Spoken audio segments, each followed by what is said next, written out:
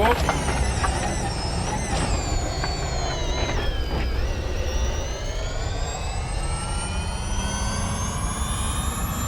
For some reason the wheel just stopped taking input there and just went straight off.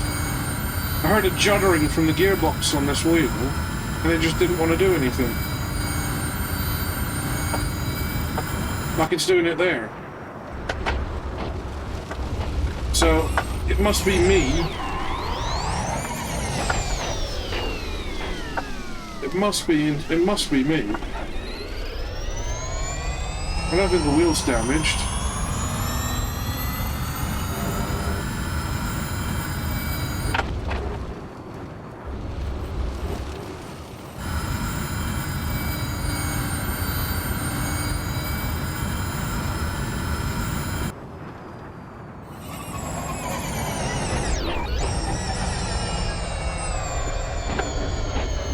Really can't get it to slow down, especially after I've just come out of an F1 car. Right, I'll restart that.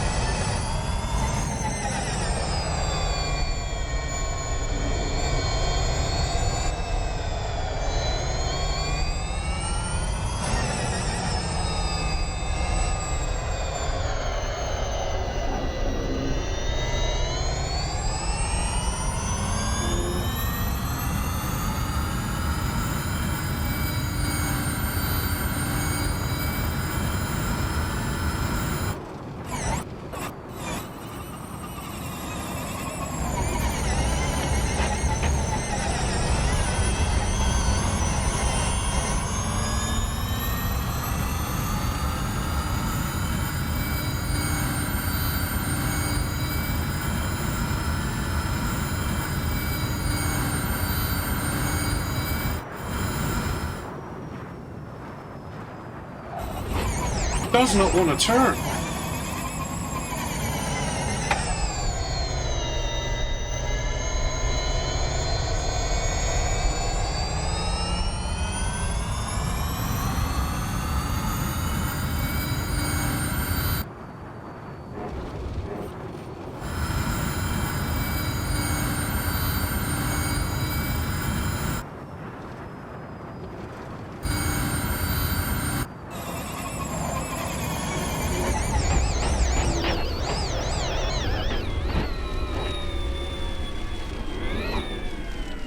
Oh, I'm crashing on the same bit over and over again.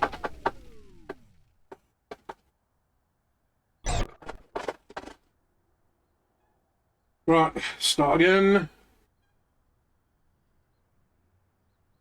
Where's my buttons? Where the hell are my buttons? Well, here we go.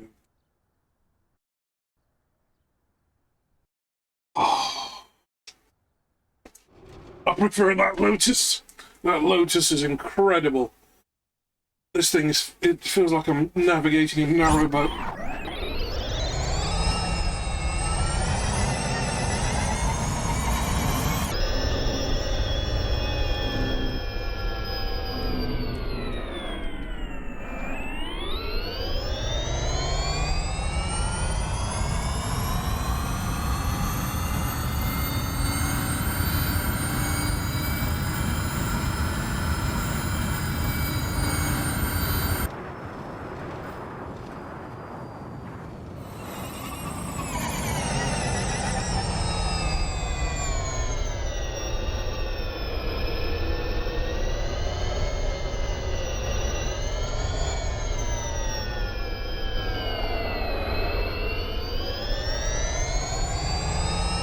So I'll do another couple of laps, then I'm going to take a break, grab something to eat, and then we've got D&D at 9.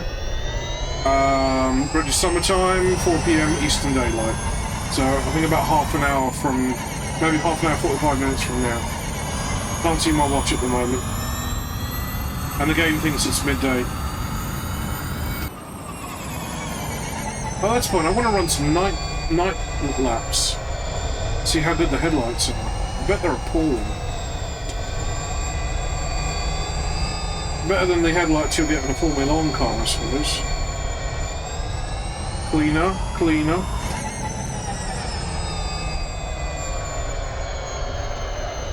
A little bit sketchy there. She's so heavy. Right, this is where I normally fuck it up. So I have to brake coming up here. I can't take this turn anywhere near the kind of speeds that I've been doing in the F1 cars. Just has no grip. And this stretch of straights, this downhill, is the only time I can be fully flat out in this car, because I'm braking like crazy coming into here.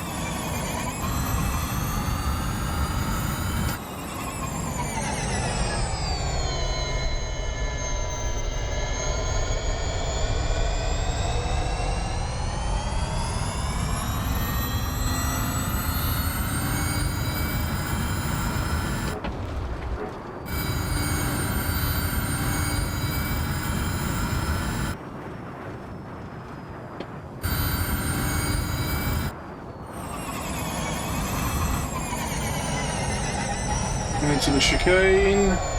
Still overcooking it.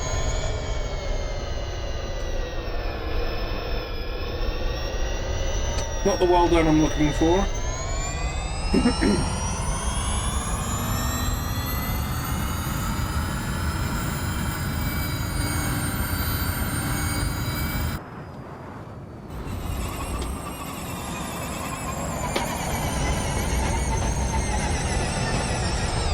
Why you no turn?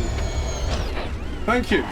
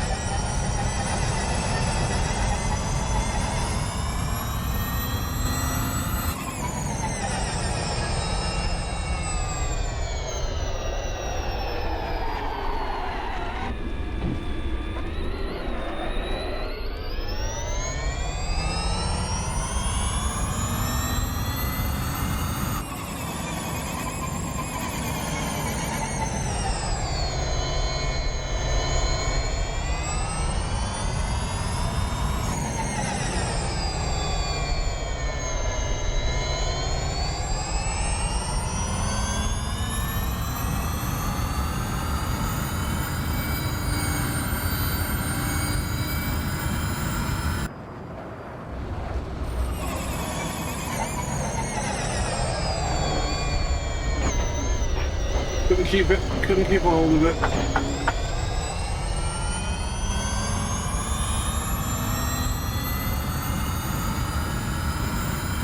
It's like we're driving the GT LM1s. As soon as I hit, even just touch a curb, I just lose all traction. And I was nowhere near a curb that time. But will you please stay in a straight line for once? I want to at least finish the circuit.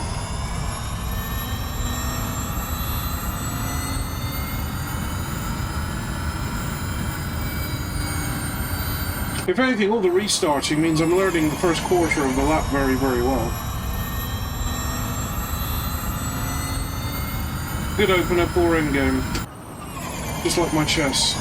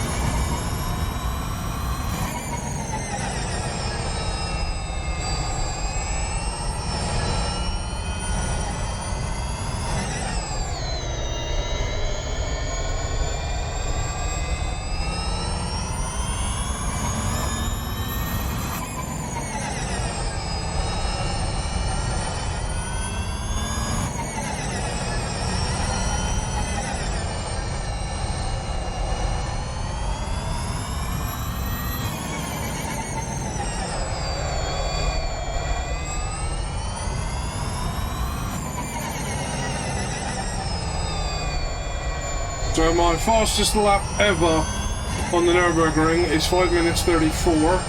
That was with a Ferrari F1 car from 2018. And that is insanely fast. It's too...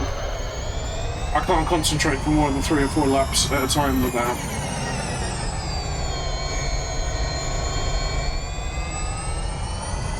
My favourite car to drive is that Lotus 98T. I think I'm going to come back and do a couple extra laps in that one, because this is really not inspiring me. I'm not enjoying this in the slightest.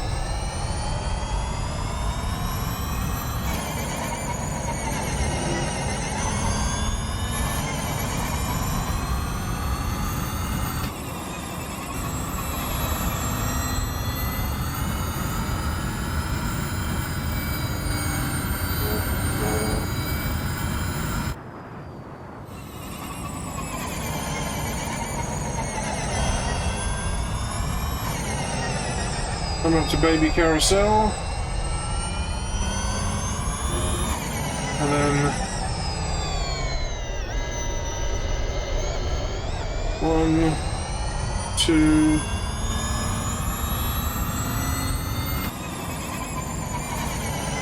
3...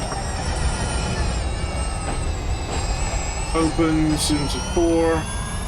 And then long 5... And then over finish.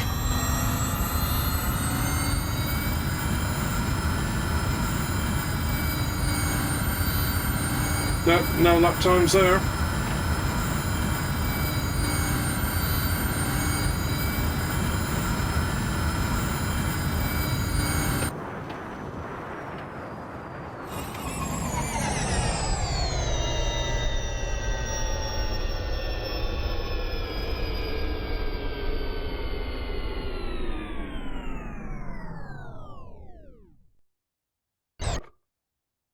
No, I really don't like driving this car anymore. Oh, those F1 cars have spoilt me. Right, let's exit out, and I'm going to do 1 lap. Just do a nice flying lap in that Lotus, just to finish things off for today. Ah, Mr. P, welcome, sir.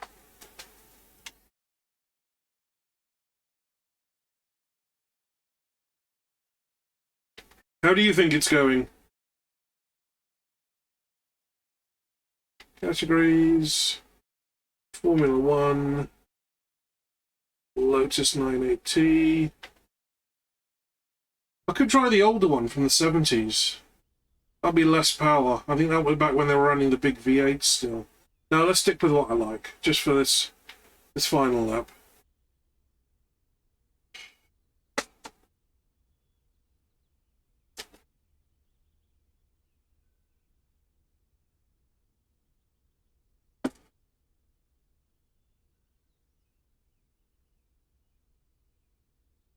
Right, it's 22, so I've got just enough time for 1 lap, and then I've got to jump on, oh, no, I don't want a raid message. Then I've got to jump on and get D&D up and running. Right. Good, I haven't gone to sleep, we're still on the construct. There's my cursor, there we go. Start.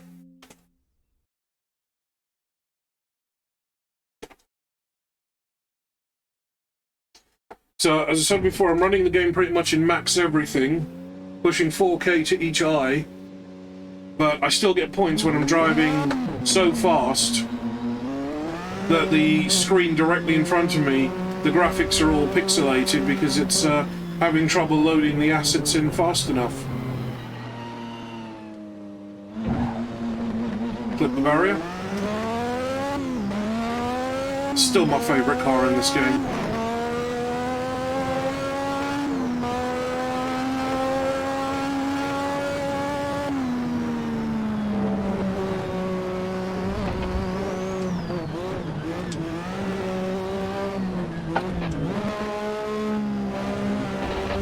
Running a little bit raggedy there.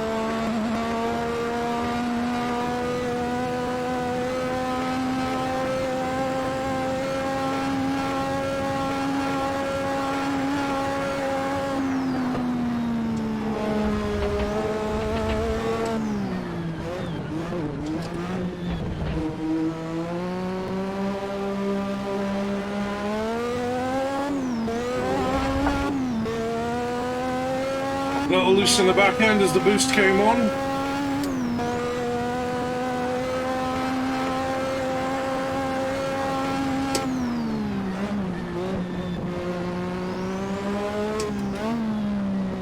Coming into the chicanes.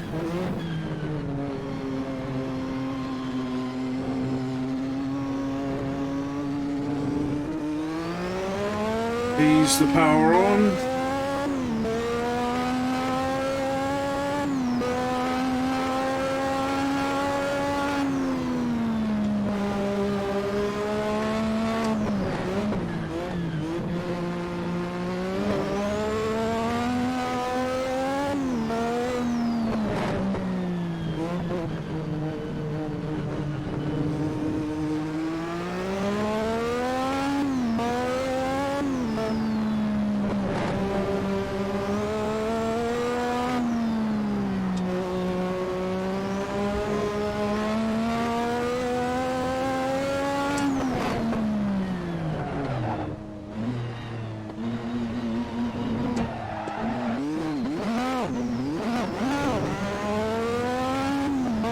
Missed a gear.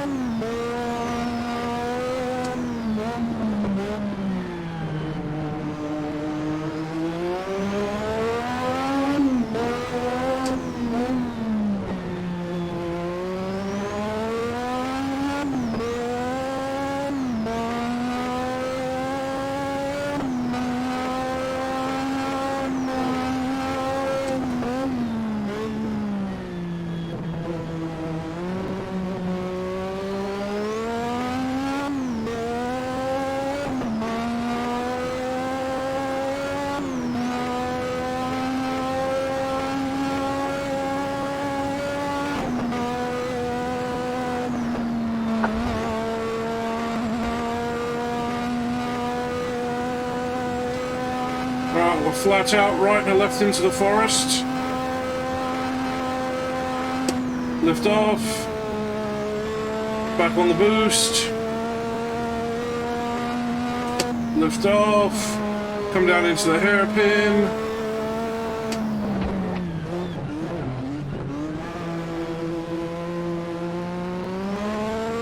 Right, then left into carousel.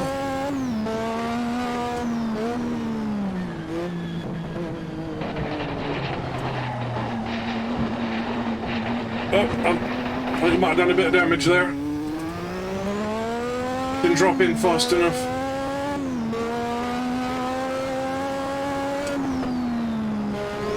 Coming into the S's.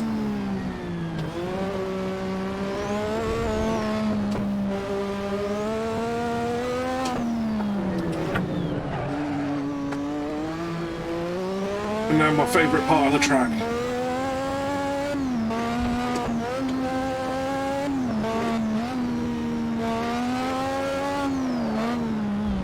Ooh, I haven't done that in a while. Not on these corners.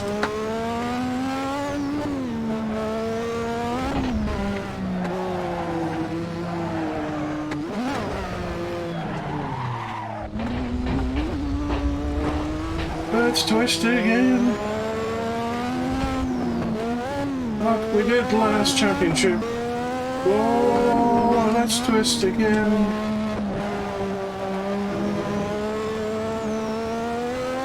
Get the back end all over the place. Go baby, go home.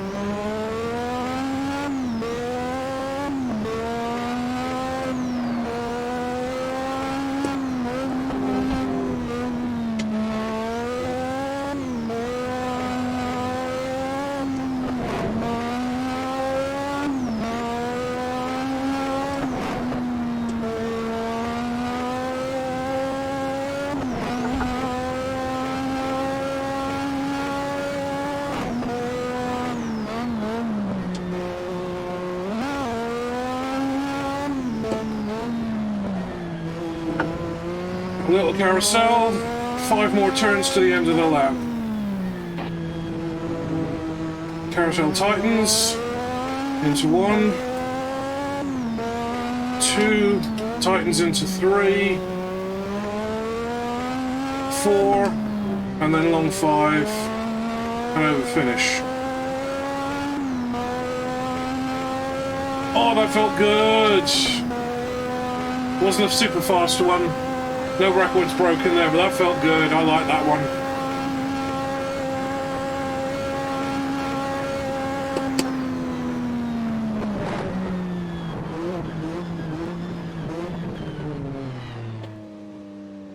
I really like this car. It's like driving a massive go-kart. Never runs out of steering, never runs out of grip, occasionally runs out of brakes. Right, Wilhelm, out of the way.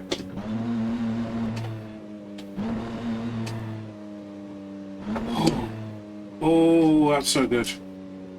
Right. I'm going to call it there. Hang on. Oh, those controls aren't responding.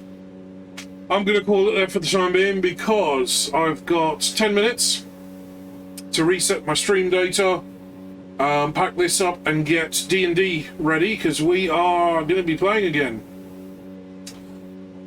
So yeah, I'm going to take a 10-minute break, and then when we come back, we should be restarting our D&D campaign after exactly 54 weeks. We've missed a week and a fortnight of no games.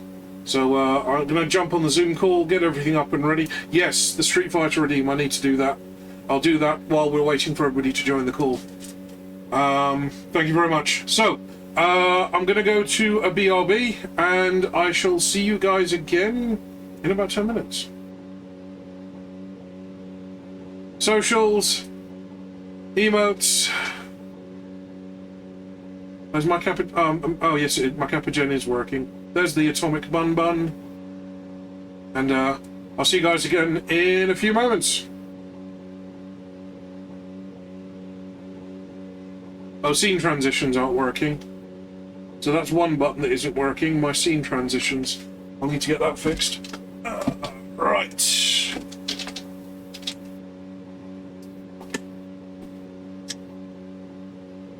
Ooh, okay, so, be right back.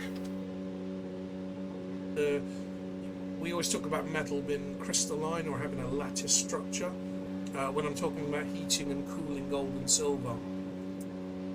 If you let it cool down gently, it kind of all the molecules relax.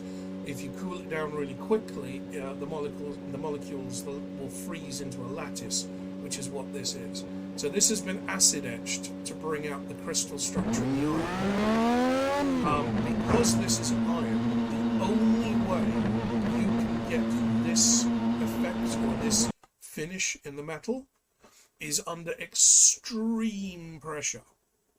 And I don't mean volcanic pressure, I'm talking the core of a planet or the core of a star. So this is metal that would have been in the heart of a planet or in the heart of a star. It's been compressed so hard. And he wants to keep a desert hare as a pet. Yes, I know, it is a hare.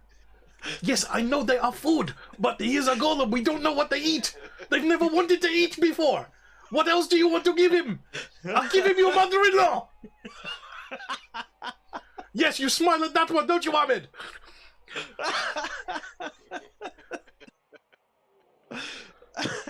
And don't you start Dubai. I will give him your wife. She also does not shut up. This is the best meeting ever because she is not here.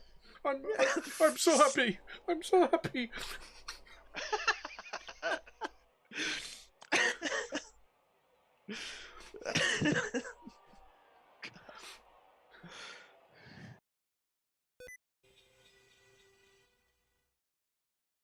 so the question is it's the plan is to curve it, to use one of the dies and kind of bend that down into a tube.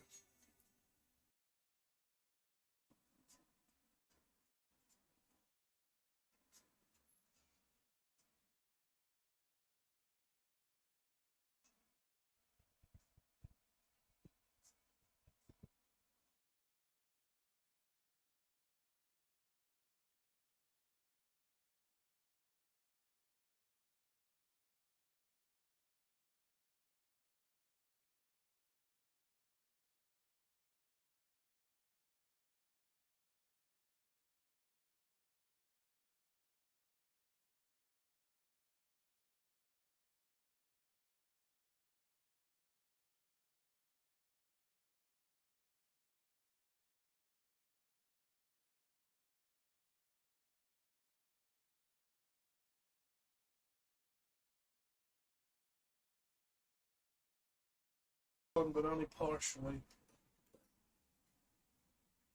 As Eric pulls back on the stick, you feel the entire falcon squat down and jump vertically up into the air. It kind of crests at the peak of a parabola, the wings open, and it glides. You are now flying a giant golden falcon off the top of a freaking pyramid. Yes. Oh, the stories. Bird And in that- the face.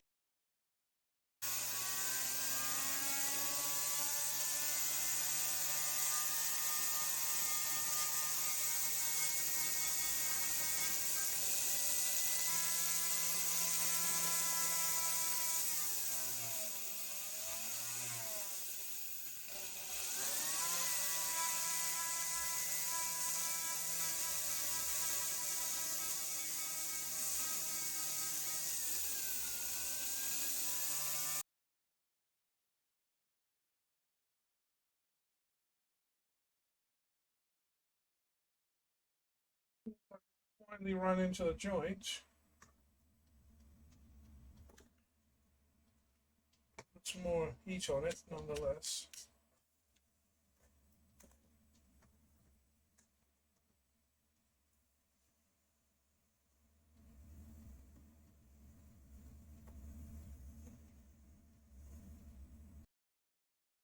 Almost from a shadow that suddenly filled behind the back of the altar, and another figure steps through, almost as if he's stepping out of a smoky room.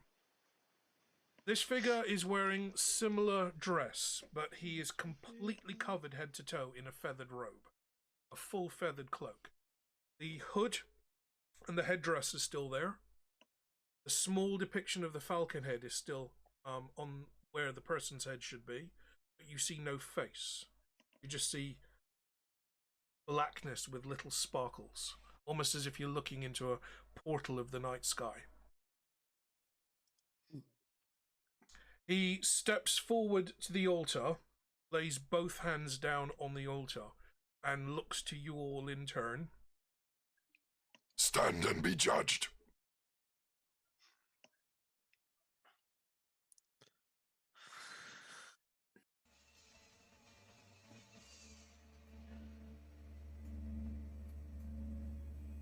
How awesome does this look on stream? I can't tell.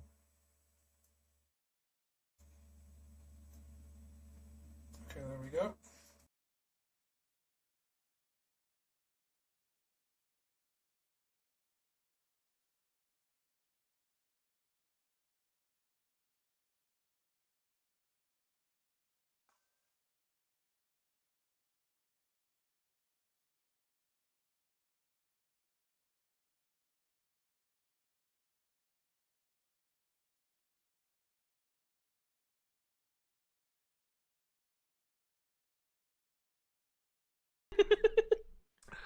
Eric, you've just invented the chicken bazooka. Yes. Yes. We always knew that you had a Special attack. brilliant mind. Right, special attack. We have to keep a chicken on hand at all It'll be times. XX triangle chicken bazooka. That's Oh that's my. both of the bumpers at the same time. Right. Yeah. 10 or below is a fail. 11 or higher is a pass. For what? I'm not telling you what for, because that will give away the game. Save his ass. Crit fail. Oh god, good god, this game just fucking. Sam, you rush over to the cleric as his body slumps to the ground. You kind of catch him in your arms. That Dave picked up for me, as well as the desert glass. Now this piece is absolutely stunning, and this is what I was hoping for. This is almost a gem style cut piece of meteorite. It's been etched and it's got a beautiful etch to it, but it also has this bit of crystal in the bottom.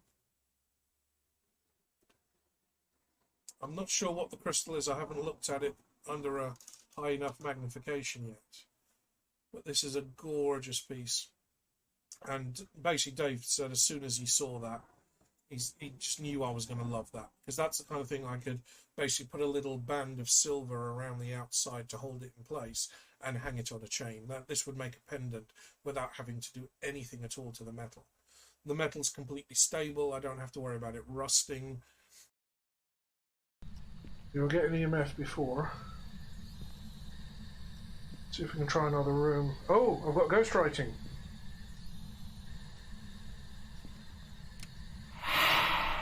Shit.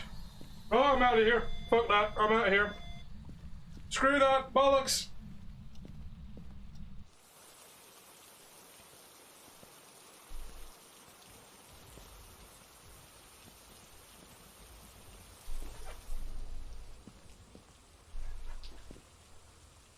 Right, that one got a bit aggressive. Jesus. Contact with the skin, and that's the only part where your finger's going to sweat a little or it will oxidize. And then this is going to sit kind of hovering over that band. Now, this is already tighter than an O. This is about one size, it's almost 2 sizes narrower. So once I turn up the band, this is going to be opened up slightly, but because it's already got the correct shape, that's going to be easy to do. So the next step is to turn some silver, make a little silver band for the right length. This is then going to be soldered on top of that, and then it's going to kind of float maybe 0.5 millimeter above the finger once it's in place. And then once that's done, then I can start finishing, smoothing off all the rough edges, maybe going back and re-engraving or just deepening some of these grooves. The blooms of 1,000 petals may fall at your feet every morning. Perfect. Oh, great Emperor, why do you entertain these heathens? Why do you entertain these thieves? Shut up.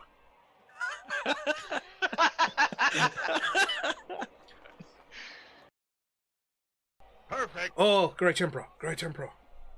I, Amid Bahir, leader of the Guild of Merchants. Yes, I know who you are. You are here every Tuesday. Today is not Tuesday. That means I have to see you twice this week. Perfect. Get on with it. Yes, great Emperor. Yes, great Emperor whose slippers shuffle lightly in the sandy dunes. He turns to the rest of the group. What is this we hear of golem rights? We would want our property back. I think that's going to be the process, because I know Dali's not in a huge hurry for this, but it would be nice to have the ability to make a duplicate in the future, just in case everyone gets damaged or gets lost. Having the ability to make another one relatively quickly, not from starting from scratch, would be very, very useful. So, as much as I want to get the enameling done, I think I shouldn't. Instead, I'm going to bag this up and get this ready to be sent down to our casters. Lord King. If I was a boss mummy, I would have mummy hose too.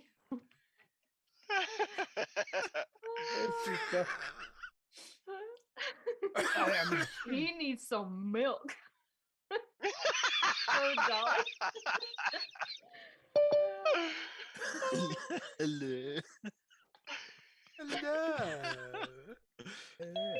I'm pretty sure this is how you would spell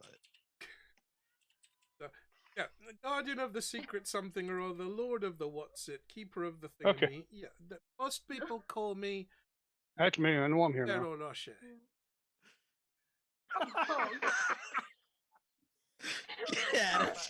Get out of here. It's the chocolate coating. Chocolate and hazelnut crunch.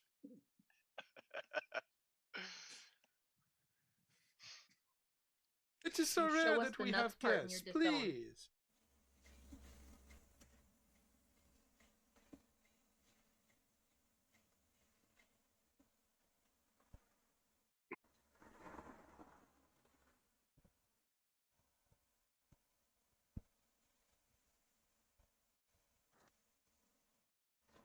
His camera's working because he's moving slowly.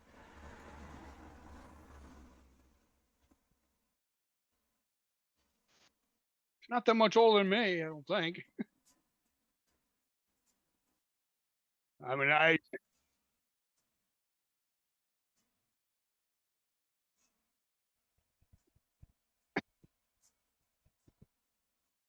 yeah.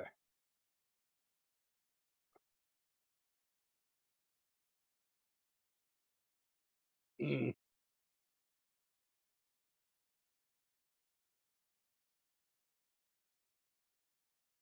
Oh, oh,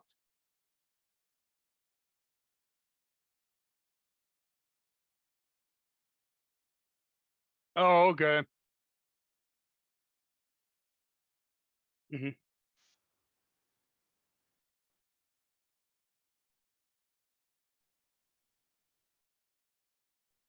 Now the question is, does it work now? There we go. We got you now. But only I had parts to from flip my it. mic up and back down again because it mutes whenever I put it up. Then you just muted again. Touched it and you muted it. How awesome does this look on Oh, stream? oh, those. Box Oh, art. Jesus! Don't do it. Oh, Sure. That Dave picked up for me, as well as the I don't desert have my glass. dice. Now this piece is absolutely stunning, and this is what I was hoping for. This is almost a gem-style cut piece of meteorite. Oh, that's probably me. It's been because etched, and it's got for a whatever reason, beautiful I don't etch think to it, but the it also headset has speakers work. this bit of Because crystal when you were talking, it was in the crackling. bottom. So I'm not sure I'm not what's sure going what on the there. crystal is. So I I haven't can looked try at and it enable it under again. a high enough magnification yet. But this is a gorgeous piece.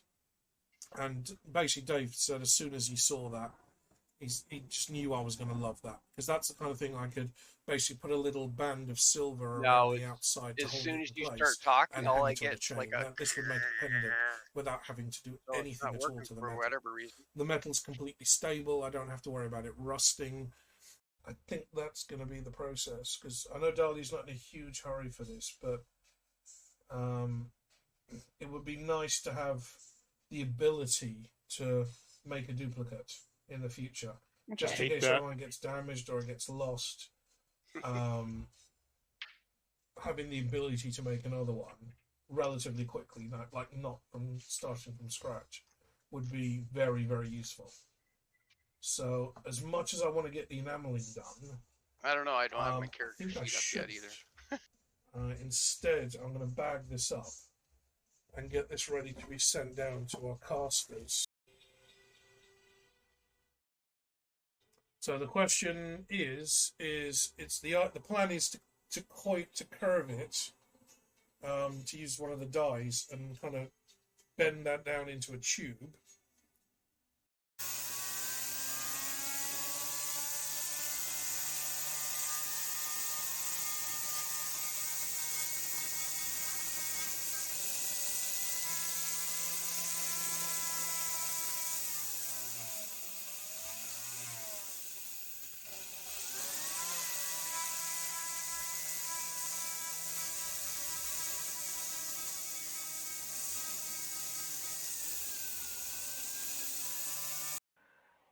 He wants to keep a desert hare as a pet.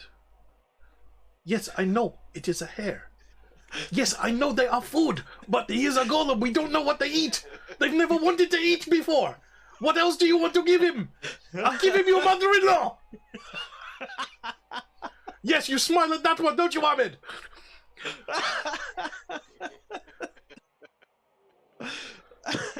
And don't you start Dubai. I will give him your wife. She also does not shut up. This is the best meeting ever because she is not here. I'm so happy. I'm so happy.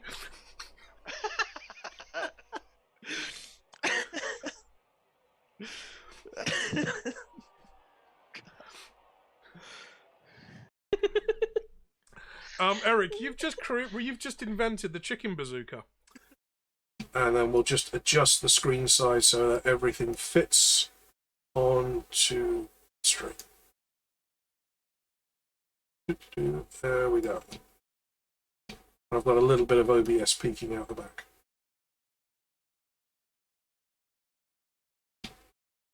Okie dokie. Right, Eric, how are you doing, sir? Are you in?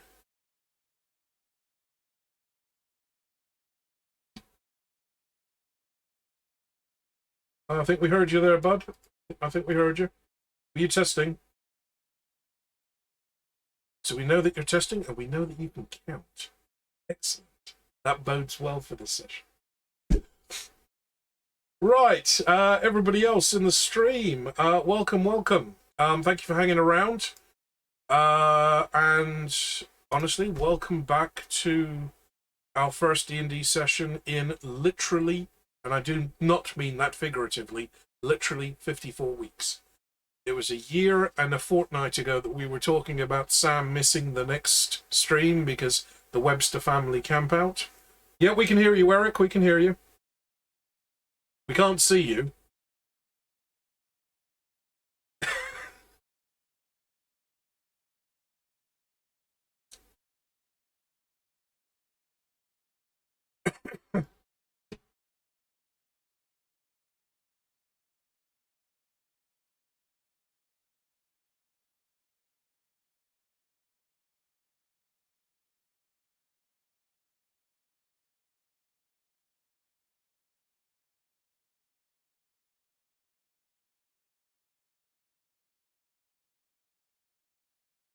There you are, sir.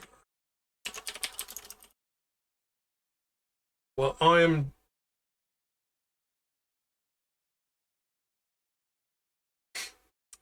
Excellent. Is that Marie's fault? It is, isn't it?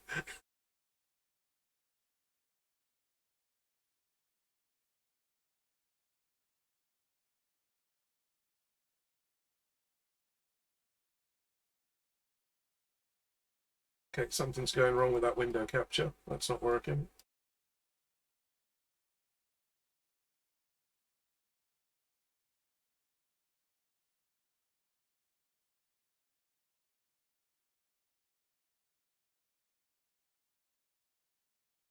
Right. Yeah, I was doing some laps earlier in the VR rig that's behind me.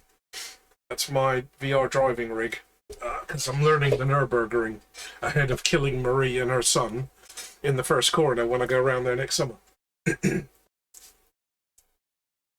So learn the track, and then I know what's coming.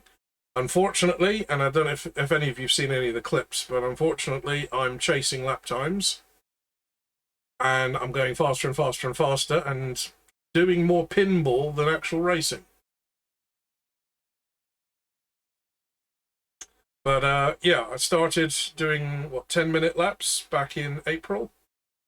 I'm aiming for 5 laps a day. I'm not quite getting there.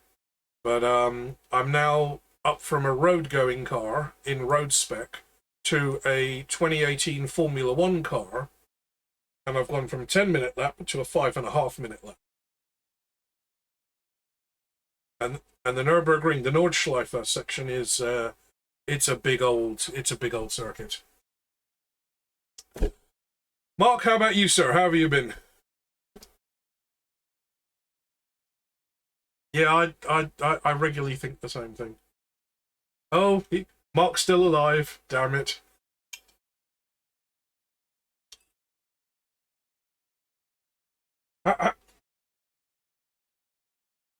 All the tests are coming back good?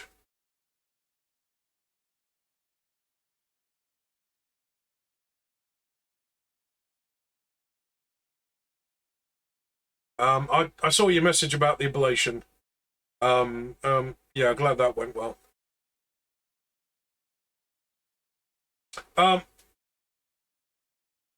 Monsieur Eric? Will it focus? Maybe on the white shirt. No, this isn't your D&D game piece. I ordered 2 of these as well. Your D&D game piece. Eric's seen a little picture of his D&D game piece. Brian, yours is in the process of being delivered to Sam. Sam's is also being delivered in that same order because they're coming from the US. Eric, yours is coming directly to me because it's coming from a seller in Germany. And also because of the scale of it, I want to paint it ASAP. Because I've got a feeling I'm going to be doing an awful lot of detail work on Mr. Pump there. It's going to be murder painting your kilt. And you're going to have to look up under the kilt to see the little rosy tushy. That's what you get from sliding down pyramids. It has been a while, hasn't it, guys? I was talking about this on the stream earlier. Obviously, I wanted to get the game back up and running so we can get back into it ahead of SilverCon. But given that I'm going to be over with Sam in the next 2 weeks, from the beginning of July up till about the 15th, we're probably going to have a game running about then. And if it's, let's hope it's not the actual 15th. But if I'm over there and there's the possibility of running another D&D game, next game would be the 30th, at least by schedule. I'm driving back from London that day, so I can do the 30th. And then the following session would be the 14th. Friday the 14th, Sam is doing her Boots and Hearts Rock the Park gig thing. I am in Canada that day, but I think I'm spending that day with family because she's going to be busy doing her... Basically, I got ditched. So she's doing the Rock the Park in London, Ontario, the 13th, 14th, and 15th. So I'm going to be doing stuff with Matt and the kids on the 13th. I'm spending a day with family on the 14th because they're over at my aunt's holiday place in Wasaga Beach, which is only an hour away. And then the 15th, I'll be driving down with Sam, spend the day with her in London, and then I fly out the evening of the 15th back to the UK. So there's a possibility we might run a game. It depends on Sam and what she's doing. If we do...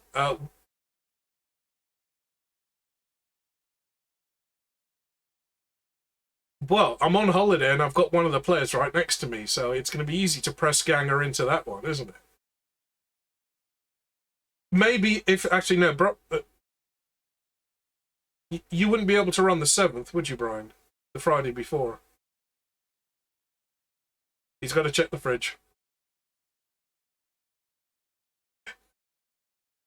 Because if we can do the front...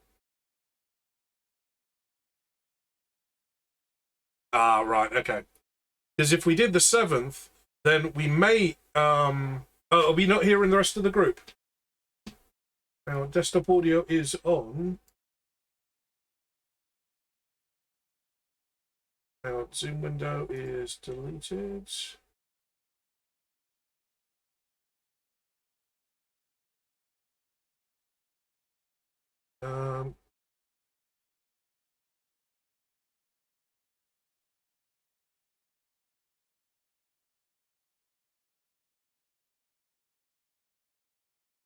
Right, everyone should be hearing me okay. Why is it not picking up desktop audio? Give me 1 second. Let me just make sure I've got the right output. Okay, so somebody speak? Check, check, check, check, check. It's working. It's because I switched to my wireless earbuds. It stops picking up the sound card and goes. No, you're now hearing what I'm hearing. Okay, so that's working. Everyone can hear the desktop audio. Awesome. Yeah. So if I'm out there anyway, and I might well be, if it's the 14th, I'm probably going to be in London with Sam at her sister's place, which is not far from Toronto, Mississauga. It's certainly less distance for you to drive, Brian, if you were going to be rocking the park with Sam. Because I'm sure we can sneak in. Just nick one of her t-shirts and sneak in. But yeah, I'll wear it as like a turban or something. I know I'm jealous. The only thing I definitely I need to get that app for to cross the border at some point. Lots of white people dancing around, waving things, lots of color, very drunk, Indian.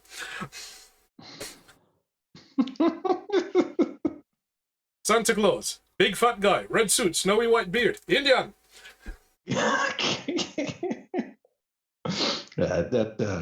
It'll go great. That'll go great.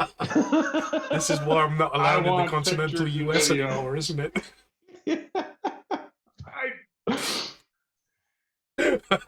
Right, okay. Man. So yeah, well, we've got another session before I fly over anyway.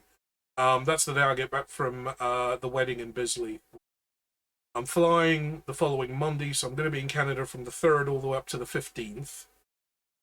If we can schedule something, even if it's not on a Friday, if we can schedule another day, if it works, while we've got Sam and we're at her place or at her mum's house, Brian could potentially come over if he wants to spend the day with us doing stuff, have a quick D&D session before he heads back, as maybe kind of like a practice run before Niagara. Or we could just go fingers crossed and hope Niagara works. Are we going to be streaming? Are you streaming Niagara Falls? I've reached out to the hotel to book a meeting room. They haven't replied to me yet. Okay. It comes down to the amount of bandwidth they're going to have on the Wi-Fi. Right. Because to run OBS, I'm going to be having, 4 cameras set up, plus a 360 camera live. What I may do is record it all while we're there, and then stream it later, once I'm home. Yeah, that might be the best thing. It's not going to be interactive for the audience, unfortunately. We're not going to be able to do like the roll d20s and such, but if I can do it live, I will. It would be nice to, because then we can just have a right old piss up while we're there. See my dice bag. I was going to say, that's what they took out of you, mate. How big was the incision? We'll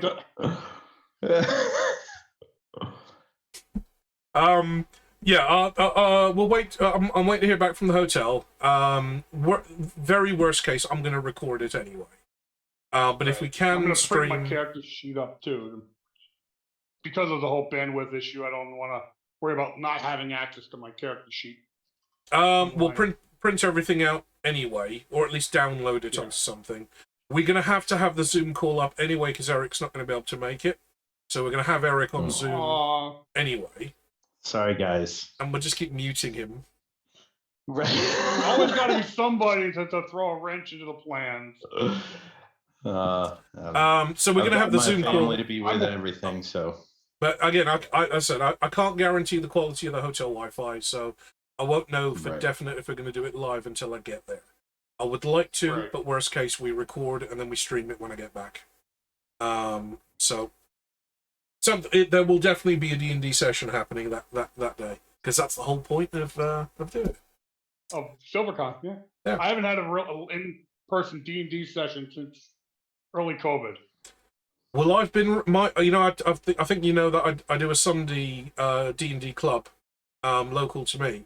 Well, I ran the first block of that club with our game. I ran this game for them, and a couple of them have heard about it. A couple of them have seen clips from our game, and I was oversubscribed. I said 6 players. I had 8 at the table.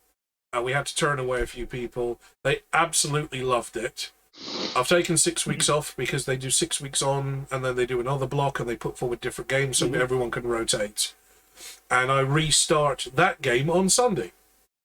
So I'm restarting ours today at episode 24, and I'm restarting theirs on Sunday at episode 5.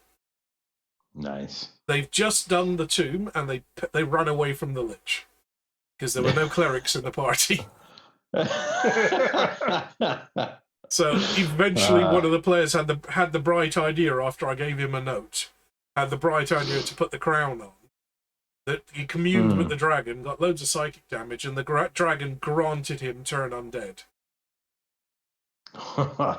So what is technically a barbarian who wants to be a bard, because he ran away and joined the circus, and they kind of typecast him as a barbarian because he's big, but he actually likes being a bard. The player is actually one of the guys that founded that club maybe 20, 30 years ago. He's actually writing songs. I think he's performing them as limericks. So when he does Yeah. spellcasting, he's reading out his limericks. He's actually taking the effort of actually writing out his spells. It's fantastic. Let that be a fucking lesson to you guys.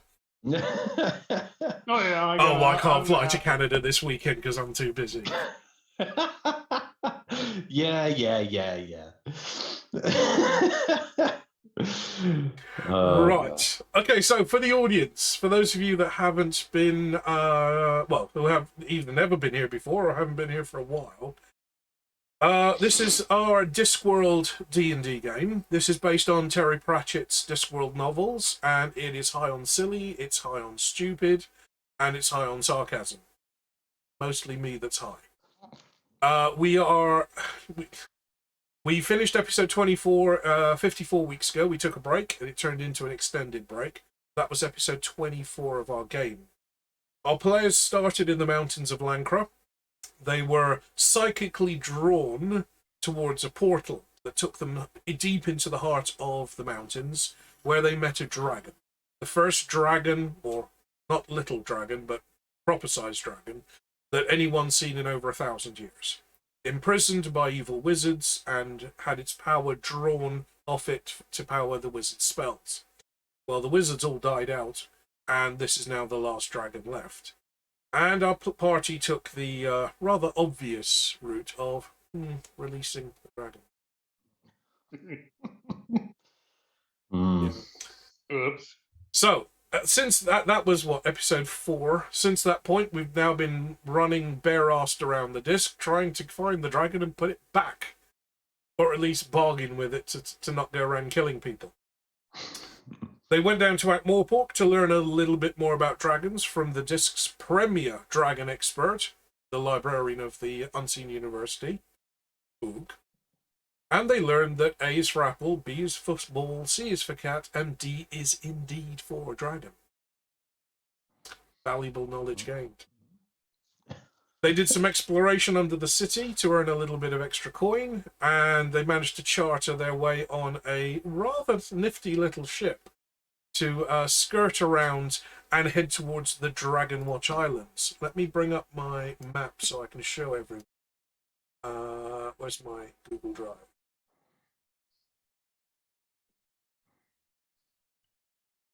Doobie-doobie-doo.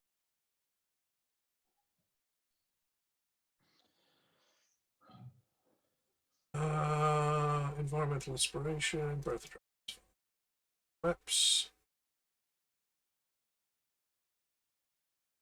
Want to see that in photos? And this is the Discworld. Oh, sorry, this is the Discworld political map. We're going to call it something specific.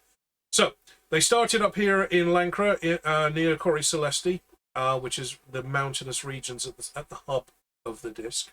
They made their way down to Ankh-Morpork, where they had many adventures, chartered a little sailing ship, explored some of these islands, and met some Elvis impersonating fishmen. Proceeded around the coast of Hawonderland, and kind of, what happened, guys? You kind of ran into a kraken, didn't you? Yeah. So apparently releasing a dragon gets the attention of the dragon priests, who have been looking after the only other dragon that still exists, which is the female. And they obviously don't want our players to stop the dragon. They want dragons back in. That's their sole purpose. And they are our antagonists in this game. Mostly happening behind the scenes, mostly happening in the background, but still happening. And the dragon priests were pursuing our players on their chartered ship, a ship that turned into a hydrofoil to escape. And when the dragon priests called up a kraken, it turned into an emergency dirigible. It was a bit touch and go there with the kraken. You just about managed to escape by the skin of your oars. But they crash landed in the desert of Klatch and have been going across country, getting into some more desert adventures. You were captured by slave traders who spent half the time insulting each other's mothers. You were pressed into slavery, into fighting in the arena, where Mr. Pump who actually Eric wasn't here for this one episode. Right, But right. Mr. Pump became the hero of not only the Colosseum on that date, but also became the unofficial king of all other golems. A clay automaton. This is I said I was holding this up earlier. This is a traditional clay golem, which I ordered from an Etsy seller in the Czech Republic. So very traditional Jewish artifact.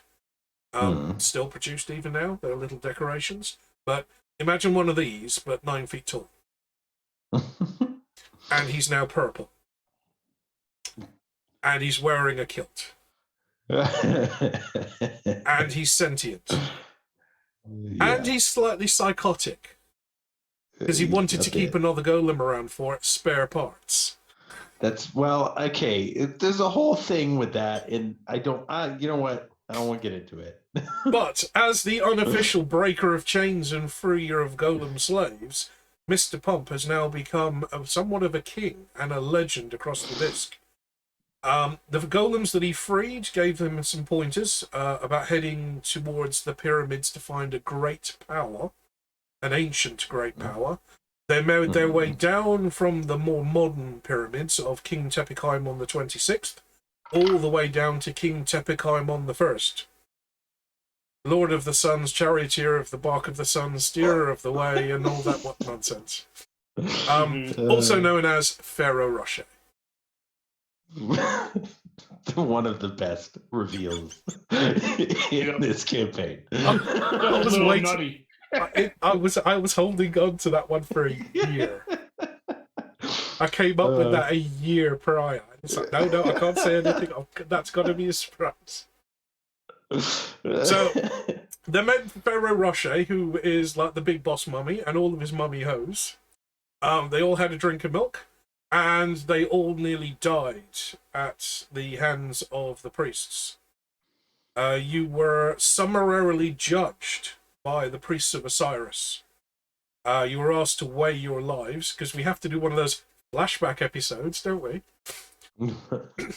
So you were asked to summarily account for your for the good deeds and the bad deeds that you've done in your time. And Mr. Pump was saved only by the Bun Bun.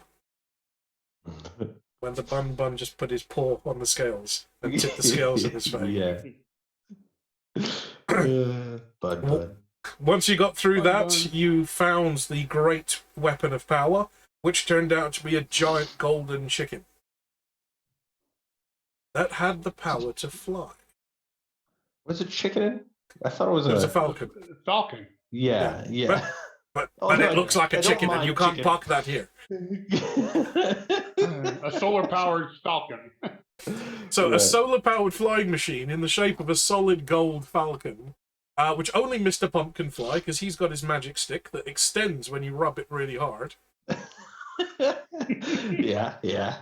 Couple of instances where they crash-landed, and they were directed by a wandering nomad who was inspecting the Great Golden Chicken.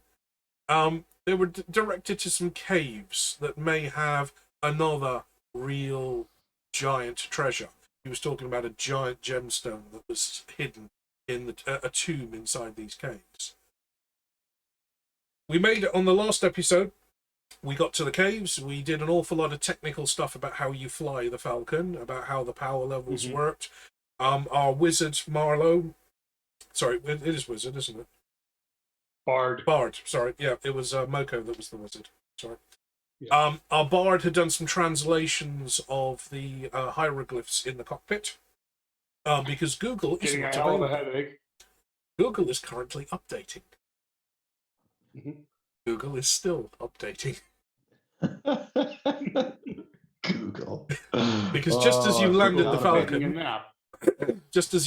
Falcon, the little hatch popped open, a little hand holding a sign came up, wiped out the 5 and drew in a 6, and then popped back down again.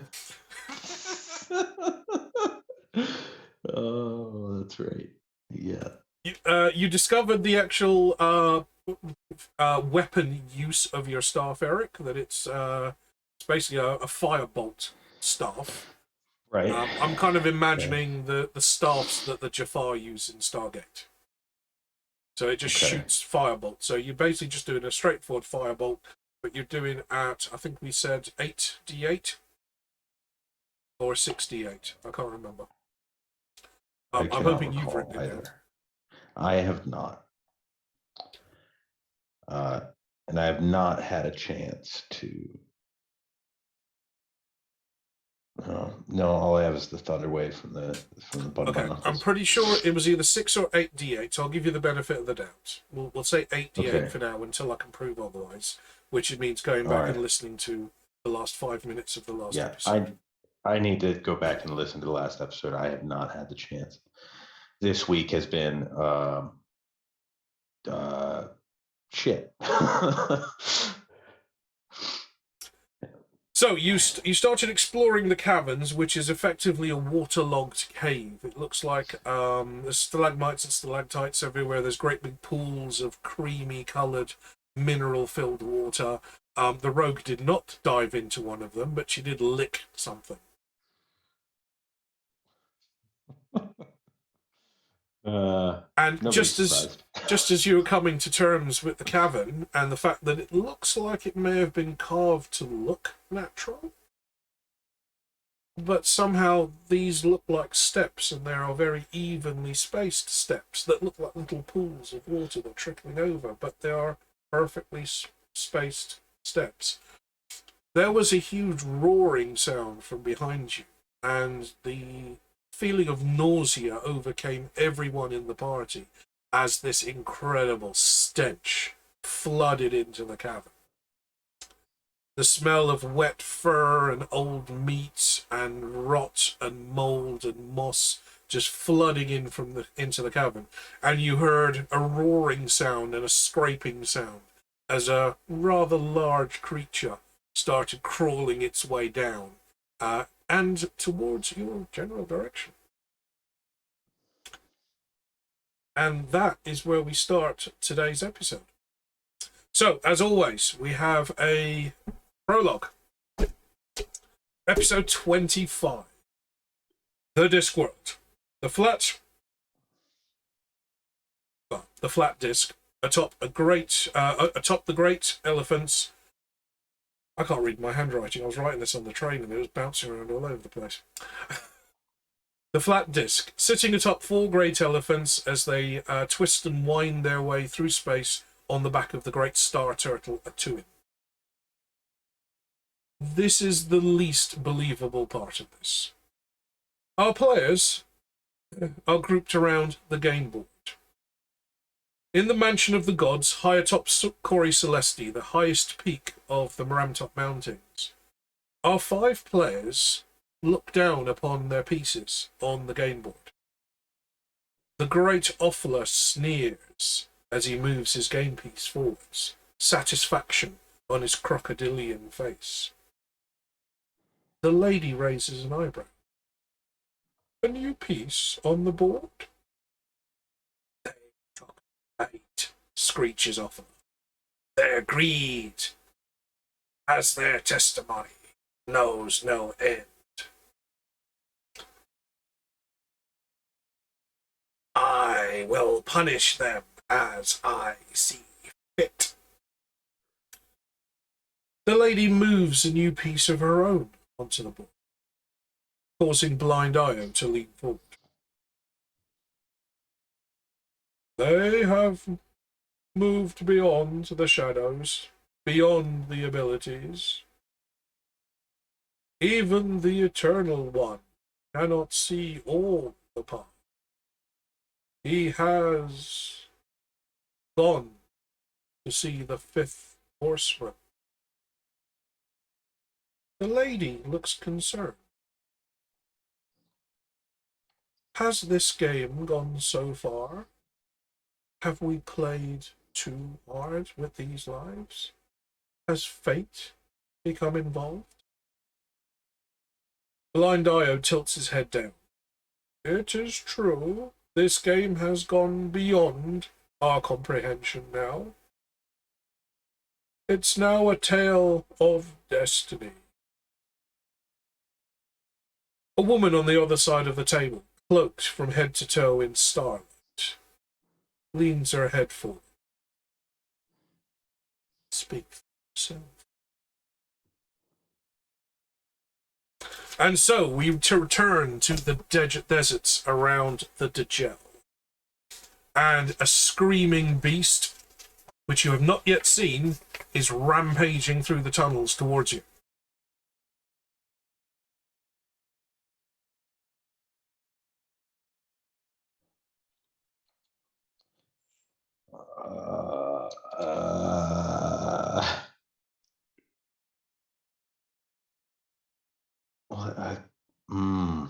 Time for a picnic, chaps.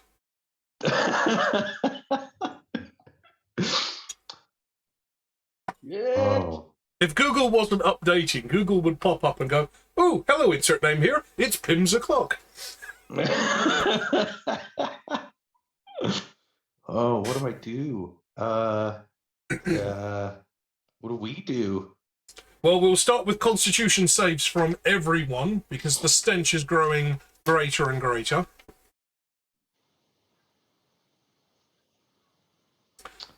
Yes. You need a DC. There we go. It's a DC 15. Yes, just made it. 15. Constitution 15 plus 2.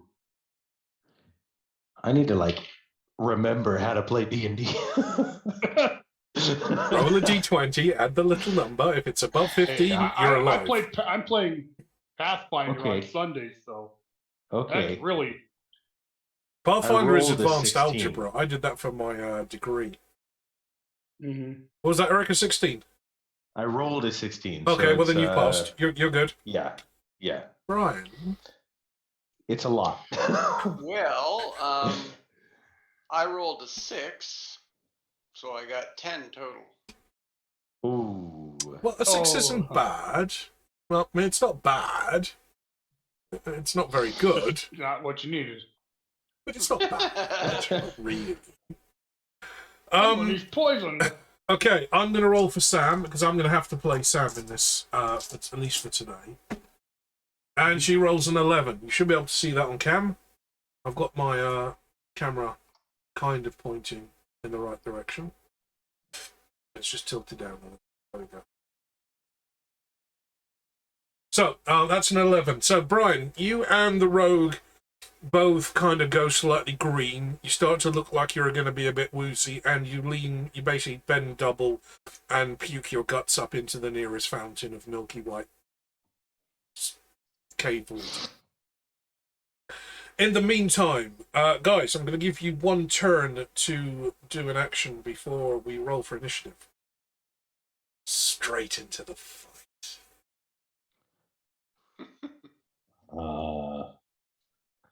Okay. Okay, where? I'm sorry. You need to describe where we are again. So you're doing a lot of things. You're in a natural, what looks like a natural cave formation that looks like it's been carved out from an underground river. Remember, where you landed in the desert would look like a dried up riverbed. Right. So it could be that this river was flowing down inside the rock or inside a mountain, which is why it's so wet in there. It's a large cavern. It's about 50-foot tall ceiling. There's stalagmites and stalactites everywhere. Lots of pools of water. The only light is coming from your cantrips. Otherwise, the cave is completely dark. The last thing that you found before this smell overtook you was what looked like a series of stepped pools leading downwards, where the water would cascade down, like you'd see in an ornamental fish pond or something. But they are too flat and too perfectly spaced and too even to be natural. Right. So your conclusion then was that, well, it looks like somebody's carved this to look natural, but they've gone to a lot of effort to make it appear natural, even though these are actually steps leading down. You didn't get to explore any further than that before the smell overtook you. Right. And this thing is charging at us. Have we seen the thing? You haven't seen it yet because you're mostly in pitch black, apart from your light cantrip. You can hear it, you can smell it, and you can feel the ground starting to shake every time it clumps a paw or a foot down. Okay. Um.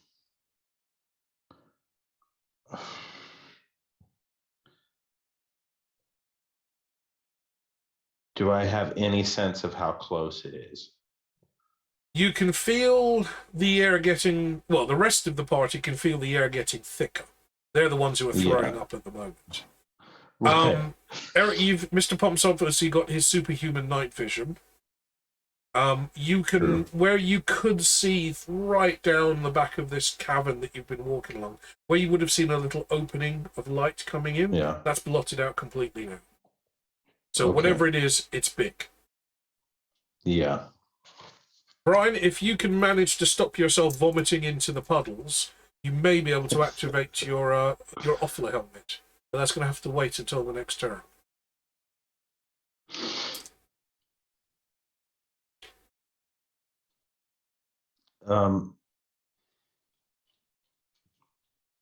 Is there any way that I would be able to tell if this stench would be flammable in any way?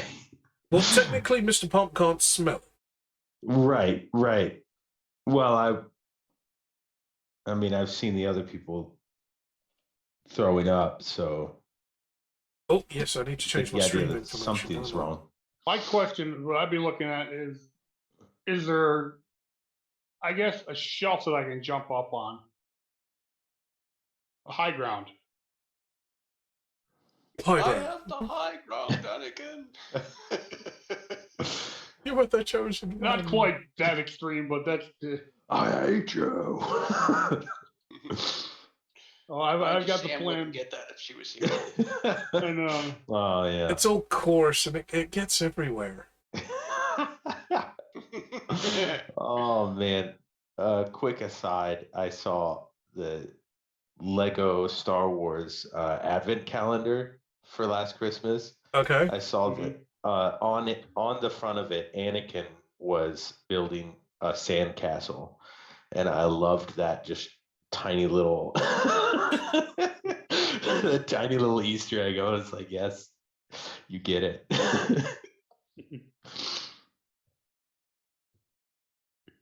Right, Brian's just reminded me I need to update stream information. I didn't do that. We are on episode 20.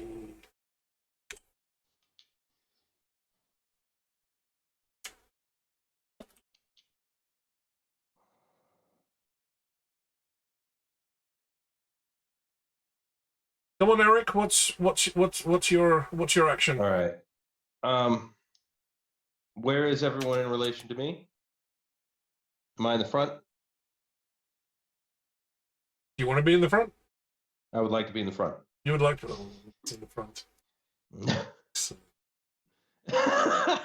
Oh, I want to be in the back. Never mind. I want to be in the back. Too late. Too late. Smithers, release the poor people.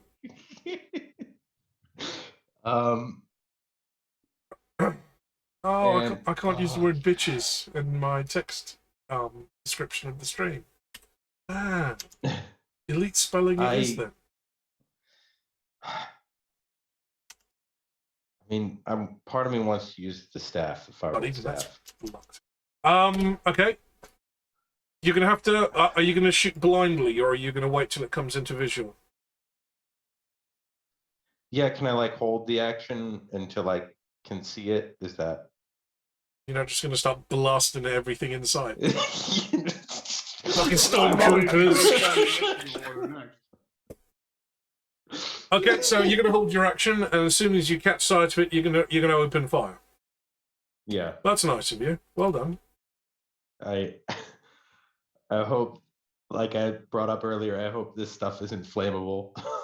Like I hope the air isn't just filled with flammable vapors. It's you are in a 100% oxygen-free but fart environment. You're all breathing pure methane at the moment, yes. Right. Okay, Eric's holding his action. What's Marlowe doing?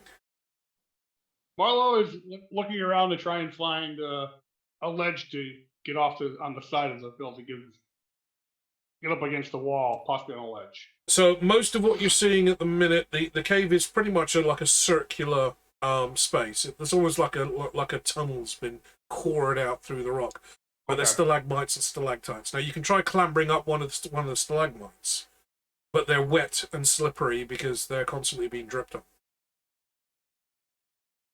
Are there small? You said there were puddles. Are there paths in between the puddles to?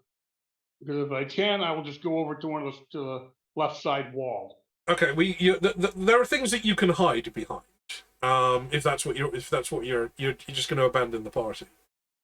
No, I'm not gonna. No, I'm strategically placing myself to do something next round. So you strategically placing yourself as far away from them as possible. Yes, as far away from the exploding fireball cannon as much. Okay, I as just the wanna be 30 meters away from the golem. as the bard kind of disappears off to stage left, and Mr. Pump readies the staff. Are you caressing your rod, Eric? Of course. Okay, so When am I not? You gently caress the carvings on your rod, and it starts to extend out to its full and girthy length, For her pleasure. and it starts glowing. All the runes on it begin to glow in that kind of dull red. It's like a gentle vibration, like a thrumming of power running through it. It's like you're looking down the tip trying to see what's going on.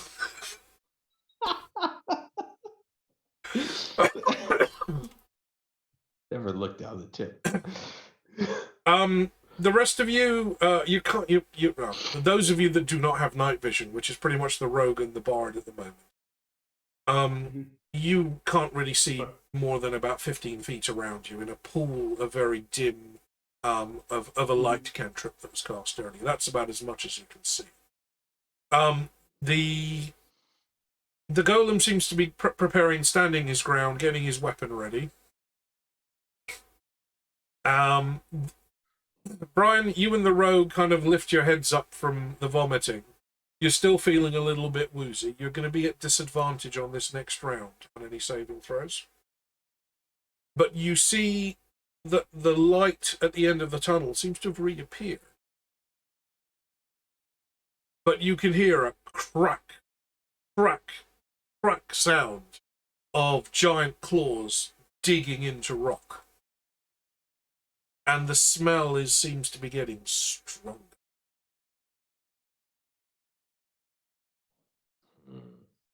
Can I get a perception roll from everyone, please? With disadvantage if you don't have dark or night vision.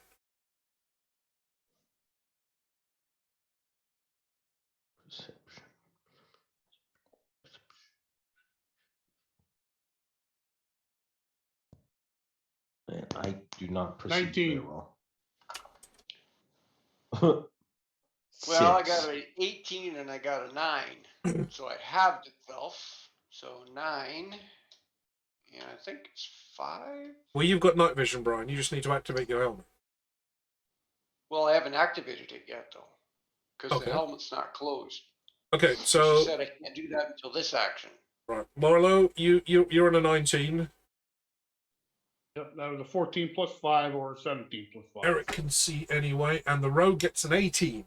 So the rogue and Eric, the rogue and Mr. Pump are the only two people that are the only two of the party that actually notices something above you.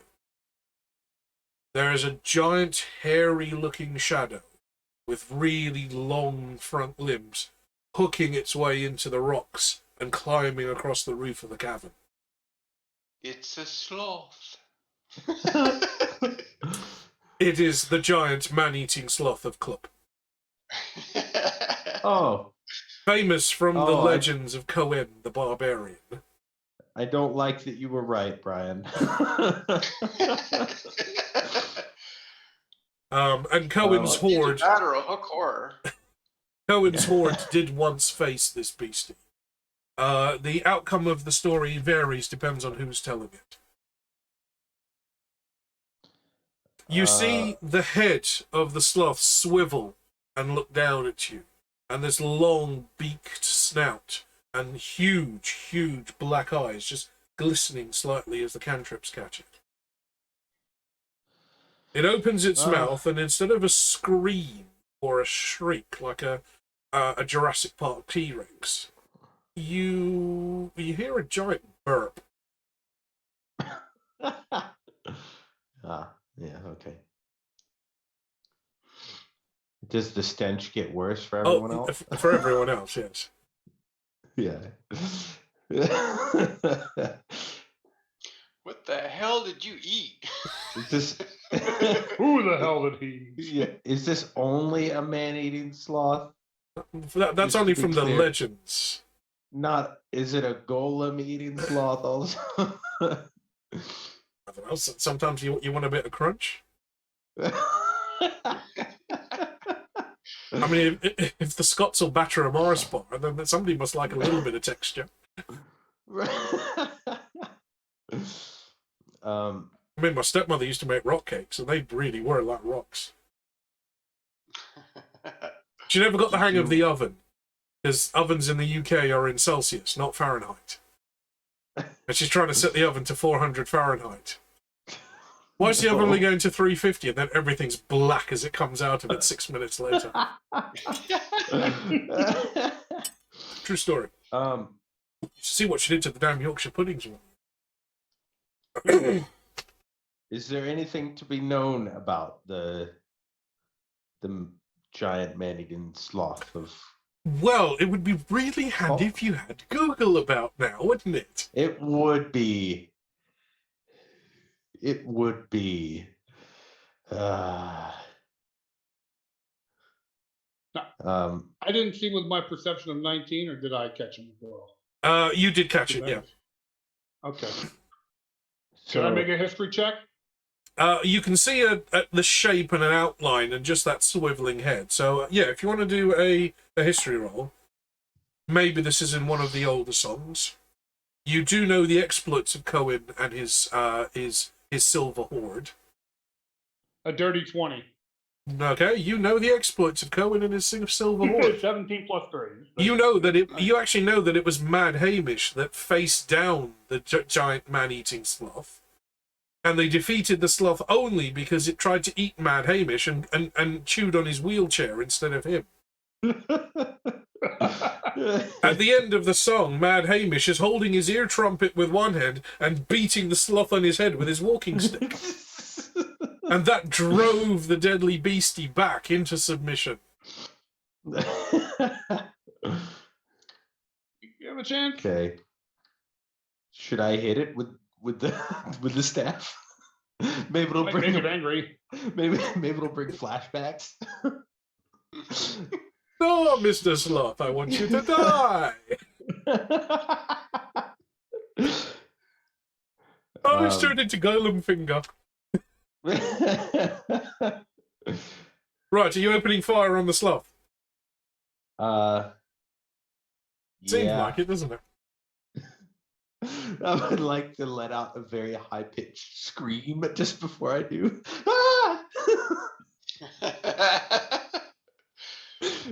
Is that a battle cry? Is that a scream of shock? Or have you been rubbing your staff too hard? A little bit of all three. It's a good thing it's not a kinetic weapon then, isn't it? Because you'd have to stroke the crap out of it to charge it up every time. Oh, God. No, nobody wants that. Do you remember how many charges I said you had? I don't. The firebolt staff at 5? 5 charges. It's solar powered, Okay. remember? Right. And you're in a dark cave. Back, I gotta use the facilities. Because the firebolt staff that I found has 10 charges available, so I can mark that down so that I know now. All right, so to hit, I've got, I rolled a 19. Okay. So now I need to roll 8d8. I'm gonna let D&D Beyond do this because I don't have 8d8. Now, audience, at any time during the game, you have the option to roll a d20, where you can affect the outcome of the story. So, for example, you could redeem a roll d20 now and say you want Eric to mess up the shot.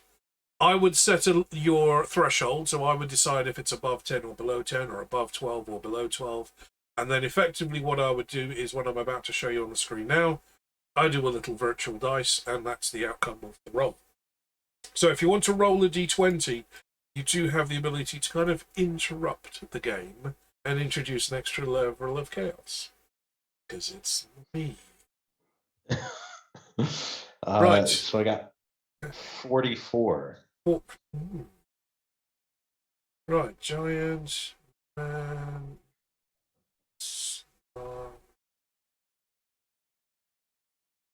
Okay. So 4, 6, 6, 4, 3, 6, 8, 7. That was GMSOC. Pretty good roll. There's an acronym in there. Yeah. Somewhere. Anyway, 44 damage. Okay. I think it's time to roll for initiative. Yep. Sam is going to go on a. Her dex is +4 now, so she's going to go on an 8. Okay. I just did a reflex. I grabbed the 6-sided dice. What have you been I playing have a lately? 20 for my initiative. 20. 10. Oh, is my initiative at disadvantage too? Initiative, no.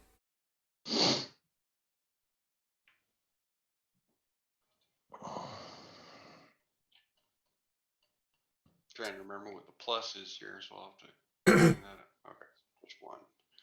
So I got a 17. 17.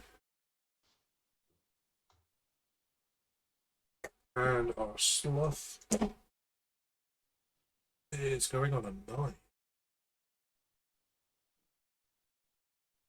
Okay, Mark. Polymorph. Duck. I'm casting polymorph on the sloth, turning him into a duck.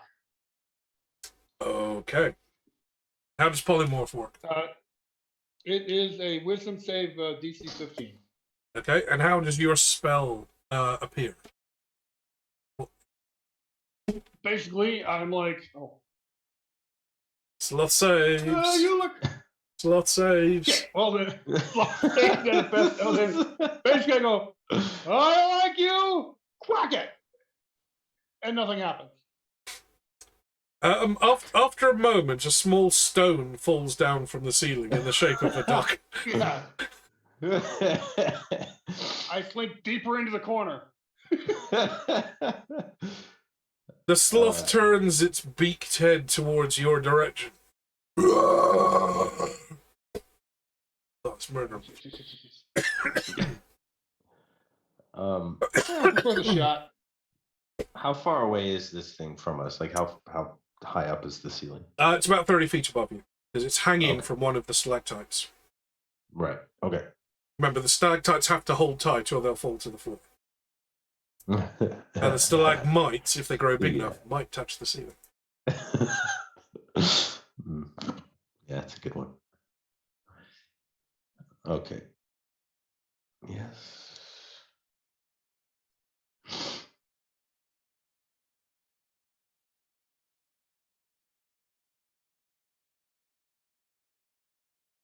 I wanted some emotes on the screen.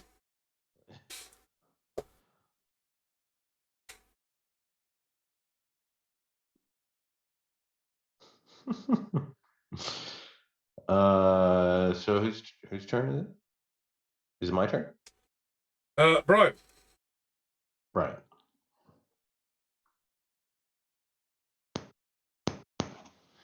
Okay, so with one of my actions there, I'm just going to activate the helm. Okay. The helm kind of ratchets up into multiple sections. You've got the collar around you, and the crocodile head comes up over the top. Yeah. Marie says hello, Now I gotta everyone. think. It's like, okay, Is a low light gonna help? Or thermographic? It's up to you. You've got very little light in here anyway, other than the cantrip that's currently going, and that's your cantrip.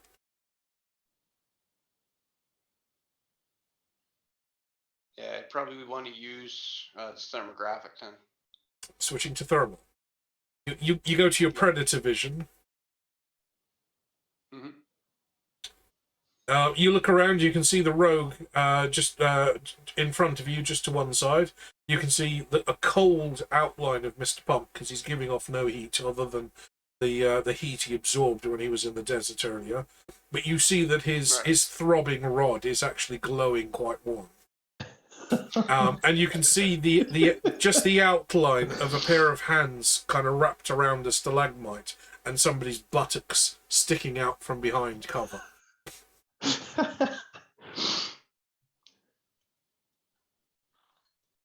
There we go. All right. As you look up, you see this. It's a large mass. This is a large creature, easily bigger than 4 or 5 elephants. And you can see that it's hanging from the ceiling almost like a bat. Its claws are dug into the stone. Its head is hanging down, and it's swiveled its head down towards you. It's currently facing towards Marlowe. It just did a massive burp in his direction. But it hasn't really done any hostile acts towards us. Well, no, but Mr. Pump has shot it. That's true. I did, yeah. You did. Yeah. I was scared. I was scared.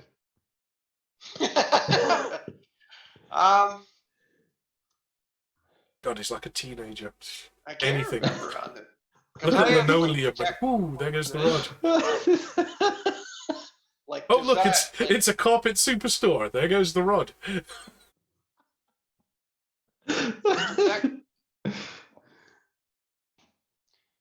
Does detect evil good work as like a multi-purpose spell, or do I have to focus like detect evil or detect good? It is detect good and evil. Okay. I have my spell section open just in case, because it's been a while since I've played. Well. It's kind of funny how my mic keeps cutting out. Like, I don't know how to stop it from muting though. It's definitely funny for us. It's concentration. Objects within 30 feet, so you're fine there. Can be blocked by up to a foot of stone, but yeah, you're fine. If you want to cast that, it is concentration. Yeah, I'm just going to cast that. Okay, how does your spell come out? Are you going to glow enthusiastically, or little motes of sparkles just swirling around you, making you an easier target?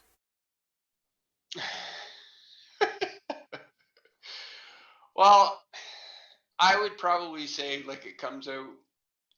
What is it? My magic's what is it, like a teal type glow? Most magic is octarine, as in Aurora Borealis colours, greens and purples and blues. Yours, because you're a cleric of Ophala, I think the last time we actually specifically talked about this was when you used your the tail, Ophala's tail, and a spectral crocodile's tail kind of appeared in front of you and lashed away your enemies. Yeah, because that was my spiritual weapon. Yep.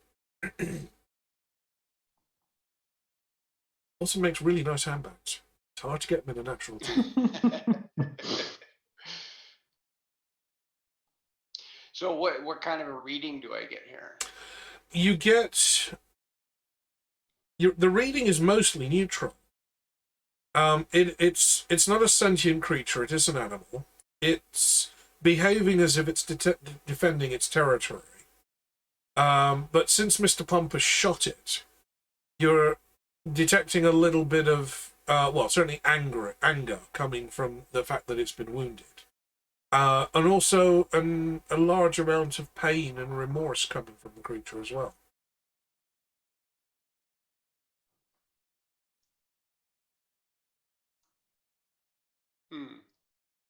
Marie hands off Eric's rod.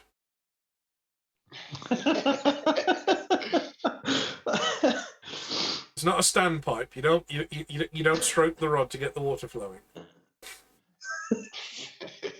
You need to look at the carpet or the linoleum, and that gets the water flowing. Am I gonna start feeling bad about sloths now too? Well, after you squished an entire warren of bun-buns in one cuddle. God, that was only episode 6, wasn't it? Right. So, Brian, it's not evil. It's not good. It's mostly neutral. It is just an animal defending its territory. It didn't mean you any harm until it was shot, and now it just seems to be confused and in pain and a little bit, a bit pissed. So it's not really giving me any feedback then. There's definitely no evil. It's not a sentient evil being. There's also no indication that it's being controlled by anything evil either, because that would leave its imprint.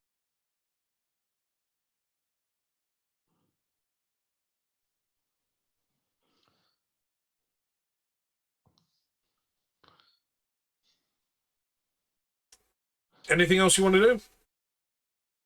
No, I'm gonna hold on doing any further actions right now. Just Okay. to see how it unfolds. Eric. Does it understand common? I would like to apologize for my what do you call it, premature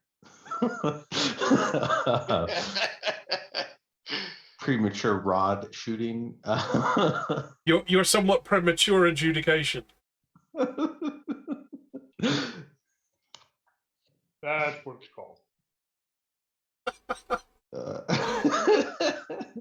Well, Marie's falling asleep to that image, isn't she? Good night, Marie. I'll try and get this. I'll try and get this uploaded as usual for tomorrow morning. It doesn't seem to be reacting to common. Okay.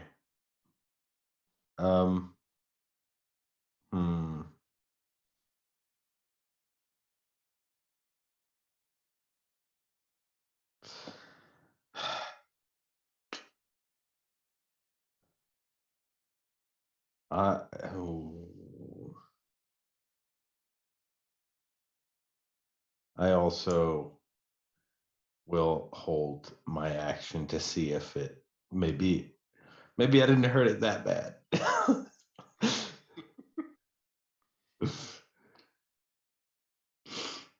I don't want to hurt it more. I was just scared. I'm sorry. It was a reflex. Bit of a hair trigger, huh? Bloody teenagers. They make medicine for that, I hear. I'm new at this. I think it's called Ritalin, isn't it? The stuff Trump was taking most of his life. Right, it's the slot's turn.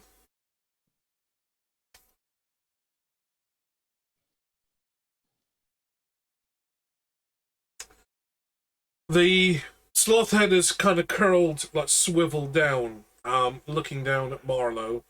Its gaze has moved over to Mr. Pump after it was fired at. And you see it's kind of hanging upside down and releases the stalactite above it and drops down into the cavern, onto the party. There's a tremendous crash and the whole cavern shakes like crazy. And everyone make Constitution saving throws to see if you stay on your feet.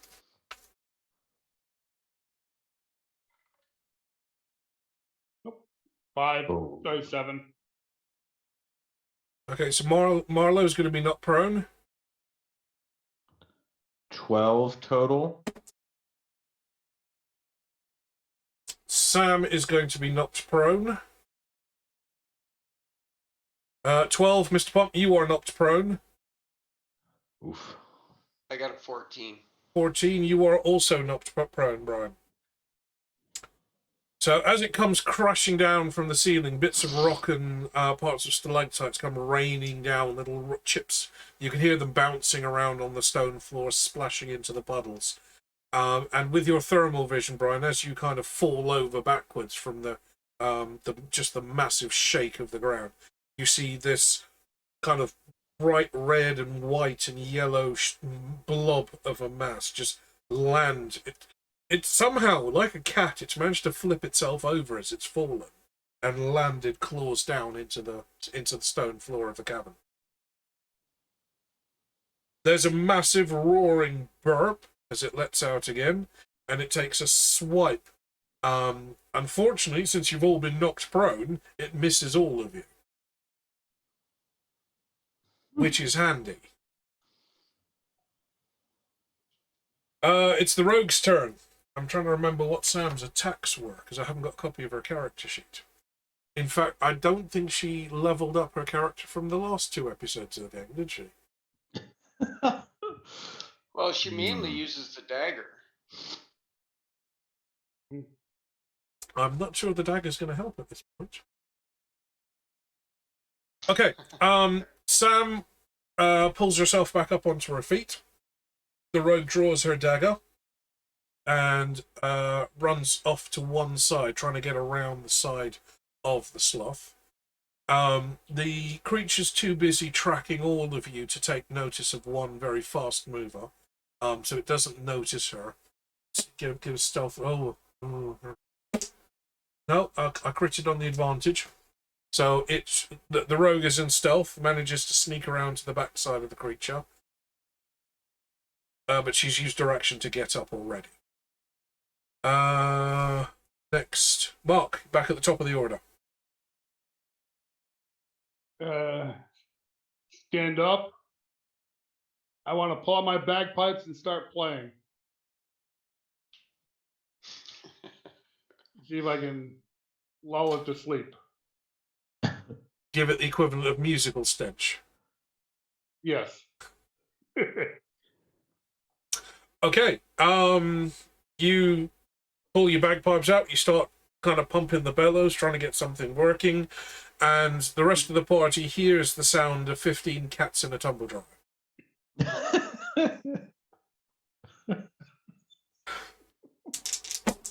Why is that so accurate?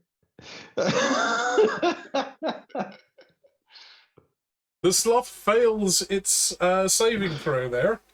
Because I don't know what your DC is, but it's definitely not much lower than an 11. Well, technically, I can. Well, my performance check is a +11 to begin with. Okay, are you going for any particular tune here? Is this like a Monica of the Glen moment? Maybe I was thinking maybe the Ballad of Hamish, the guy in the chair.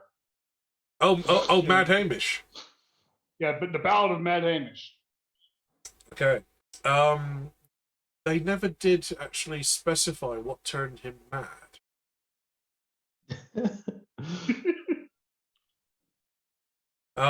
The legend. Maybe he was just angry. The legend of Cohen the Barbarian. That's Coen the Barbarian. Is a very tragic tale of what happens to heroes that are too good at being heroes. Because generally most heroes die around about their 20s or maybe their 30s, usually in combat, because they're out doing heroic stuff. Unfortunately, Cohen the Barbarian was so good at being a barbarian, he has lived to the grand old age of 90. As has all of his silver horde, most of whom are now deaf, using wheelchairs or walking sticks, or have various ailments and incapacities, including, and not limited to, just IBS.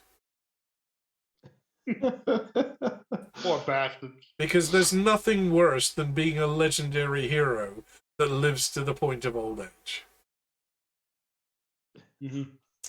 There's sciatica, there's lumbago, there's bunions. I mean, those sandals, you can't keep like fighting in swords and sandals forever because they play murder on your feet.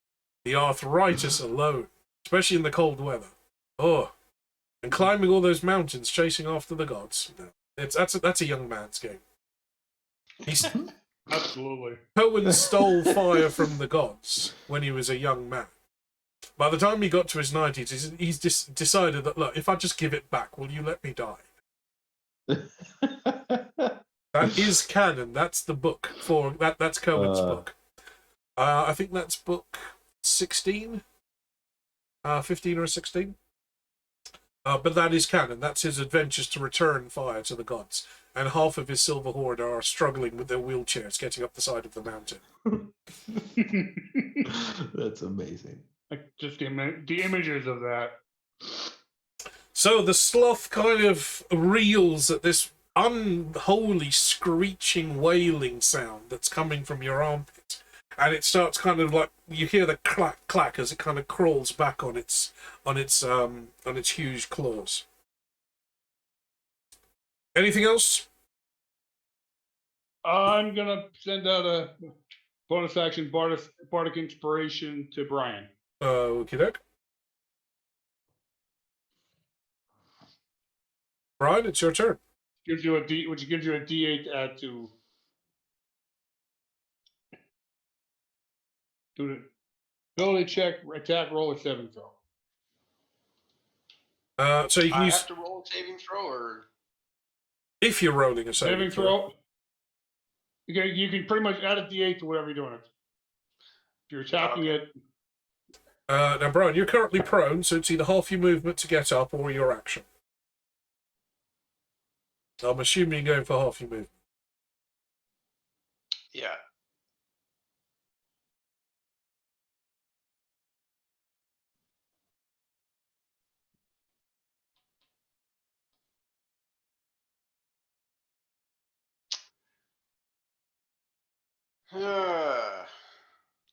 I thought Brian had actually blue screened there for a moment. Not his Probably computer, mentally. but actual Brian. His eyes just glazed over for a second. I saw his eyes moving as he was reading. That's I'm all I trying knew. to think. Do I usually use the axe or do I usually use the mace? 'Cause I can't remember what I usually Just pull use out. them both. Up to now, you've mostly been using the mace as the lightning weapon. The axe was the Lich's axe. That was the frost axe. Yeah. So the mace was the one given to you by the dragon. That's the one you've been using as your primary weapon. Yeah, and it extends into a pole mace too. Or a Just golf take club. them both, hit them together, and make. Well, then I gotta frost put my shield lightning. down. Oh, bro. Yeah, When you've you got to have put your two shield weapons. down. Oh, fuck's sakes. I mean, give me a minute. Let me change my shoes, you know. It's like, I can't go into battle looking like this.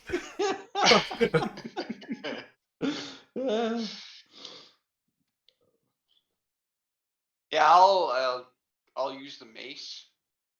So I'll pull that off my belt. Just the mace? Yeah. Okay. You're making frost lightning here, but no. You have to hold a shield. Well, the lightning's only good when the ice melts.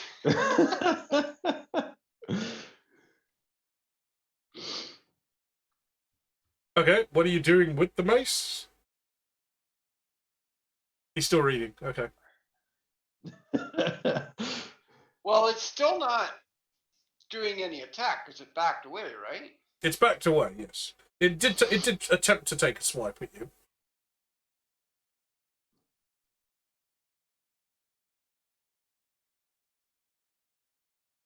I want to know if it speaks bun bun.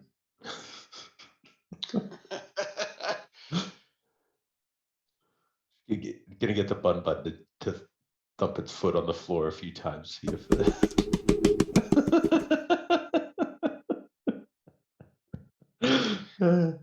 what the heck? attack. I'll swing at it.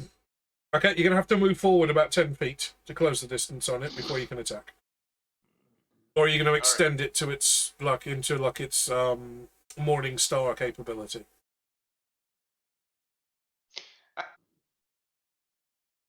No, you've cut out again. We lost you again there, Brian. You cut out. I could use the extension option because it does extend 15 feet. Yep, so that would cover the gap. you're effectively going to be using it as like a chain whip with a spike on the end. Yeah. Okay, go ahead and roll your attack. Oh, this is going to go so nice. I got an 18. 18's a hit. Remember to add the extra lightning damage.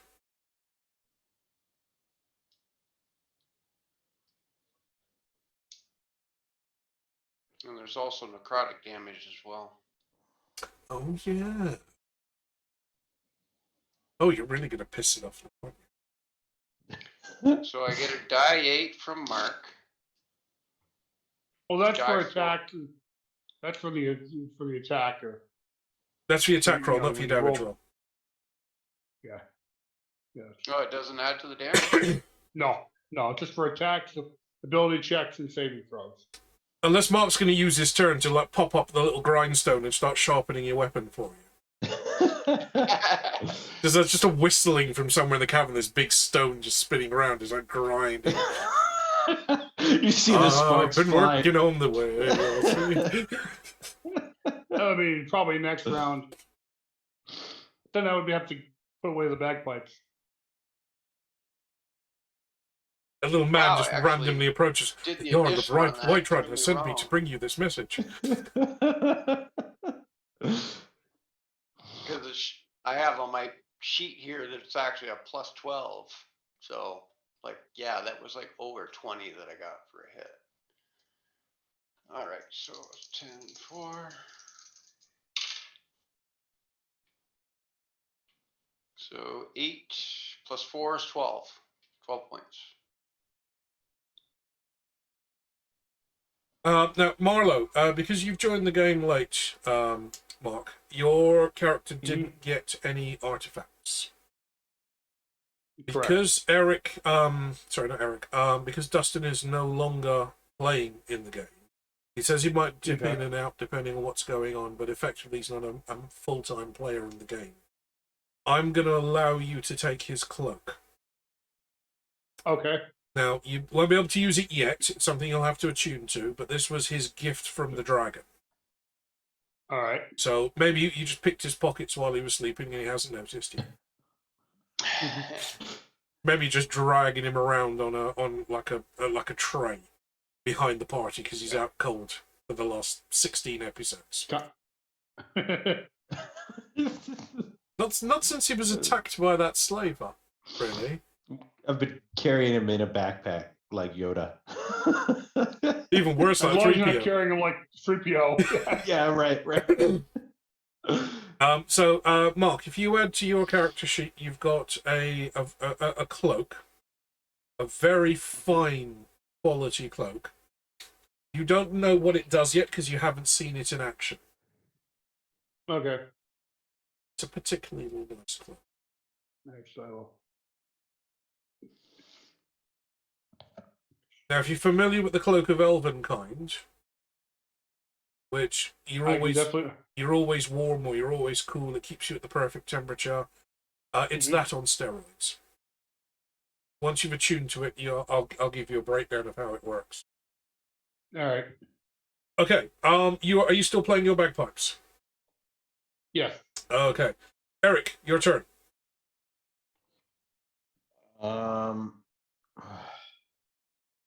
Should I get some bagpipe music up and risk a copyright strike? I'm gonna stand up.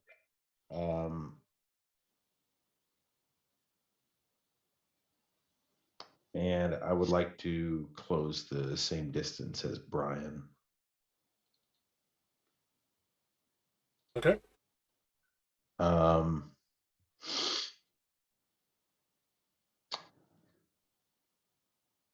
I feel like this thing doesn't target people specifically. At least it hasn't so far. It's just kind of like taking a swipe at everybody, right? Pretty much, yeah.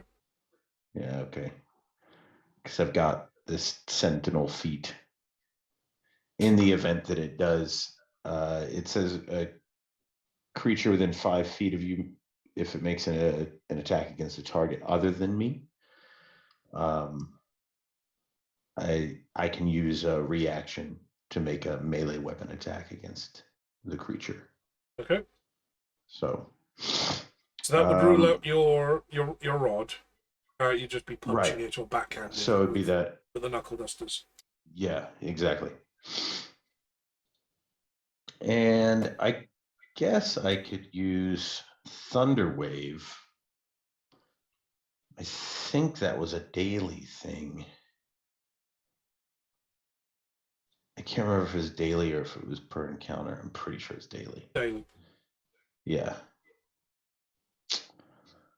Trying to decide, like, what if we end up taking care of this sloth and there's actually a bigger sloth that nobody else knows about further in the cave.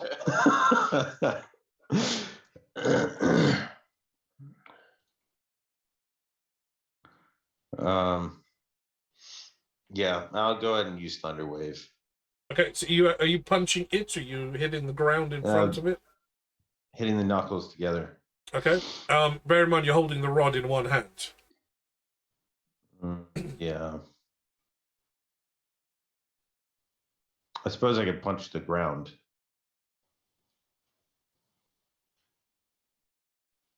Does that work? Just one of the knuckles punch the ground? It's still directed out, yep. Okay. Yeah, then I'll do that. Okay. Roll your attack. I think, well, according to this, it's a Constitution saving throw for. It's a 12. It passed. Rolled an 18. Ah. So it's still on its feet, but it still does damage. What's your damage? 2d8. Let's see. No, I have 2d8. Let's do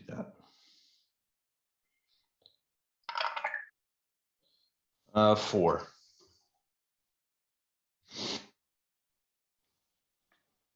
Anything else you want to do?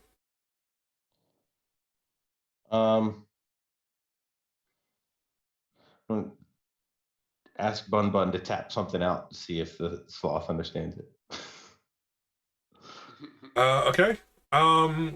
You hear a coming from the ground next to you. What you observe, however, is not only the sloth reeling under the onslaught of a D minor, played entirely out of key. The wail of what sounds now like 15 cats in a tumble dryer, followed by a massive air explosion and a rumble as a thunder wave goes off. One of you needs to be doing a power chord pose at this point. Because this is proper rock and roll now. The sloth is kind of reeling from this onslaught of sound and pressure, and frankly, it has no idea what's going on either. So it's taking a few steps back. It takes another swipe at the party, in total, with a crit fail and a 9. So I think you're all safe.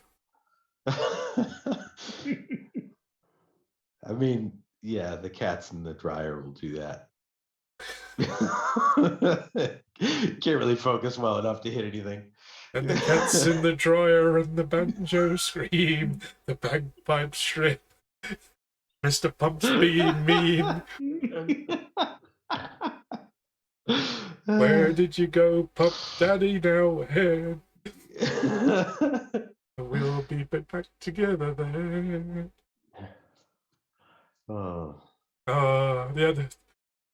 We need a ballad of the Bun Buns. Mark, that's your task. Bun, Okay. bun. That's That's the slot's Fun turn. run. Sam's turn. Sam is still very well hidden behind the sloth, and is going to be taking a strike with the dagger. For that'll be a 13, and that's a miss.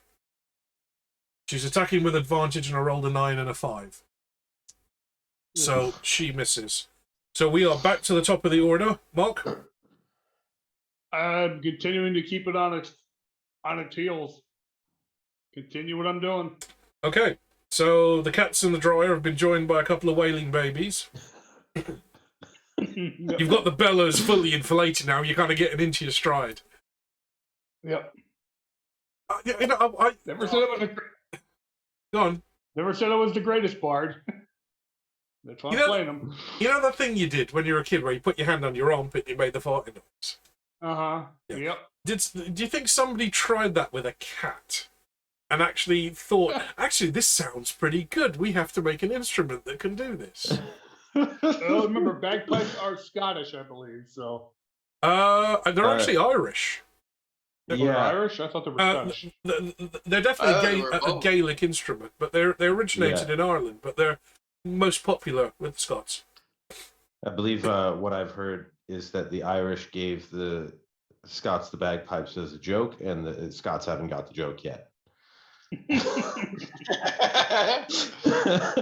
Or like me, you just keep playing that joke over and over and over again. Right. Okay, bagpipes still going. You're still singing. Are you inspiring anyone else this time? I will inspire our lovely Pump, Mr. Pump. Thank you. Oh well, that's you guys all dead. Cheers. Well, thanks for watching, everyone. What's that? What does that mean? I don't know what you're talking about.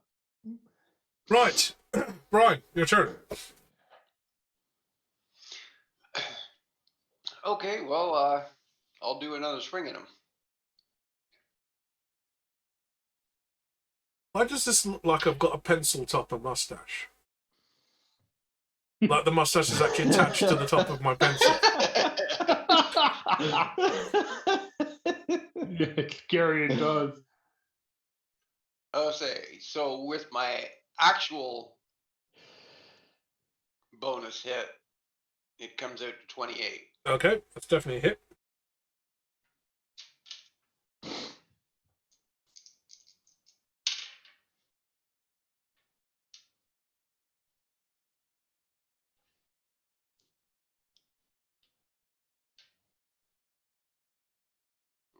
Four, right? Yeah. 10 points. Okay, the sloth reels back from that even further, takes another pace backwards, again moving back 10 feet. It looks like it narrowly avoids trampling the rogue, but she manages to scoot to the side before he reverses over the back. But there's no beeping noise as he moves up. So you've lashed out again with your mace in its flail mode. Lightning sparkling off everything again. Yeah. Okay. Mr. Pump's turn. Can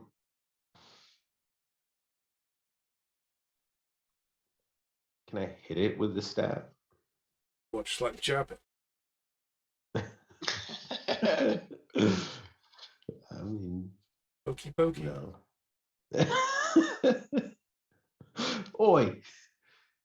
Stop it! Sloth on a stick. Dead body, you're poking it with a stick.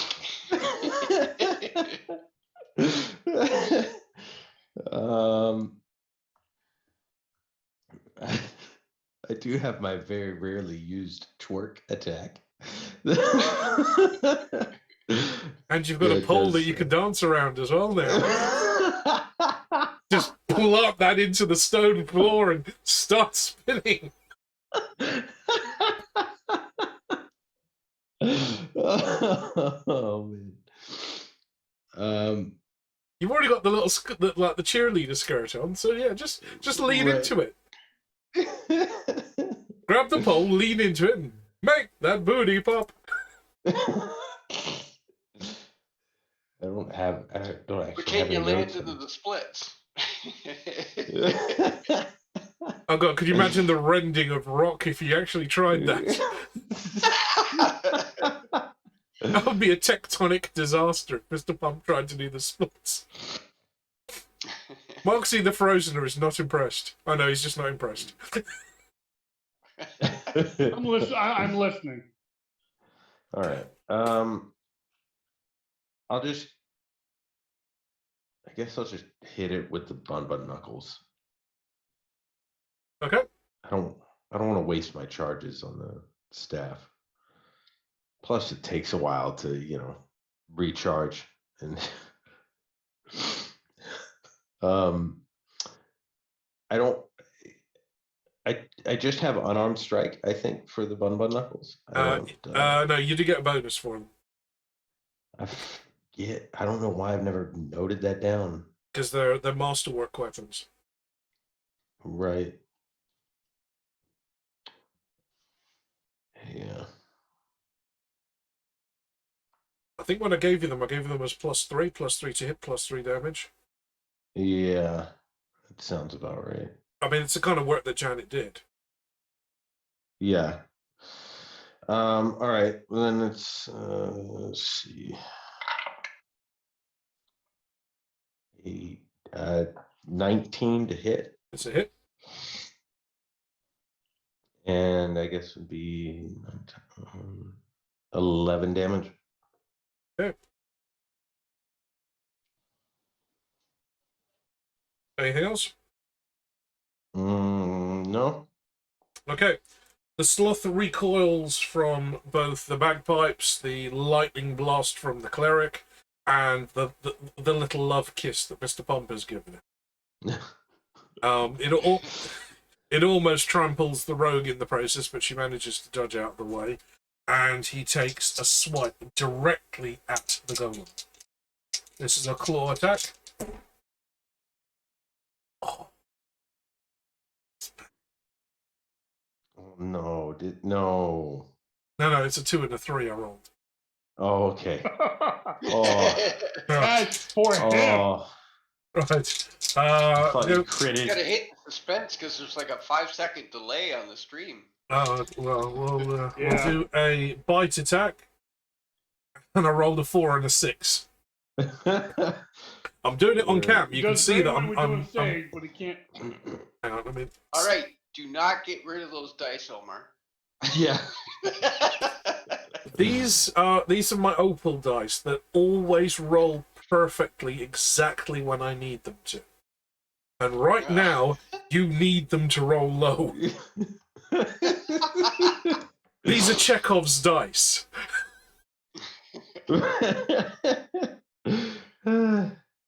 So, he's used both of his attacks. It is now the rogue's turn. The rogue tries a sneak attack from behind. 8 and a 4. Neither of those are going to be high enough to hit. But she maintains her stealth and moves stealthily around to remain out of sight and out of your blast radiuses. Mark, back to the top of the order. Continue on with what I was doing, and I will give an inspiration to the rogue to help her out. Okay. Keep blasting the cats. Brian.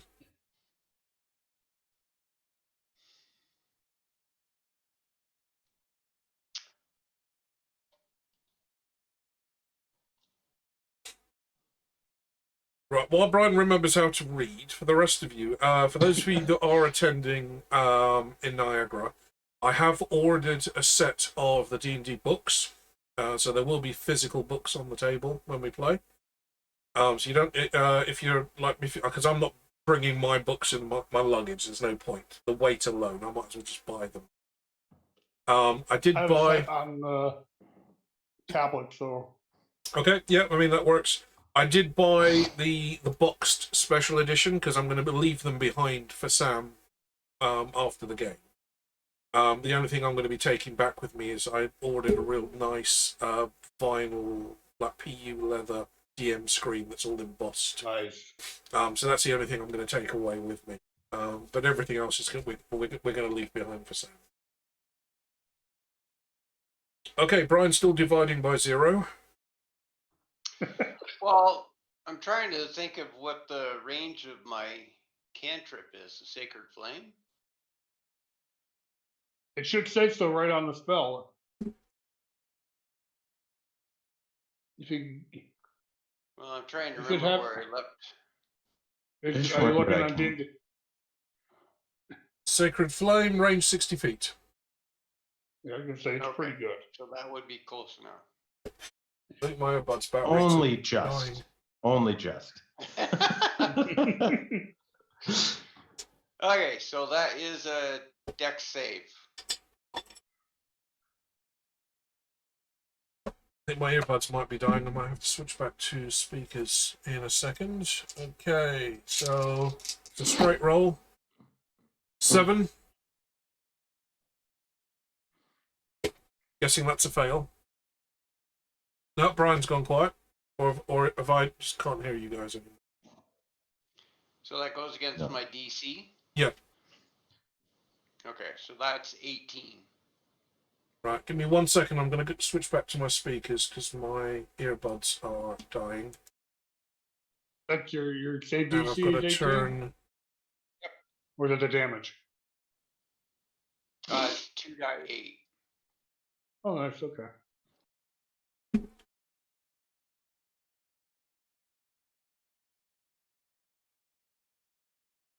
Okay.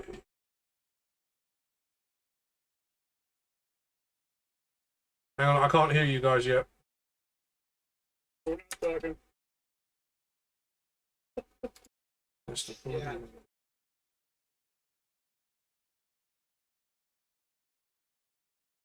For that is 2d8 radiant. Okay, so sorry, 2d8. Radiant. Okay, So what's light damage. the damage? Aren't you supposed to roll that? Oh, no, you're rolling. Oh, I rolled. No, I failed the deck. I failed the save.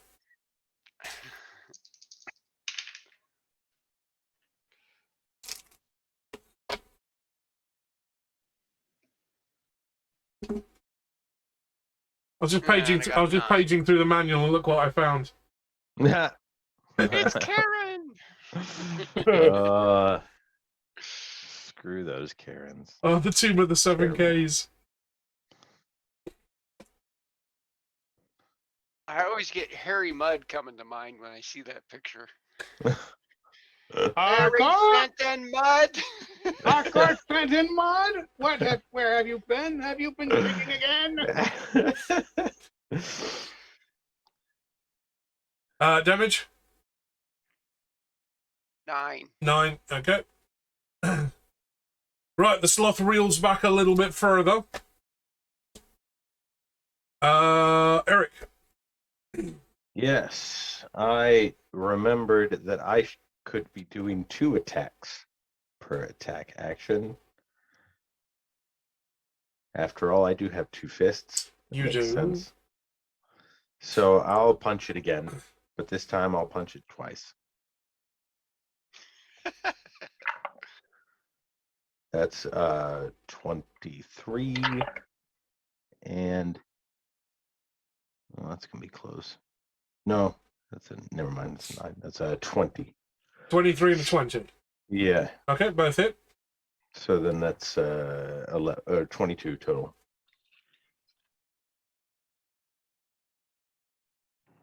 I need to go get some water. Be right back. Sloth's turn. Sloth takes a claw attack at the golem. With a 16 to hit. I'm pretty sure that's a hit. Just as he walks away for water.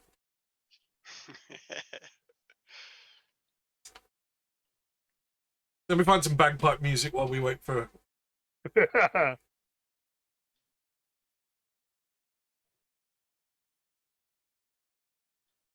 What shall I put into YouTube? Horrid bagpipe music.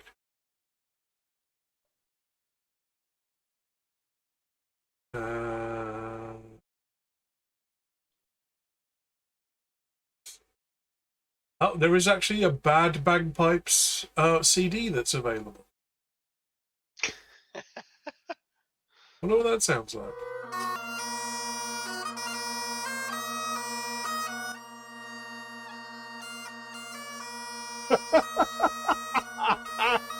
That's perfect.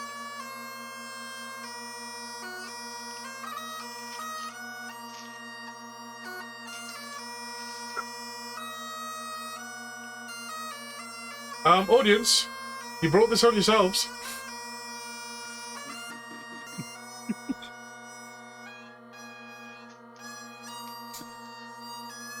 It's actually worse than status quo because there's more than 3 chords.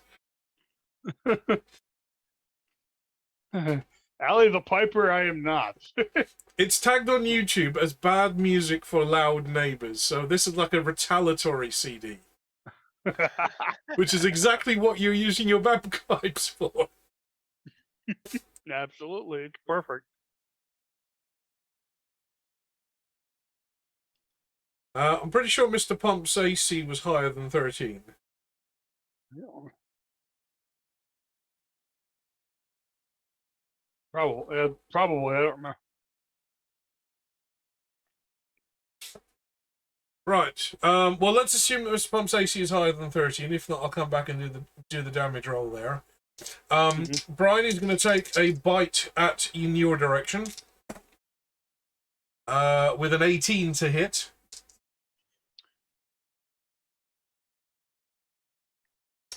Have any pluses? Sorry? I think Does that's it the have any combined pluses? total. It's a straight dice roll. His dex is 0. Because I got a 21 armor class. Let's see. Oh, no, there is quite a big plus there. I should have turned the page. Eric, what's your AC? It's 21. 17. 17. Okay, well, Eric. I definitely hit Eric because this guy's got a +7 to hit on his melees. So Eric's definitely taking a hit. Eric, you take 14 damage. All right. And its claw rakes a gouge across your chest. More battle scars. I don't like that. I wouldn't either. Brian, that's definitely a hit at your side. This is the bite attack. You take 17 piercing. Ooh. Oh, I like this. I should have looked at that on the 21 page armor sooner. class? I think if he's targeting Brian specifically, I should be able to react to that. Okay, are you gonna take the hit for him? No, it's my sentinel feat. I can make a melee weapon attack as a reaction.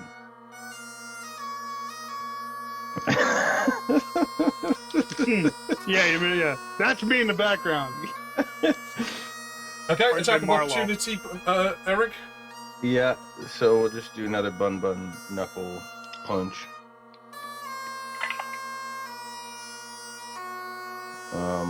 Oh, that's only a 13 to hit. Hang on, this just fucking. You've not got to listen to that. 13 to hit is that's a miss. Okay. Oh well. I tried. Okay, so yeah, Mr. Pump takes 14. Brian, you take 17. It is the rogue's turn. Now, rogue has advantage here, doesn't she?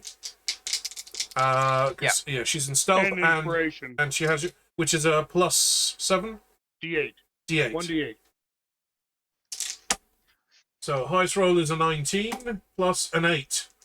Rogue hits for 27.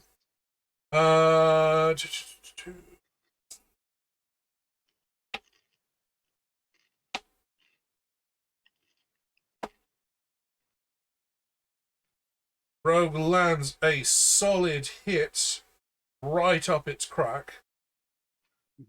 Because where else would the rogue aim for? You hear a loud kind of growling, burping noise, and the giant sloth kind of stands up straight.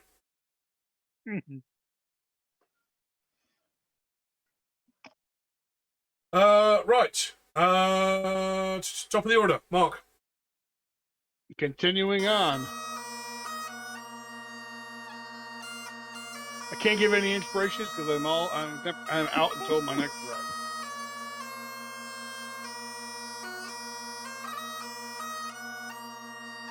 So bad. We'll have to inspire ourselves. Yeah, I mean, if you still have your inspiration goes for like 10 minutes, so it's quite a while. Why do I have a feeling that, like, on the Discworld, this is what good bagpipes sound like?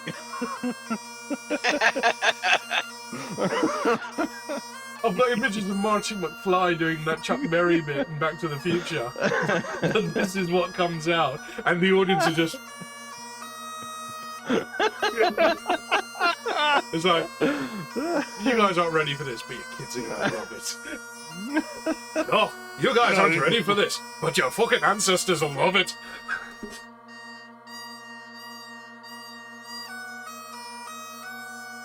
Oh god, cats in the tumble dryer.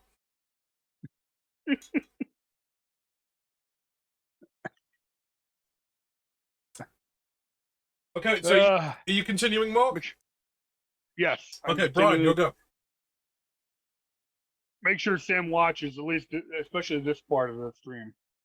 Once we started bagpipe music. I was going to text her continuously just to piss her off. I would. You can't. Yeah, you should.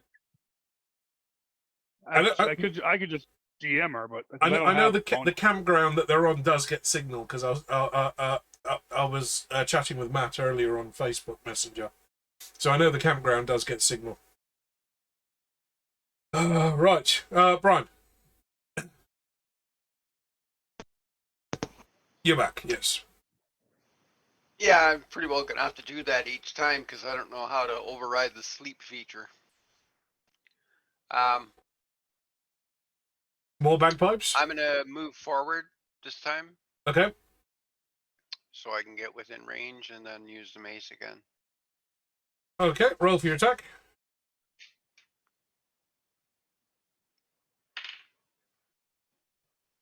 Ooh. 16. You still have your 16's a hit. Inspiration?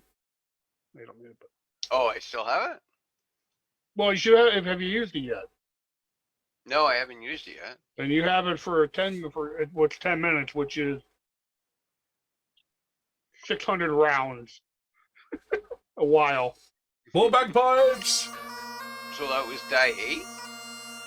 Yeah, 1d8. Well, don't waste it. You hit with your basic roll. You hit with a 16. So. Yeah, you hit on a 16. Okay. God, it's so hard to concentrate with that playing, isn't it? It's so bad. You're messing me up. Oh, hey, there we go. I did 16 this time. Okay, 16 damage. Yep. Okay. The sloth takes, basically emits a huge kind of burping sound. The damage is beginning to take its toll. It's creeping backwards as if it's trying to get away from you now. Eric. You really need something for that acid reflux. I use what do I use for mine? I use some really good tablets, but they take a day or two to really kick in.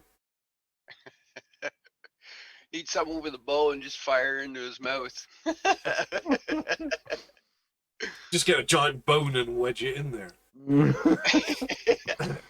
All right, I'll go for another 1-2 with the bun knuckles. Tiger uppercut. That's 22 and a crit. Are you sure? First crit of the game. Yeah. Am I sure? What do you mean, am I sure? It's a crit. Yeah, hence me playing. Crit fail? No, it took crit success. Okay. So you've got two sets of damage to roll and double the second one. Well, it's just a flat 11, so 33 total.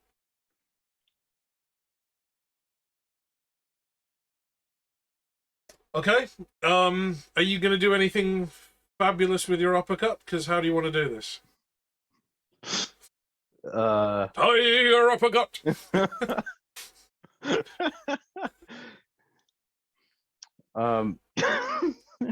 Can I like do the E100 100 can hand I do slap? them like this so I can keep its mouth closed? Well, you don't want to do it like this, so it squeezes his cheeks out. Just leave that okay. stench out for everyone to Eric, experience for eternity. Give me a dex roll. Just a straight roll. That is another crit. All Okay. right. You're on a roll tonight. Yeah. If you would allow me to take the lead on this one. Yeah. Sure. After the whiplash from the cleric and the hang on. If you can't do it, then it's no problem. No skin, is it? And amidst all the wailing,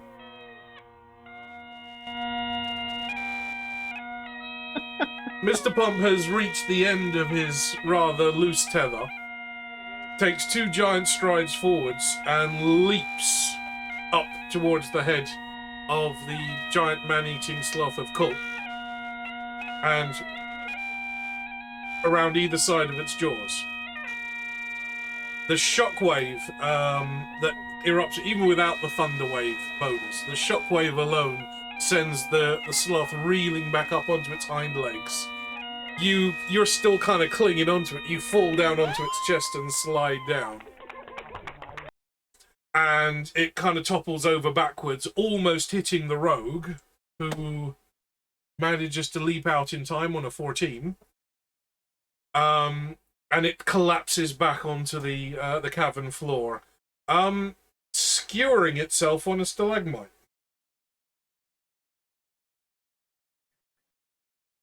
That's going to leave a mark. Yeah, that's no fun. Just a little bit. Right. That's it. That's the end of the combat round. Anybody taking any trophies?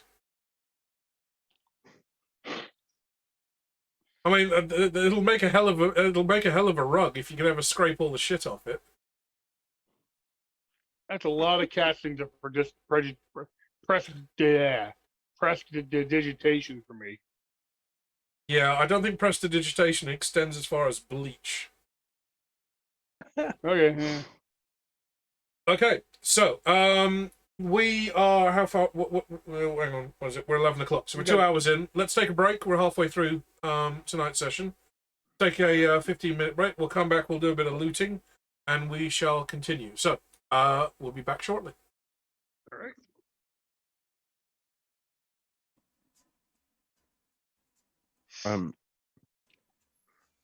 So were we meant to kill it?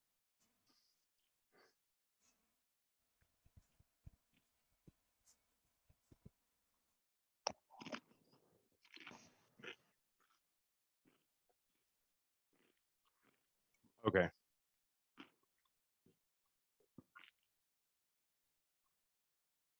Yeah.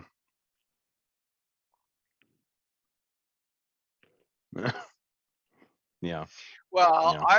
I was refraining there for the longest time. It's like, okay, well, what do I do? Like, it seems like it's coming towards us now. So.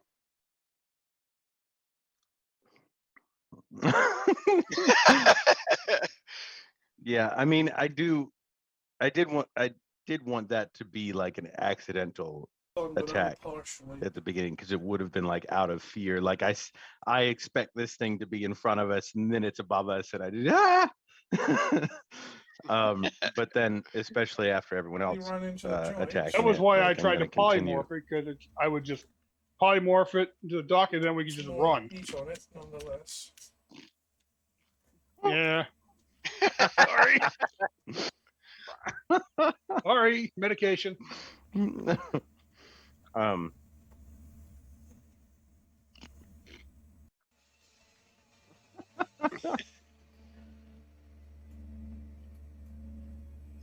How awesome does this look on stream? I can't tell.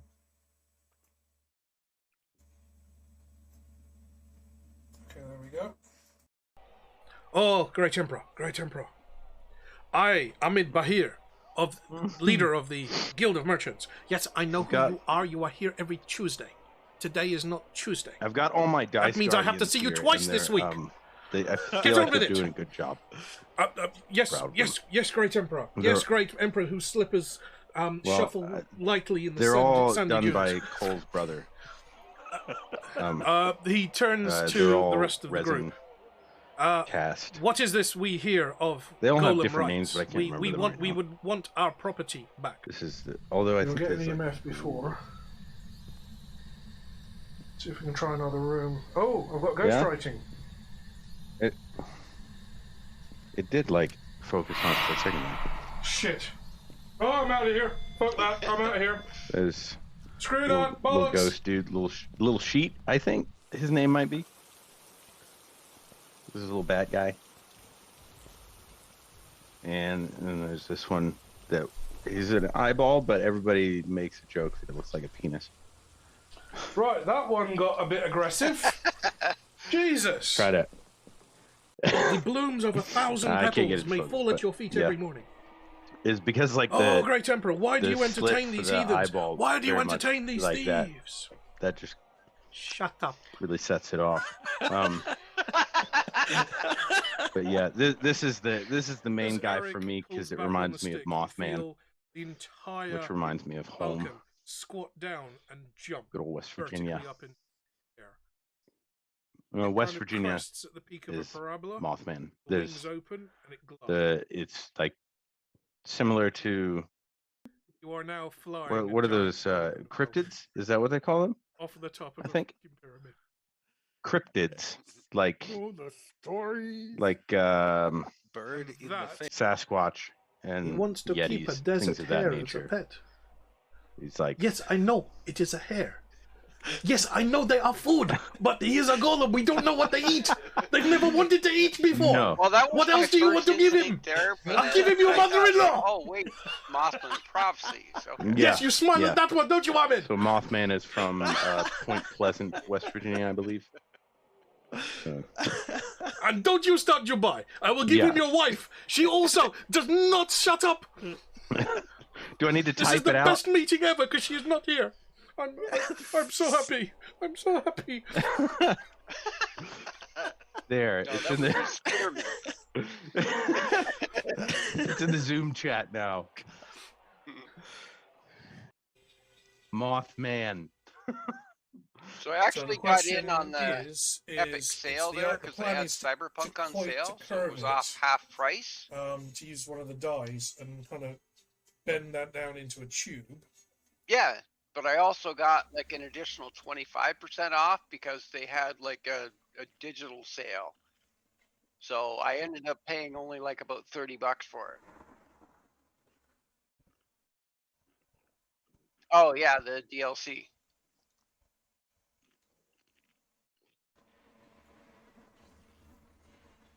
Oh, is it?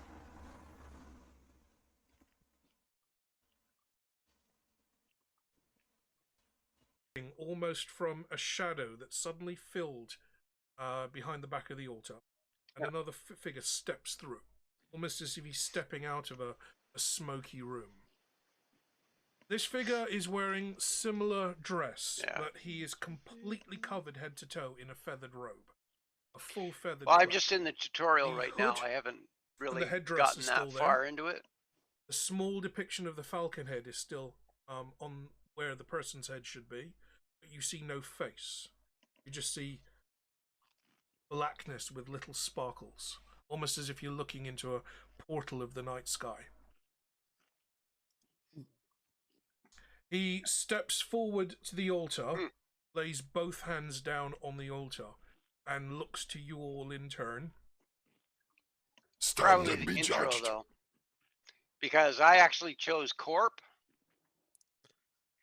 And yeah, it ends up that the guys from we always talk the about metal executive being board crystalline or having a lattice come structure. talk to you because when I'm talking about heating and cooling what your gold and supervisor silver. wanted you to do. If you And then you get everything let kind of it cool taken away down from gently, it kind of all the molecules relax. If you cool it down really quickly, the molecules will freeze into a lattice, which is what this is. So this has been acid etched to bring out the crystal structure in the iron. Because this is iron, the only way you can get this effect or this finish in the metal is under extreme pressure. And I don't mean volcanic pressure. I'm talking the core of a planet or the core of a star. I watched a few of the ones that you posted in Discord. So this is metal that would have been in the heart of a planet or in the heart of a star. It's been compressed so hard. And 10 or below is a fail. 11 or higher is a pass. For what? I'm not telling you what for, because that will give away the game. Save his ass. Crit fail. Oh god, good god, this game just fucking. Sam, you rush over to the cleric as his body slumps to the ground. You kind of catch him in your arms. Eric, you've just invented the chicken bazooka. Yes.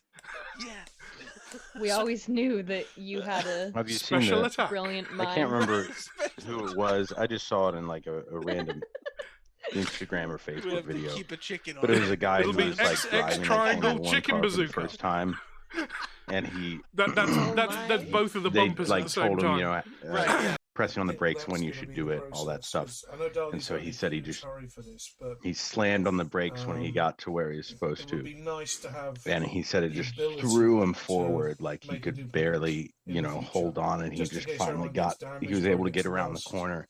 And when he got back to having the ability to finish make line or a whatever, they said that was relatively pretty quickly, good. You hit not like from it was starting something like from scratch, 30% would on the be brakes. very, very useful. They were like, as "That's much pretty as I good for wanna get first these time," memories done, and he was like, "That was I what?" think I Like those guys instead, hitting I'm gonna bag 100% on the this up brakes every time. Like, and get this ready to be sent down to our casters. yeah.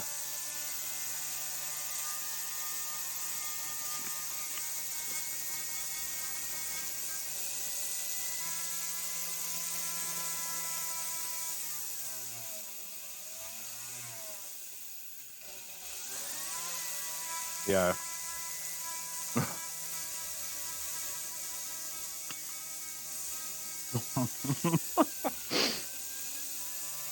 Lord King. If I was a boss mummy, I would have mummy hosed.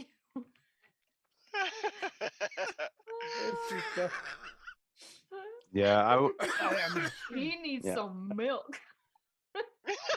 Oh, Dolly. yeah. I haven't seen the F1, you driving the F1, but I was there when you were driving. I can't remember what you're driving. I did watch one of your streams. I'm pretty No, sure. not today. I'm pretty sure this is. It was how when you were would driving. spell it. I was there with in chat with Marie one Guardian time. of the secret something or other, Lord Yeah, of the I can't what's it, remember one. Keeper of the thingamy. Yeah, most people call me Pharaoh Yeah. Russia.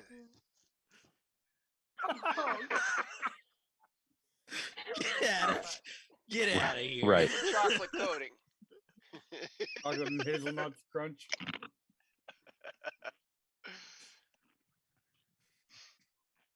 It is so Show rare us that the we nuts have part and guests. you're just going. Please. Contact with the skin, and that's the only part where your finger's going to sweat a little or it will oxidize. And then this is going to sit kind of hovering over that band.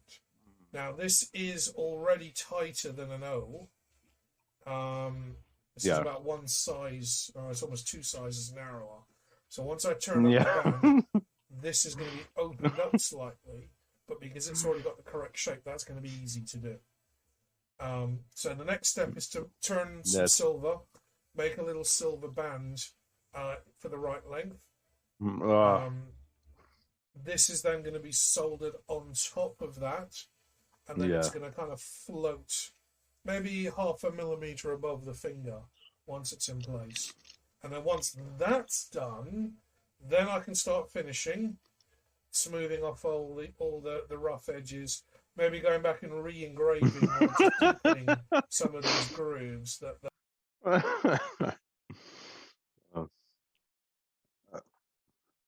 Oh. I'll be right back. Not toilet, but kitchen.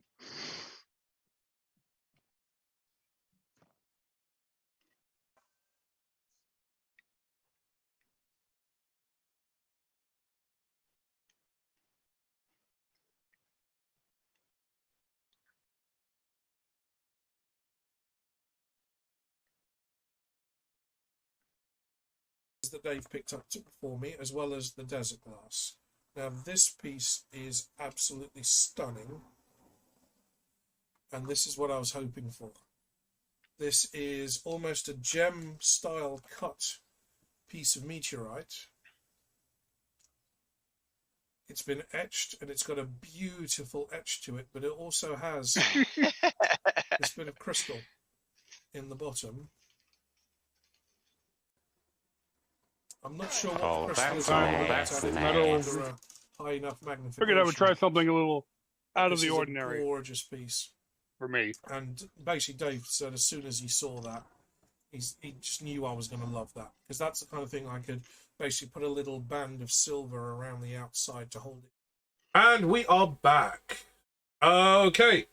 Not entirely sure who's in the chat. There's bound to be somebody watching. If you are, hope you're enjoying it so far. Our players have just vanquished the giant man-eating sloth of Klup, something that Cohen and his barbarian silver horde did not do. I can't remember why. I need to read that book again. It's one of the later ones. I need to give that one a read again. But you have a stinking, fetid pile of dead animal in front of you, round about the size of 4 elephants. Do you want to attempt to loot the body, or do you want to get as far away from it as possible? If you want to loot, it's going to be Constitution saving throws to see if you lose your lunch in the process. I mean, I guess I could So the check for helmet doesn't things give for me any everyone else. protection? The helmet doesn't act as a gas mask, no. But yeah, you could leave Mr. Pump to do the dirty work. Yeah, I think we'll all step out of the way and let Mr. Pump do the job.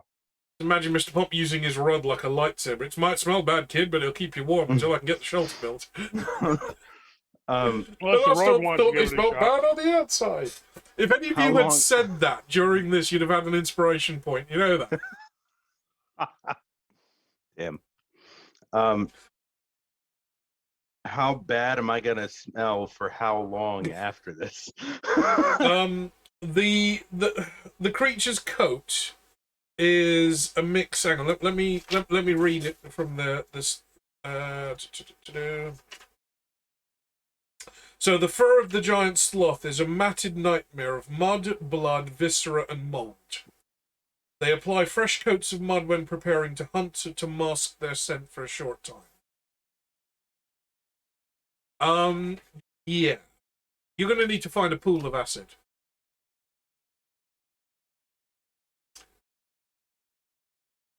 The other thing you need to worry about as a character is you've got a great big gash across your chest. And that's not happened since prior to meeting Janet. Yeah. That's not good. Right, we can't heal him normally, right? We haven't. He hasn't been able to die yet. But remember what the Ranger's wish was. It was that I can be healed. And if you like can a be human. healed like a human, you can be injured like a human. Right. Now, yes, you've got massive AC, and whereas up to now you wouldn't have been, you haven't been taking too much damage because it mostly glances off. You are now going to take damage. Mr. Pump wants to be human. You're starting to become a teeny tiny little bit vulnerable, like humans are. Now, up to now, because you were forged in Dragonfire, The only thing you have to worry about, almost like a diamond, it'll be almost indestructible until the moment it shatters. You're moving down the hardness scale, and you can be scratched. You're now maybe like at sapphire level. You can be scratched, but it would take a pretty damn good hit to make you shatter.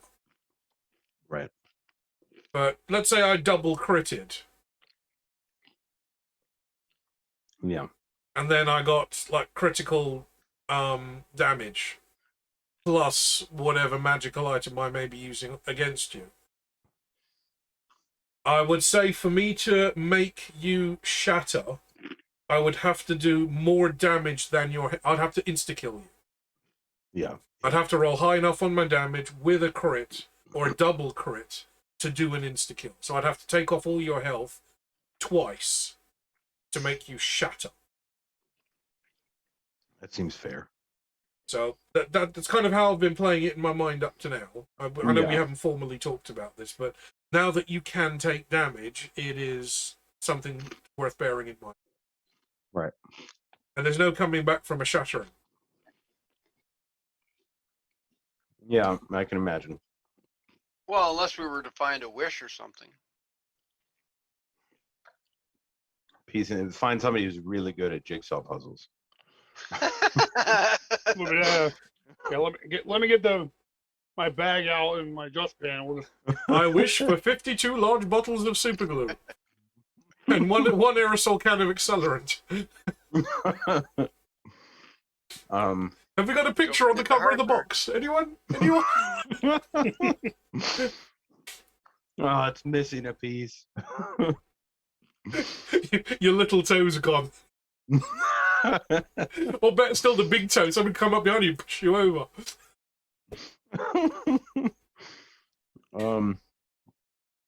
So I guess I'm looting this thing, or do I want to? Gotta find a pool of acid.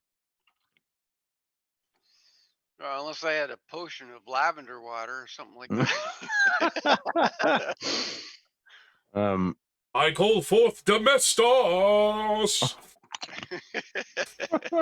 I'll need more than a Harpic duck to take care of this, I can guarantee that. Would there be any sort of potion that might like keep me from being smelly? I thought probably it sounds like even my prestidigitation wouldn't be. Yeah. Yeah, I mean, it'd have to be a pretty damn big bottle of CK1, wouldn't it?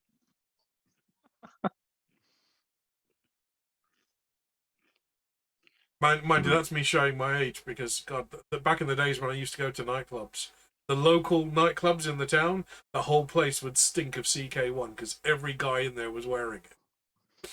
Then they went through the Ben Sherman stage, and I haven't been into a nightclub in over a decade, so I've got no idea what the kids are up to these days. Is there anything on the creature at all? Apart from you.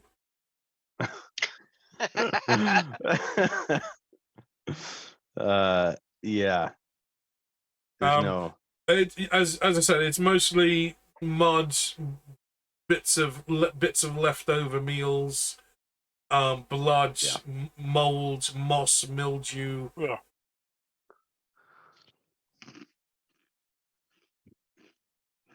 I don't know if it's worth it, guys. I mean, if you're expecting there to be one little bird sitting on its back just pecking away at something, no. Like, is this where the gym is? Or whatever we're looking for? If you want to search, you'll have to search inside it. Yeah. If you're going to be doing that. Because the only place that it could have been is either swallowed, and it hasn't worked its way out yet. I'm not. Or down the down the other end of the hallway. Well, okay. As far as we know, there's only one entrance and exit to this cave, right? As far as you know. I mean, obviously the water had to come from And there's somewhere only and one run entrance out. and one exit on but the creature. No. That's not true. And I would rather not explore either of those. I know. So I'm thinking maybe we explore the cave. If we don't find anything, we can come back to the creature. And if absolutely necessary, I can cut it open and take a look.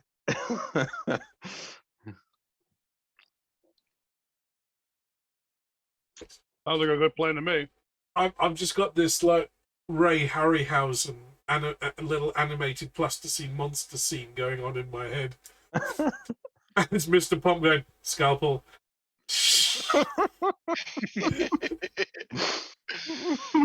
Tweezers. Swab. Just leans over and the rogue's just dabbing his forehead with a cloth. There's like sand coming down my. Do you concur, Doctor? Oh, I concur. Doctor. Oh, there's a Naked Gun joke in there somewhere as well, isn't there? Oh my. Top secret for spies like us. So yeah, well, I say no for now. Okay, so you proceed. You head back towards the steps disguised as pools of water. Because that's the only other way you can go at this point, or are you going back out through the main entrance? I feel like we want to search deeper into the cave. Yeah. We need to explore the cave. How deep are we going?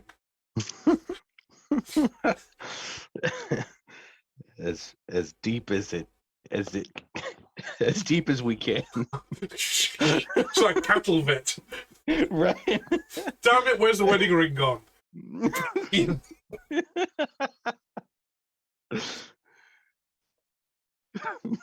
Nothing like taking the wedding ring off, putting the glove on, and then putting the wedding ring back on over the glove.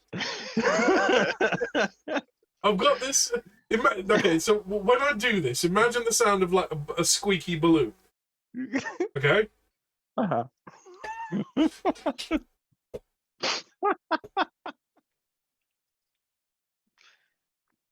Well, if we were on Sam's stream, we could actually do the squeaky balloon. I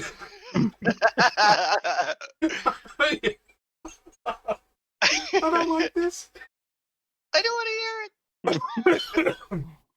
Oh, that was so much fun. I've watched that back actually, and you can barely hear anything I'm saying because her mic was at her side of the table. You can barely hear me talking on that, but it wasn't anything particularly interesting anyway. But that was fun. While I'm out there, we're going to have to do some kind of stream because this is her streamiversary month, and she hasn't done anything for this yet. This is her 3rd year on Twitch, and she hasn't really been on Twitch for the last year of it. So I was harassing her about this since back in March, but she's got so much going on. It's just when she's ready, she'll start posting. She has started posting a lot more on Instagram of late. I think she's kind of building up to it. And I think she did say she wanted to plan a stream while I was there, but also I don't know if she I don't know what kind of signal strength or data speeds I'm going to get, because I'm going to have to get a Canadian SIM card when I go over there. My last trip I was using my own SIM and I went through about £100 worth of data just using the sat-nav. So I'm going to pick up a little prepay SIM card when I get there and see what kind of data speeds we can get. If we can get good data speeds, I may stream the Ghost Hunt live. Because I'm taking over my EM field detector, I've got my radios, I've got my ultraviolet, like full spectrum cameras, my temperature gun, and I've got my motion sensors. And she's got like the cat balls and bits and pieces that other people in the community have bought. So we've got, to be fair, we've got most of the gear that you see in Phasmo, save like a sage stick. Actually, I've got sage growing in the garden. I can just bind something together and take it with me. But she wants to do that. I don't know if she's I don't think she's publicly mentioned, but there may be some other people joining us on that. I haven't really talked out the details with her on it. But she's She wanting hasn't been to. on even in Discord very often. Well, very she was much. wanting to record it and do it as a YouTube vlog video, Mhm. which is going to take a massive editing together. And I'm going to be shooting in 4K and 8K. So you imagine the amount of footage that I'm going to be getting. Ooh, yeah. Because I've got an 8K 360 camera that I'm taking with me for Manitoba, but I'm going to test it out on that. Plus, the GoPro that's going to be on my chest is recording in 4K and low light mode. And then we've got stills cameras that do full spectrum. Yeah. So if we see anything, I mean, the stills cameras are set up for infrared and UV photography for astro stuff. That's what I do. But they will pick up everything. And they pick up stuff that the human eye can't see. That's the point. So I don't know where we're going. I don't know what she's got planned. I don't know if we need permission or if we're going to get arrested at the end of this. But I don't plan to be spending the night in a Canadian prison cell dressed up as fucking Scooby-Doo. Because she wants to cosplay it as well. And I'm not going as Shaggy. What about Fred? Yeah. Dog ears it is. You don't want to be Velma? I could probably pull off Velma better than I could do a Scooby-Doo suit. But apparently Walmart sells them. I can go to Walmart and buy a full Scooby-Doo suit, because I know Cole's got one, and that's where he got his one from. So I might be walking around in a Scooby-Doo onesie with cameras and tripods and like GoPros strapped up to me. This is going to be horrific. If I had the vacation time, I still want to be there. Oh, anyway, right. So we have a set of stairs leading down. Are you going to be following the stairs down? Yes. I think so. Okay. The stairs curl round almost in a full 180. These are just pools. They look like pools of water with a little lip. It's got this kind of milky, murky water in it. But they seem to form a perfect set of stairs. So maybe there are stairs disguised as pools of water, so that you have to clean your shoes on your way in. Or maybe these are pools of water that just coincidentally resemble stairs. But they open into a small square area that seems a little too square to be natural. And in front of you looks like an arched doorway. It's very rough. There's lots of deposits and calciums and little trails of like murky white water that dripped down over it. So it kind of looks like if you made a doorway out of wax and then heated it up a little bit too much. And it's starting to melt a little. But it's still a doorway. And there's no door. Okay.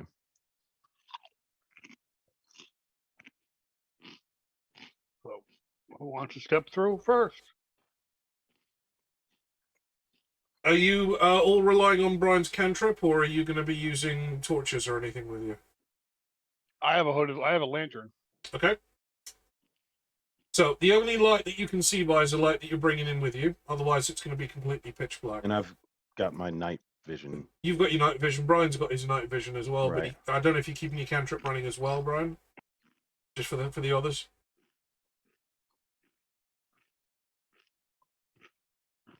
I mean, I've got my hooded lantern, so do the microphone. I like how we both did that. Being an infrared, the light source is not going to bother me. It would only affect the low light. No, you'll be all right. So yeah, it's really only Sam that can't. Actually, no, Sam's an elf, so she's got some dark vision. So really, it's going to be entirely for your benefit, Mark. So if you've got your lantern, everybody else has got some form of either enhanced vision or innate ability. Okay, you step through this kind of melty, creamy, wet, sticky doorway, and you find yourself in a rectangular room. It's about 15 feet by 20 feet. You've come in on one of the long sides, and the room is completely bare.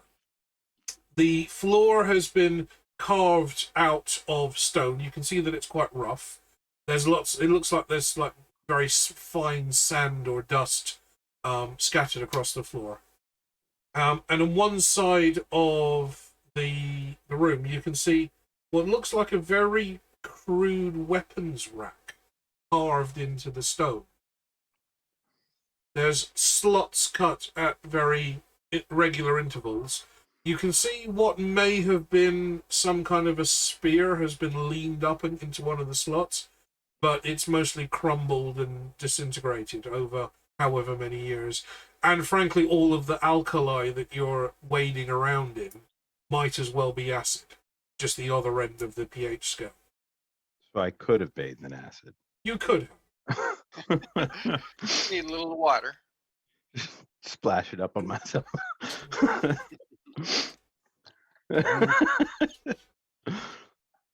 Hands up if you use pump guard. Oh, that's the 80s for you. Okay, the room is 15 foot by 20 feet. You can see, you've come in on the long edge of the room, and you can see in the far corner there is another doorway with a very crudely built wooden door. Kind of like you'd see on somebody's garden shed. Okay. Are there any gaps in the door? Plenty. It's old. Imagine if you take driftwood timber off a beach and just hammer it together. So a couple of straight planks and then two horizontal planks, and they're a bit wonky. So like to look through the gaps before I go opening the door. You can see there's a corridor in front of the door. That's as far as you can see. You can just see a corridor leading away from you, and then it seems to make a. You don't know if it's turning left or right, but it just stops about 15 feet in front of you. Okay. Can I get perception checks from everyone, please?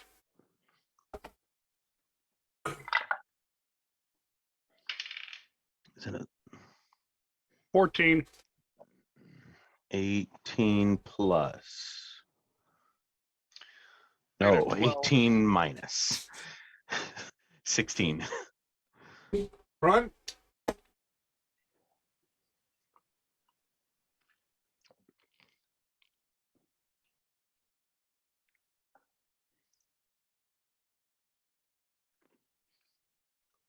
You said 12? Right. Brian, Yeah, what'd you get again? I said 12. 12, okay. Okay, so Eric, you're the only one that notices. Did he say Brian or all right? I did say Brian. Eric, you're the only one that notices. There are no footprints apart from the ones that you're leaving. There are lots of what look like drag marks, as if somebody's dragged a sack across a sandy floor. But there are no footprints.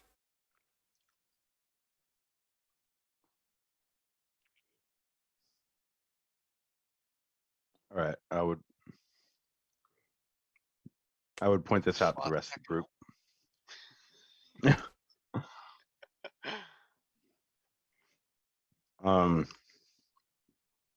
Some type of slug or snail, perhaps. Or somebody's dragged a sack across a sandy floor. But there's no footprints. Well, if they're dragging it behind them. Oh yeah. You don't push it. Yeah. You're dragging the sack. I mean, I can understand you not getting this because Mr. Pump doesn't have a sack. But still.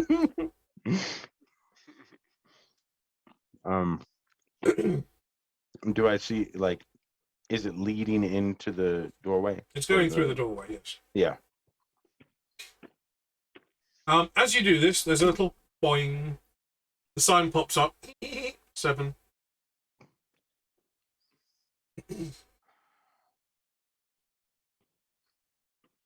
How long are we gonna have to wait for Google? What is he writing with? Is it like a marker or a pen of some sort? You can ask him next time he pops up. I want to make a sign. I want to make a similar sign and then write a 99 on it. So the next time he pops up, I'll just yoink and put it down. Yeah, mean, but the problem is you'll probably be at 99 for like 6 or 7 days. Right. I mean, That is how it works. given that something like a golf pencil or one of those pencils you get in IKEA is about half the size of Google anyway. He's not holding a Right. pencil like this. I think about those old, like the old computer things that you would load up, and it would just like maybe like the first few percentages would take a little while, and then it would shoot up to 99 and just sit there for like 15 minutes. Oh, God. Oh, I hated that. Now I can go one worse than that because I used to have a tape drive on my Atari, Me too. Oh God. and I used to write my own games back then. I had a tape drive. It took 10 minutes to save a game.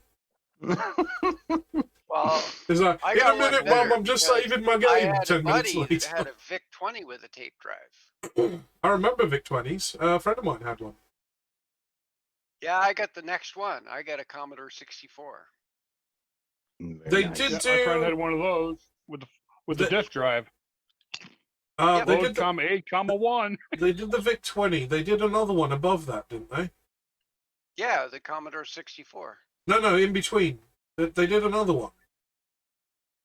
Because No? the VIC-20 was the one with the 20k of RAM, but they did another one. It may not. I'm sure. I remember seeing it as like a curiosity on a YouTube video because it's the one that Well- nobody bought because they didn't think it was worth the extra RAM. There was like the VIC-20, then the Commodore 64, and then the Commodore 64C. Yeah. No, I think it was like because the VIC-20. My machine was an 8K. The VIC-20 was the 20K. Sure, they did like a 30 or a 28 or a 30K version of the VIC, but nobody bought it because it was massively expensive because of the RAM, the cost of the RAM. So everybody just bought the 20 because you didn't need the extra RAM because there just wasn't any software out that required it. I'm sure they released one. Pretty well the only one that took off was actually the Amiga. I had an Amiga. That's where I started doing real gaming. Was when I started on the Amiga. Those were the days of the Bitmap brothers. I was play how you can play most games on like a web site these days. I was playing Chaos Engine. If any of you remember Chaos Engine.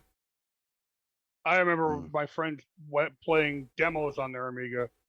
The mini demos and video, all that stuff. Oh, it was. Yeah, we used to get so much pirated software. It was like going around the crazy in school because none of the teachers knew what the hell we were doing. They just saw floppy disks changing hands. Mm-hmm. Okay, anyway, right. Corridor in front of you goes about 15 feet and then it kind of disappears and there looks like drag marks on the floor.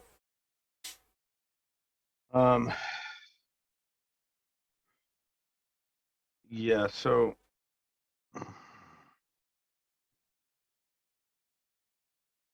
I would say that we should proceed through the door, but with caution.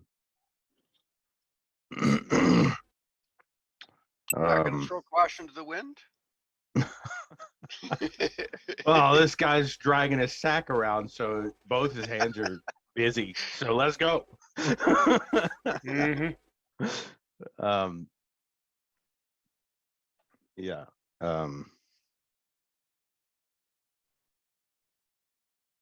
But there's no other doorways or any entrances or exits aside from where we came in, right? Not that you can see.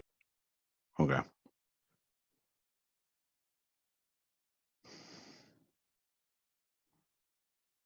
I would like to try and open the door. Okay, you give the door a push. It kind of swings open. The hinge looks like it's made of a bit of rope tied around the loop, top and bottom. So it kind of scrapes on the ground. It's barely held up in. I was really expecting it to do one of those where it like halfway opens and then like falls off the hinges and just slams on the ground. And crap. Happy now. Like to borrow some brown sugar?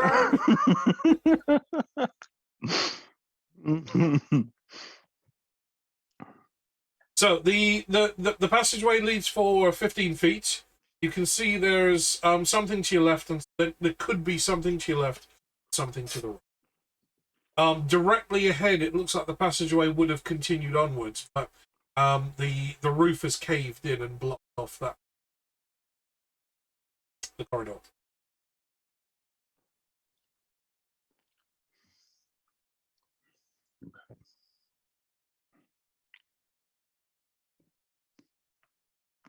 Well, We It's need like your that dig cat's spell. paw, isn't it? I'm doing the lucky cat. Brian, we can't hear you. Lucky cat time. Well, I was looking. It's like, hey, I'm not lighting up. I've also just noticed that's me in the background on Brian's wall. Yep. uh-huh. Yeah, Sam, Matt, me, and Brian. That was okay. Yeah, that was in the hotel room when I was over in March. Yeah. That's cool. I told Sam I was printing it off. Very If I could do cool. it without a glare. Claire, you can barely see me. I'm just I'm a silhouette. Who took the picture? It was Omar did. my phone on timer mode. Oh, okay. I've got a fold, so I just half unfold it, lay it down or something, and just start the timer. Brian Yeah, was mine trying to wasn't the stretch with his, greatest but when I his took the arms weren't long enough. Not to get us all in the picture. All right, so Oh no, we broke it. the caved in section. There's no getting in that, right? No, it's you're in a cave anyway. So if you imagine that's caving in on top. Right. Yeah. The rubble is it's caved in further back, but the rubble is kind of piled up, and it's like a stone ramp leading up to the ceilings. Something's caved in, and this debris is just kind of tumbled out through. All right. Then I guess we'll just go the other way. So to your left, there is basically just a 5-foot alcove. See there are some broken pottery, large pots, maybe tall, but they're broken. They may have had something in them at some point, but all that's on the floor is just sand. Sand everywhere. It's a fucking desert. So, Anakin's Skywalker, favorite place. Right. It's We don't have to worry about Darth Vader here. It's an all the crap. To your right, the corridor continues another 15 feet. Kind of disappears into darkness.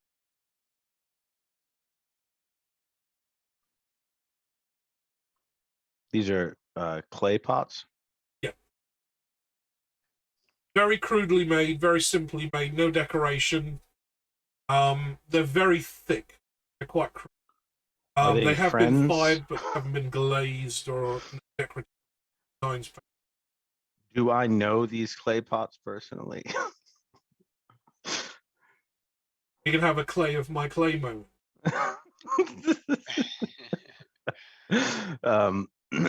Yeah, these are like great cousins. Exactly. Okay. Pick up one of the pieces and give me a d20.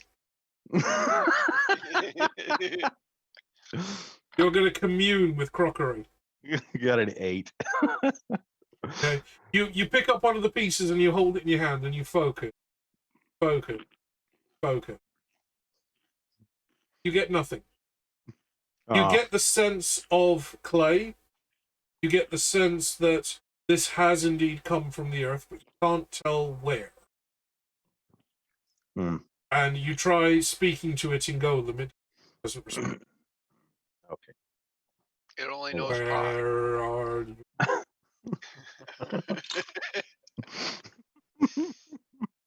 Is this thing where?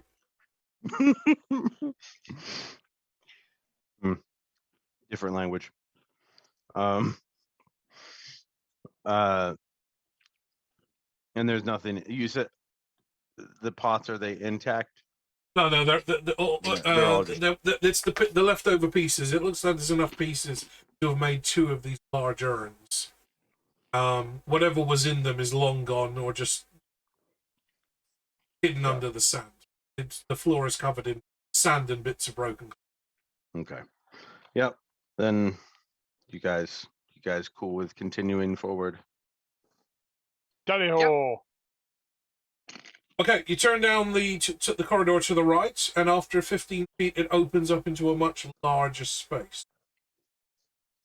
Those of you with dark vision, you can see the room is about 15 feet wide, but it's considerably longer. As you look to your left, you see the room kind of disappearing off into darkness to the extent of your dark vision. Brian, even with your enhanced vision, you can't see the other end of the room. That's stretching out to you. Looking to your stretching out to your left. To your right, you've got 10 feet, and that's one end of the room. It stretches out beyond your visual range side. What you can make out is that halfway up the room, there's some steps and a kind of like a small dais. But that runs the full width of the room. I'm not having a deja vu here, am I? Steps go up maybe 5 feet. Is there a lich lurking around the corner? How far I down see the no room is thrones. How far from where we are? How far down the room is the So podium? from where you are, about 30 feet to your left, you can see the steps rising up onto a platform, and then that disappears off into darkness. Okay. Mark, you can't see that far at all, not with your lantern. Well, the lantern says 30. What the lantern says 30 feet.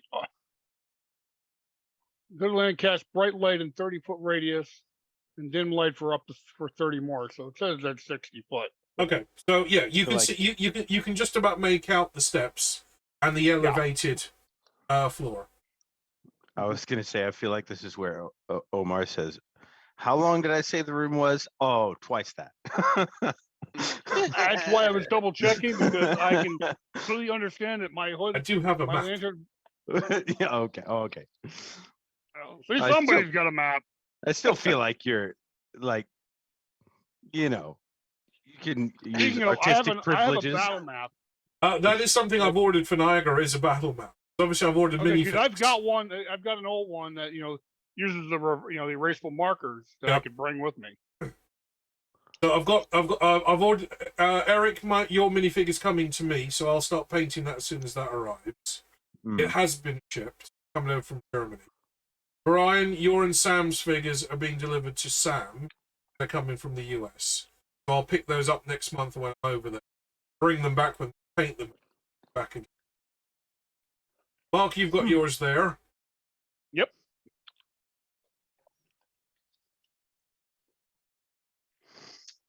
He's not holding bagpipes. We need to get some Sculpey and make some bagpipes. I've got a drum. I don't think they had bagpipes at Hero Forge when I made him. So. And worst case, even if Eric, even if your figure doesn't arrive, I've still got one of these, an actual clay. This thing's quite heavy. Okay, so is there anything I would like to scan the walls and the ceiling? Okay, you scan through the walls. You along the walls, it looks like there's relief cuts in the walls that have been carved to look almost like a picture frame. So you'd expect at some point something would either have been hanging in that section of the wall, or there would have been a painted motif or a mural painted onto them. All you can see is the place has been scoured top to bottom with sand. The desert is white side of this clean. The ceiling has like a curved arch effect, not fully vaulted. It's only about 20 feet high. Mr. Pump could literally reach up and drag his fingers along the ceiling. It seems to be carved from sandstone. But anything that may have been there, any kind of ornamental carvings that may have been in the stone, basically been eroded away. Almost as if a sandstorm was swept and just wiped clean. Indeed. Didn't say anything about snakes. Oh, asps. Very Why it's dangerous. gotta be You go snakes? first. I still have to do that cosplay. Newcastle Comic Con. John Rhys Davis is still thinking about coming back, because one he was supposed to be doing was back in 2021 and it got. And if he comes back to Newcastle Comic Con, I'm going there dressed as Sala. I'm going to be singing like a Rodgers and Hammerstein, just randomly walking around saying, "A British tar is a sore," and so just randomly walking around. We'll find somebody dressed as Indy and just follow behind them. Compensation for my brother-in-law's car.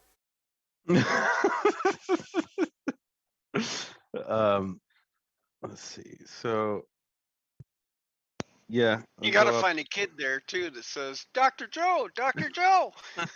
You fucking Dr. John stuff. Indy, no more parachute. Oh god. Classic. So I would like to creep up the stairs as much as a golem can creep. Okay, you step out into the center of the room, or at least the part of the room that you can see. Directly before opposite. you continue, I just realized that I asked to scan the walls and the ceiling and not the floor before I stepped in here. Anyway, yeah. Whoops. You step out of the corridor. As I said, the room is 15 feet wide. It stretches off to your left. Directly opposite you, there would have been another arched doorway, but you can see that one is caved in. And there's bits of rubble lying on the floor, spilled out. Looking to your right, the short end of the see, that goes back 10 feet. And again, there are sections of those stone that have been carved out that may have had decorations placed, maybe pictures or carpets or rugs may have been there at one point. This one looks like it had carvings carved. Just about make out there are still the traces of some humanoid shapes carved in, but basically been worn away by time and. To your left, you see the main room extending out. And with your slightly superior dark vision, got 30 feet to the podium, or to the dais, steps going up. They go up about 5 feet. You can then see behind that goes another 15 feet, and then there's another step. And just on the edge of your non-human vision, you can see that goes another 10 feet, then another step. How many steps was it up to the podium? It's about 5 feet, so about 7 steps carved in stone, leading up to. Okay.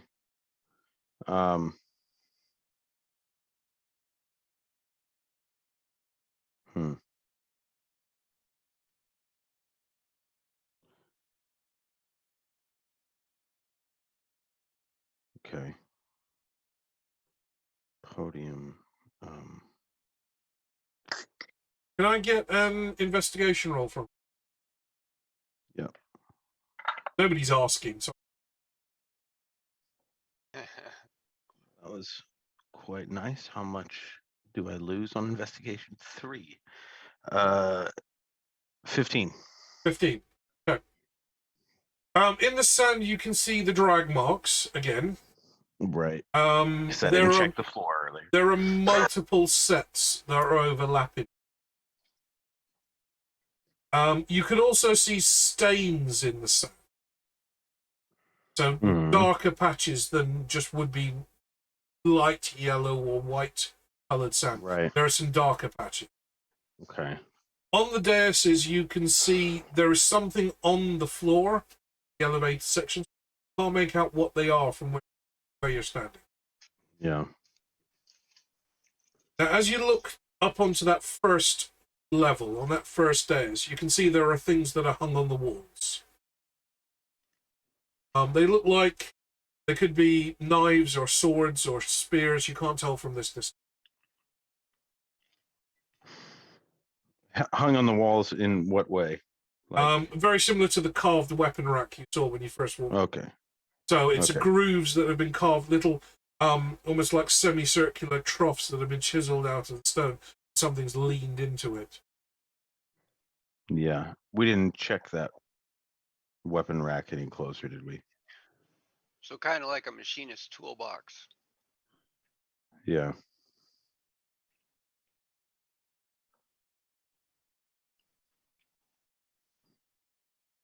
Oh, that's nasty. You want to take a? Somebody want us to take a look at it? You want me to take a look? Yeah. How close are they again? The weapon or the. So the stairs are 30 feet away, and then the racks look like they're carved another 5 feet back from the top of the stairs. So that'll be 40. I would like to head towards them, but is it possible for me to like? I know I've got my passive perception, right? Is there a way for me to like be extra perceptive while I'm like just scanning for movement, pain? Want to drink a Gatorade or get those electrolytes up? Whatever golems would use. Clatorade. If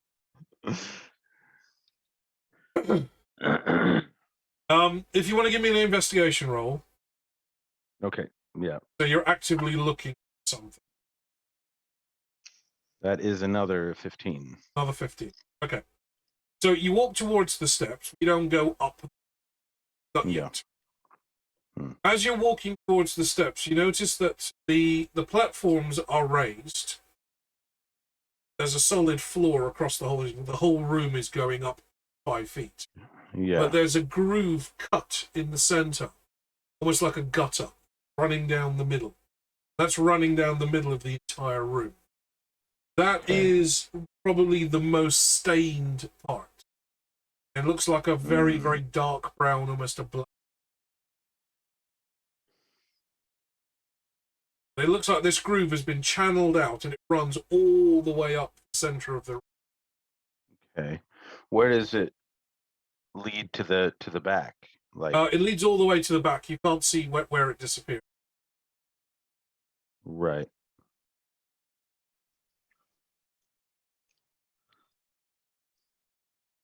I'd like to look closer at the stain in this groove. Okay, you scrape one of your massive fingers through the sand.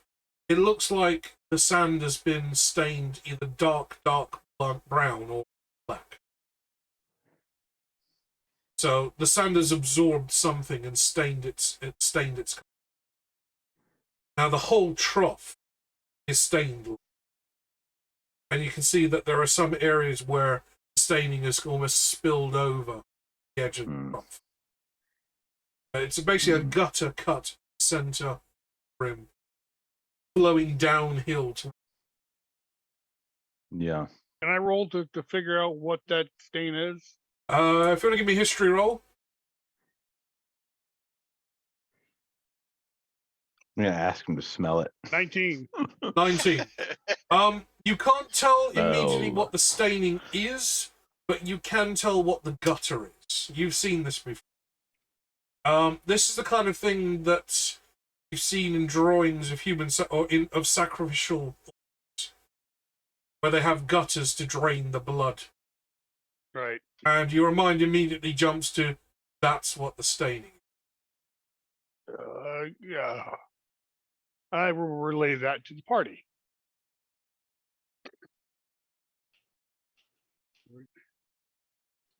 We have a sacrificial trough. Mr. Pop That does his stain- best Arnie impression. If it bleeds, we can kill it. Yes, I agree. But if it's a sacrificial trough, then something else is bleeding. Ed is dead, probably. Okay. Well, nothing's flowed along here for a very long time. Yeah, true. If it I was sticky, getting, and you'd have to. I was getting chapel vibes. Between the podium and the raised levels and things like that. The long. Okay. I mean, So for all you know, it could cultists- just be an underground greenhouse. Yeah. This could be a medieval marijuana factory. There's just no grow lights. Hydroponics lab. Yeah. What's the name of the? Hydroponics lab, maybe. Yeah, we heard it.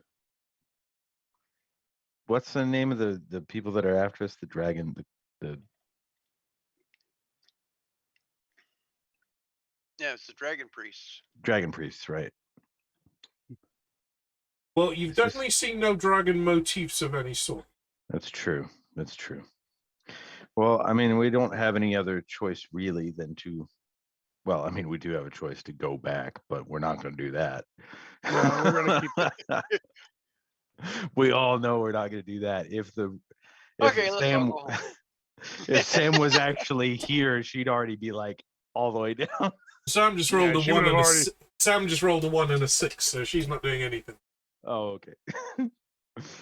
She's still trying to figure out what kind of sand is on the floor. She's still like scraping it out all the cracks in her armor.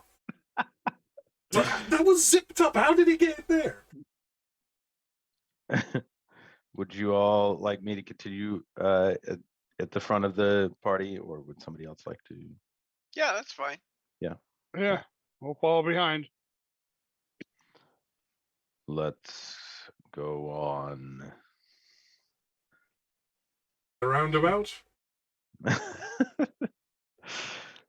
We get to the weapon racks. I'd like to take a look at them. Okay. So you move forward, you go up the stairs, either side of the gutter. That's at the top of the stairs where the floor has moved up. You see in the walls that's been like it's almost not a vertical groove. The groove has been carved at an angle. Something can be leaned up. It's just like for example, a spear resting on the floor, be leaned up and it couldn't move. But you can very easily pick it up and take it away. So it's just a diagonal groove carved in stone. Okay. There are lots of blade type weapons. They're mostly short, so maybe no more than a meter long. They seem to be mostly either blades or hooks, and even some of the blades have like a hooked, curved edge. And it's the inside that's been sharpened, not the outside. Some of them are like a huge metallic hook on a meter-long pole. Can I get a history check from?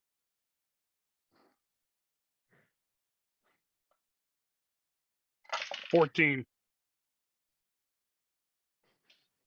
Damn computer stand. I got a 4 minus 3. The rogue gets a 10. Well, I got a dirty 20. Okay, I would've Brian, had you've a seen dirty this before. 26. You've definitely seen these before. Being a priest and all that. These are the kind of things you'd expect to find in an embalmer's workshop. I was already thinking that in my head. It's like this is sound really like a lot of embalmer tools. But big. And specifically long. And most embalmer's knives are quite short and small because you're kind of going in there and hooking out the bits and pulling them out. These are quite long. So this is not a sacrificial trough or channel. No. Well, Also, as you're shuffling around, Eric, I'm going to keep your investigation roll running.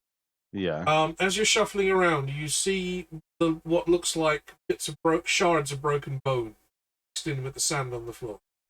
It's been Okay. polished completely white. No organic matter left. It's just dusty, crumbling bone on. Yeah. Again, nothing here has been used in a long time. The blades aren't rusty, but at the same time, they're not polished and new as if they've. Right. So they're just tarnished. Still seeing drag marks on the floor, I assume. You are, yes. Yeah. Now, to your left, there, if you're standing at the top of the stairs, to your left there is another collapsed part of the structure. To your right, you can see a corridor leading to the room, potentially, and straight ahead you can see the rest of the building. Going 35 feet on ahead of you, got two more raised levels. At the top of the highest level, see an archway disappearing. Okay. You've got a tunnel to your right and a potential other room. You've got a cave in to your left, and you can continue forward, and there's another passageway at the top of the highest most place. So the dark sand is everywhere. The dark sand is everywhere. Most of this raised platform is stained in this dark color. Okay.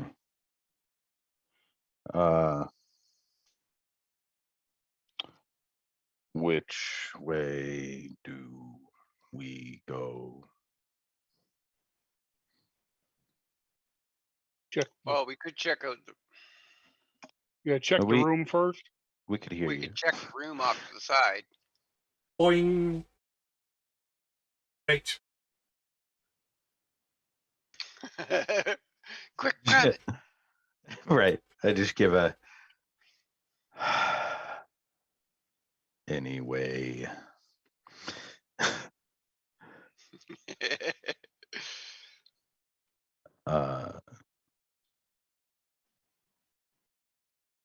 Check the room and then check the room, but remain cautious.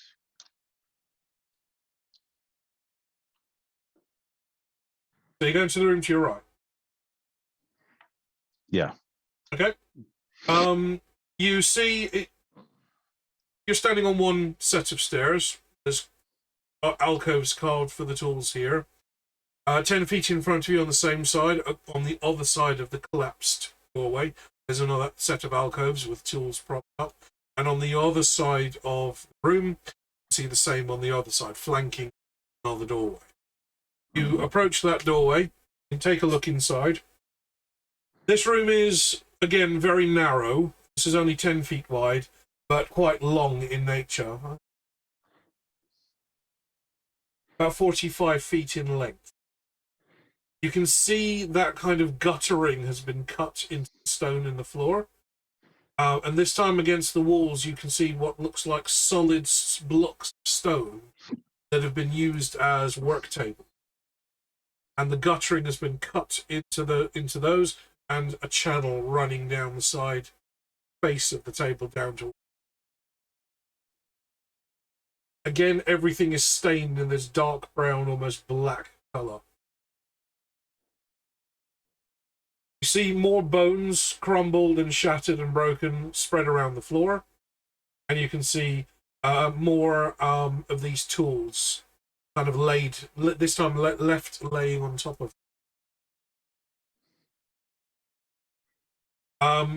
That's directly in front of you and to your left. To your right, you can see more of these huge earthenware jars. Some of them are broken, some of them are intact. They're about 1 meter tall, maybe half a meter. And then just across from you and slightly to your right, you can see another doorway.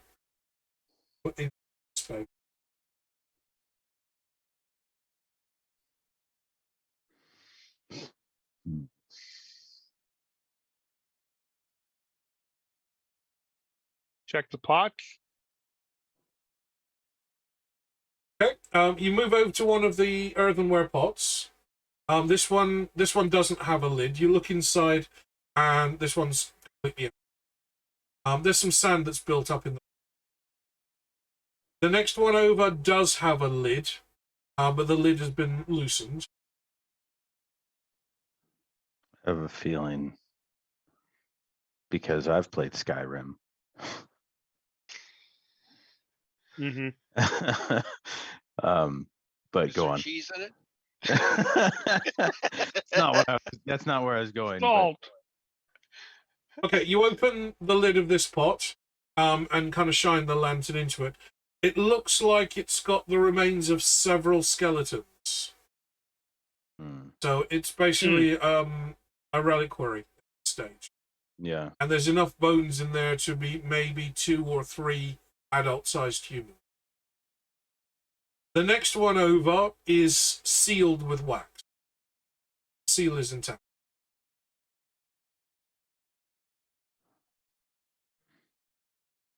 Any writing on the urn? No decoration, no writing, no glaze. It's just plain, rough, fired color. Okay. Pull out my dagger and cut away the seal. Okay, you chip away at the wax seal, and as you kind of pry your dagger in under the lid, you hear a little hiss as some pressure is escaping. There is a tremendously noxious smell of rot hay sweeps over you all. Can you make a Constitution saving throw, please? Ooh, 10.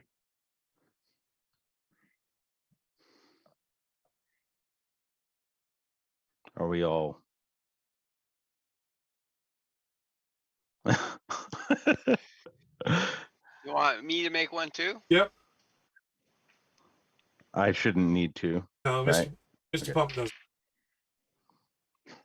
I just I got the same go, thing as I did what's last wrong? time. So I got a. That was like a 10, I think. Yeah, 10. 10? Okay. The rogue has rolled a 14. So Mark and Brian, you both start to kind of cough and gag and retch. This is decayed flesh. You've smelt the smell before. It's not unfamiliar to you, but it's not pleasant. Something's died in there. Probably lots of something died in there or have died and been storage. Are you going to investigate further, Mark? Oh, I think not that jarred. Like, Just, I would love him to like open the jar and, and then just put it back. well, with that concept, it could have been. That's clearly a possibility. Right. And then I just like look at Sam's character. Is that what it's for? It's a bath bag, yes. It's a bath bucket. It'll work perfectly. I wonder if Sam has actually ever experienced an actual chamber. That's a conversation I have to have. And if she understands the expression Gardy Lou. I don't. Very medieval saying, this is like post-Norman Britain. But when they would empty out the chamber pots in the morning, they would just open the window and hurl it into the streets. Oh, right. And yeah. I know about that. They would shout Gardy Lou, say that, basically, like, watch out, I'm flushing. And you go, what? So from about the 10th century to maybe the 18th century in Britain, all the streets were like cobblestone streets because there was most you had was horse and car. But they all sloped and they had a gutter in the centre because that's where the sewage would run down. They would literally throw it out of the window into the street and run down the street. And last I checked, cobblestone is not great for like you know, they're not. It's not real smooth. Things don't really flow down it so well. It's, at the same time, it's not exactly high traction, is it? Yeah, I suppose. Yeah, so. but it get cleared up in the rain. True. Yeah. Just gotta hope it rains that day. Yeah. Okay. Nothing else in this room apart from broken pots. Okay. So to the next off room, or Okay. You step through the door. This doorway seems to be quite a bit narrower. Again, you're not seeing any footprints, but you do see the occasional kind of crisscrossing drag. Something's been dragged. The next room is a bit squarer. This one's about 15 foot by 20 foot, with a small little alcove to one side. And in the center of the room, there is a hole. It's been where there have been either flagstones or the stone has been chiseled out flat, like a sandy surface. This one seems to have a hole dug in the center. So it's where the drain is. The hole's about 5 feet by 5 feet, so it's a pretty big drain.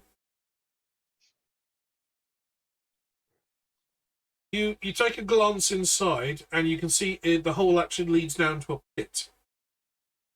Can't see what's in the bottom. This is the garbage chute.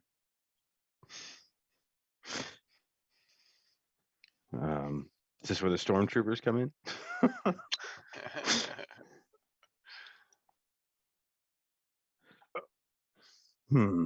I've already taken care of the giant walking carpet. That was earlier. So we head back and continue the other way down. The other way. We killed Chewbacca. Well, also in this room, as you come in, you've got the pit directly in front of you. There's also another small narrow doorway to your. That one has a what looks like a much more solid actual door. And again, very, very old.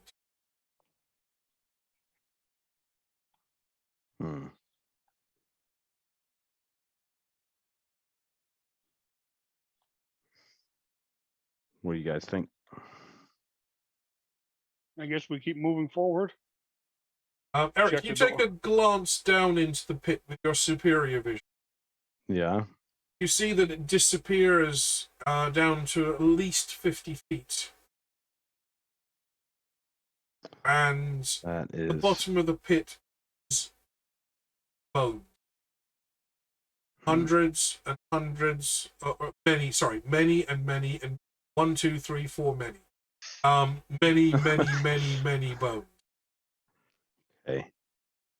Some of them you recognize as human or human-sized. Some of them look like they're small or medium-sized animals. There are many. So it almost seems like it's strange. They're embalming tools, but they're getting rid of the bodies. They need the organs Maybe they're for some just reason. saving the organs. Yeah, but why? Yeah. I couldn't answer that question. Yeah. Yeah, it's something to think on while we continue forward. So, you've got a pit in front of you, you've got a small doorway to your left with a much more solid-looking door, or you can go back the way. Well, I don't want to go down the pit. That's personal choice, though. You guys are more than welcome to make your own decisions on that. I don't think I have enough rope to do that.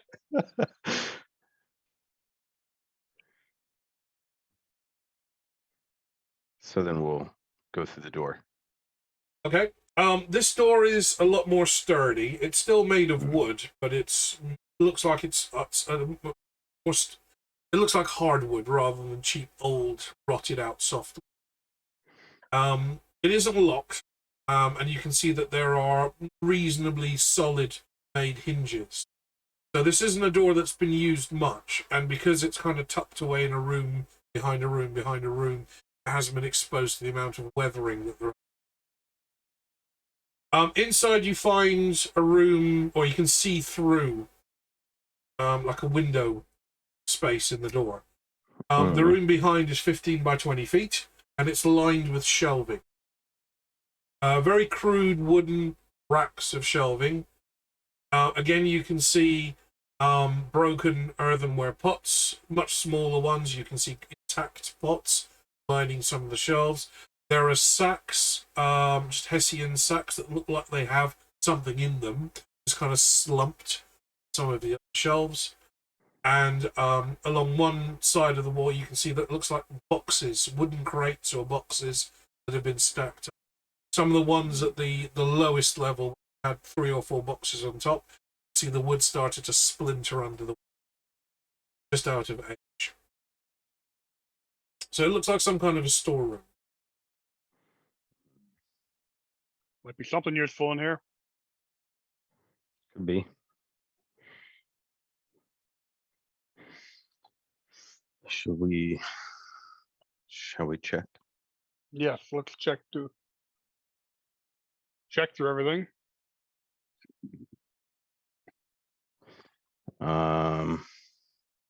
You check the last pot.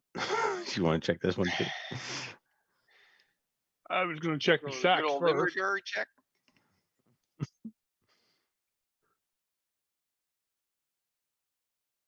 A little sack check. Yeah, I'll do a little sack check. Okay. Okay, in the sacks, there looks like there would have been some kind of organic produce. It looks like it may have been food at one point, but it's rotted down to either just a black lump or just... Yeah. One sack contains nothing but humanoid skulls. The pots appear to be sealed, again with wax. Are you going to be picking them away?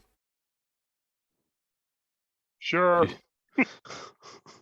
This guy's desperate. Okay. The first one you open has, again, that kind of foul, rotting odor coming from it as soon as you crack the edge of the lid. Oh. And you immediately put that one away. The second one, you start chipping away at the wax, and you don't hear that vacuum.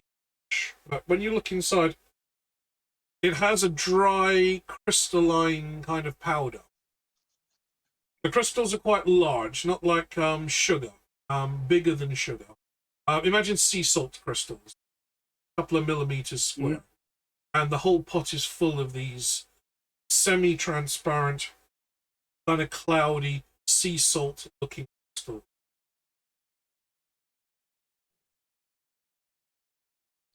I feel like I feel like I, out of character, know what that is, but I can't remember. I, in character, take a little whiff of the crystals. Well, it's not bath salts, so sure. Definitely not crystal meth. You take a smell of the crystals. It smells like something salt-based, but it's also got a very sharp, metallic smell to it at the same time. Okay. Problem.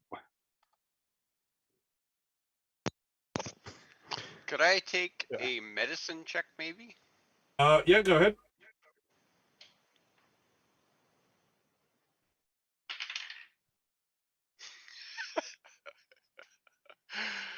You don't know what I it got is. the opposite of Eric, because I just got a critical fail. Okay. The cleric kind of approaches you, Marlo, and kind of leans over your shoulder and looks at the pot. And as he's leaning, his elbow kind of knocks over the first pot. And what spills out of it can best be described as chum. The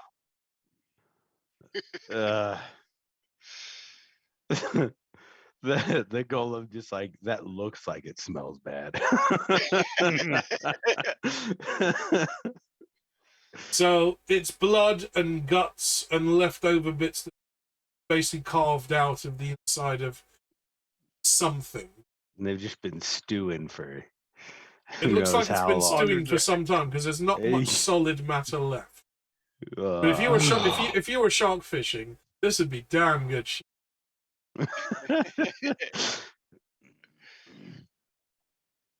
As far as the crystals go, you recognize that it's some kind of a salt, or it has a salt base to the compound, but there's other things mixed into it. So it wouldn't be salt for eating; it would be more like an acid-based salt, kind of like the salts that I use in the jewelry workshop. Right. Out of character, I would assume it's basically a salt used for preservation. Definitely not edible salt. That's what I'd be thinking. Yeah. There's too strong a metallic tang to the smell of it. Oh, the cap. The last of the pots is a little bit smaller. It's about the size of a flower pot.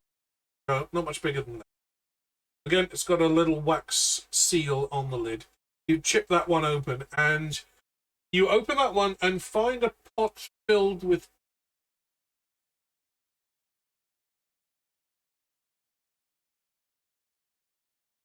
teeth. Mostly Found the domain human, of the tooth fairy. from what you can tell. But some of them look some of them look like back teeth of a human, but they're bigger. Maybe horse or camel teeth, but it's a pot full of teeth. In amongst them, you find a couple of gold ones. Pull the gold ones out. So, put down 5 gold pieces worth of teeth. Okay.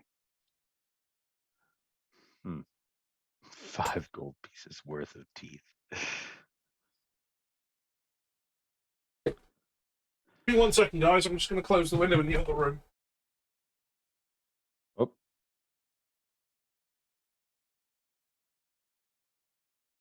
Did you turn the camera off? I think he did. I don't know if that was on purpose though. Oh, he's still in the. He obviously is still in the thing. Yeah. I feel like a cable might have been kicked. Possible.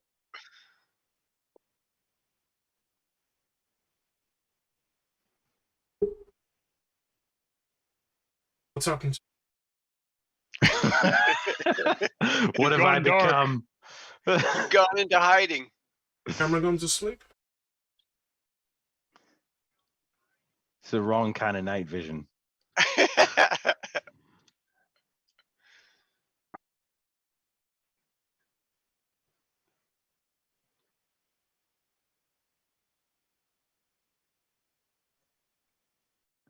Did you hit a cable of some sort? It looks like the camera's completely lost power, but it's running from supply. Oh, no, there we go. Okay, we're back on. I think the it's running off an extension strip. Yeah. And I think the plug might be a bit loose in the socket because I've pushed against the little table. And the lights come Oh, okay. Strip. So yeah, I'm back. It was right when you got up to step away. I think maybe. Yeah, I think I bumped turned something. away. I've got a little, it's almost like a little bench table underneath my desk, and that's what my printer sits on. Okay. And behind that is the wall where the power socket's connected. I think maybe one of the sockets is loose. Yeah. As I noticed the other day that my phone wasn't charging. Gave it a kick by accident. The light lights up. So, yeah. If I kick it again, it'll probably go off. Just like your mum. So, okay. We got some gold teeth. Cool. I guess. 5 gold pieces. Like the curiosity of like wanting to take some teeth and put it in Mr. Pump's mouth. It'd be just like one of those To make creepy like dolls. right, yeah, to make like the weirdest, creepiest looking. No. You're having like a George Um, Washington moment here, aren't you? Right. Oh no. We need more teeth, though. We only. That was not a Mr. Pump thought. That was a. You've got just enough to do an upper grill. So You know, if nothing you else. do that, I have to paint that onto the model. I'm not doing it. I'm not doing it. Just to be enough to clear. do an upper grill. Yeah. You look like a Give teenage you the rapper. regular teeth. Oh god. Anyway, yeah. So there's nothing else to see in this room, I assume. There are the boxes still.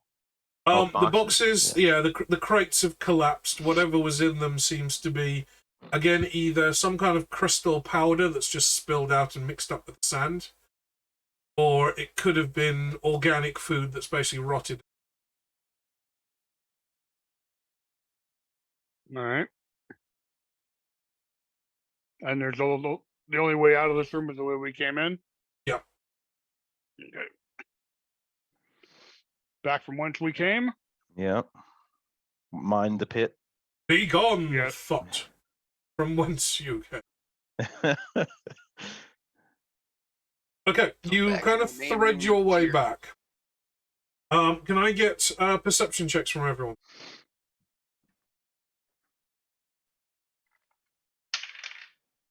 23. 9. 4. And the rogue gets a 19. Marlowe and the rogue are the only two that hear the sound of something being dragged over sand. Almost like somebody's like shuffling their feet through sand. It's not a long, continuous sound. It's more like a rhythmic sound. It's coming from back the way you came. It's very, very quiet. It's only that this place is eerily silent.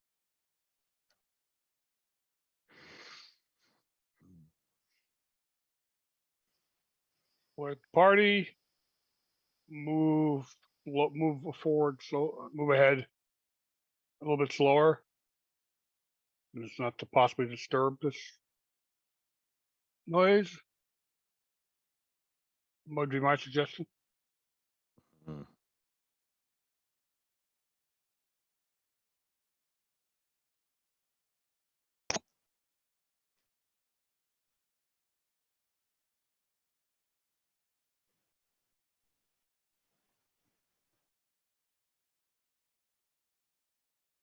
Okay, we are past 12 my time. Go till the top of the hour and then we'll call it. You guys look like you're getting tired, and I do.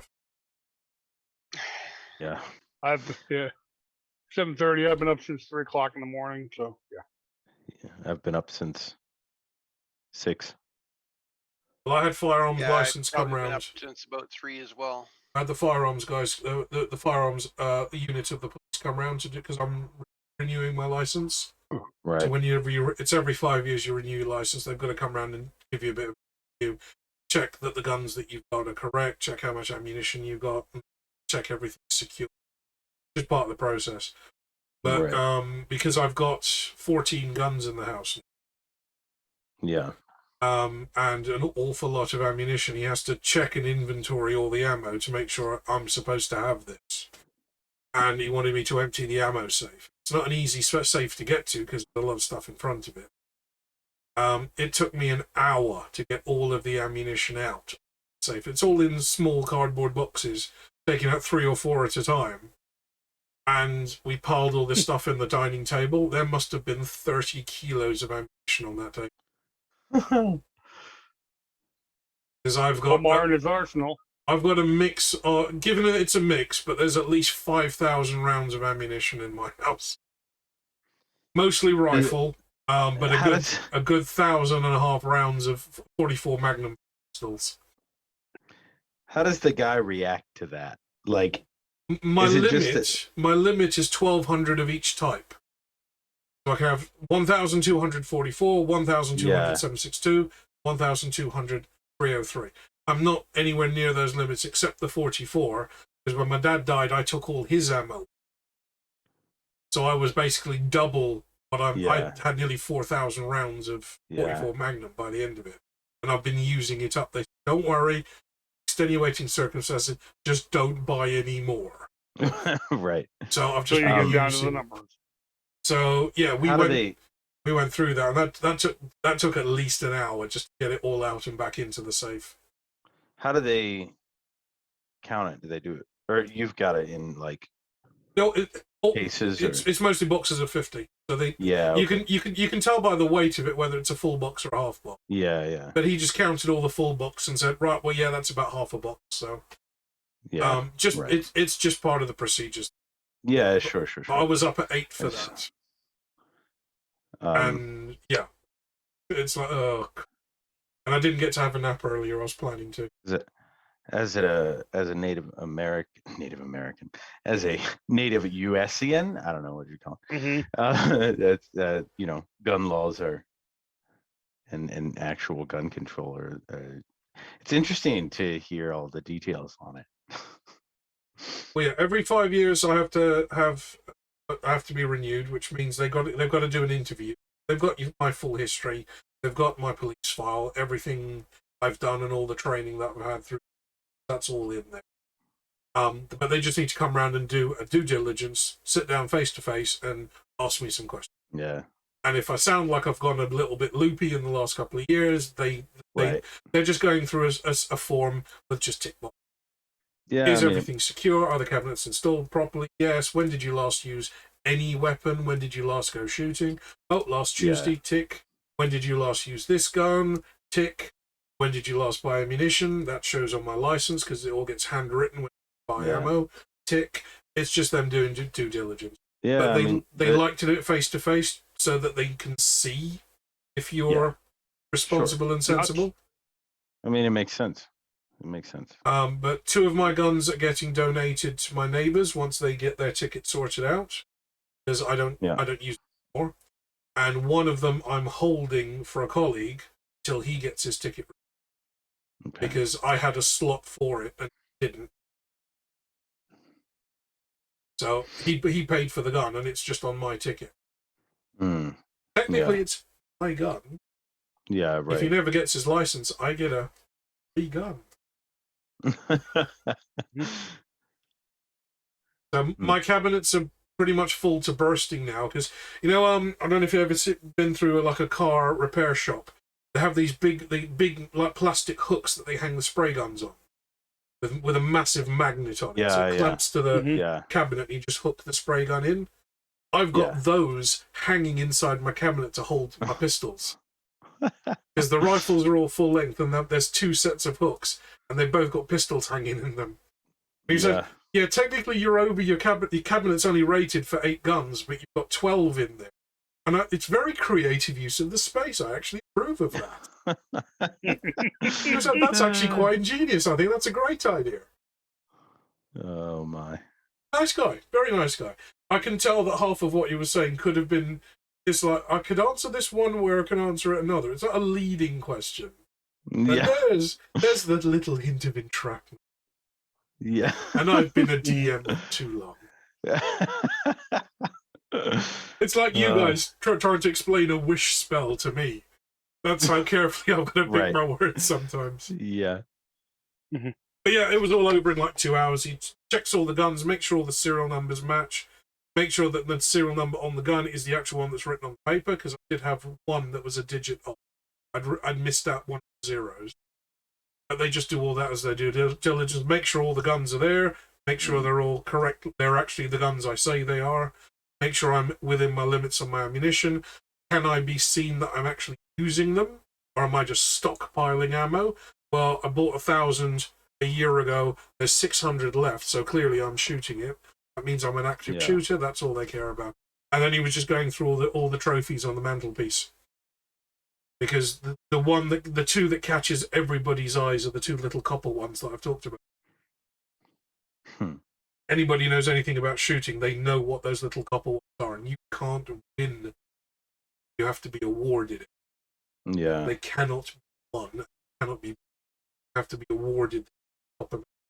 So every time licensing comes around and sees those on the mantelpiece, one for me, one for my dad, that's huge kudos right there.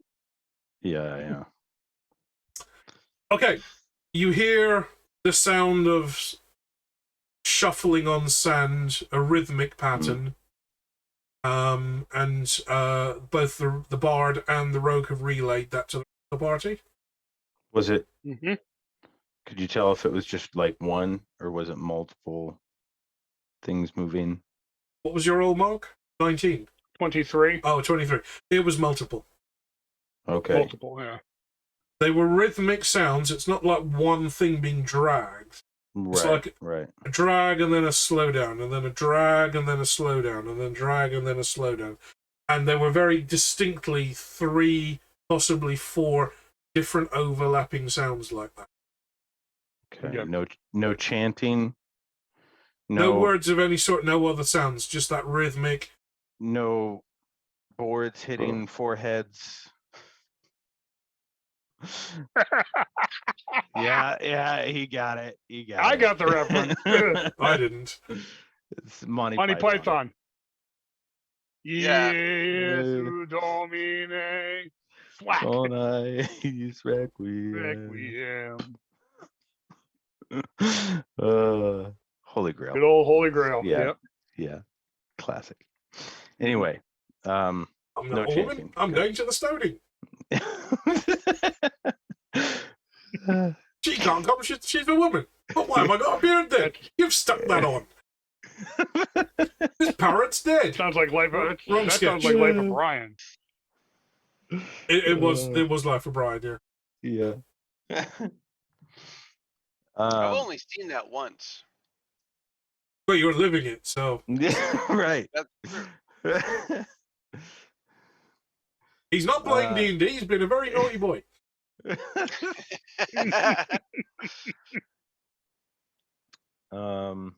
Okay, so we're continuing back to the main room, and we're gonna go up the tiers, but we're being very as quiet and moving as possible, and moving slowly so as to gain some space between us and whatever's making that noise, I would imagine. Yeah. Okay. You emerge. You emerge back out into the main space, and what order are you seating in? I would probably be up front at that point. Unless we wanted to put me in the front again. I mean, I am the one with the supernatural dark vision, so that is true. But I have a lantern, and anybody that's going to see are going to see my lantern, because otherwise I'm stumbling around like a. I mean, I could go to the back and I could turn it down so it's down to 5 foot. Yeah, but you know what happened with Green Lantern? A Green Lantern.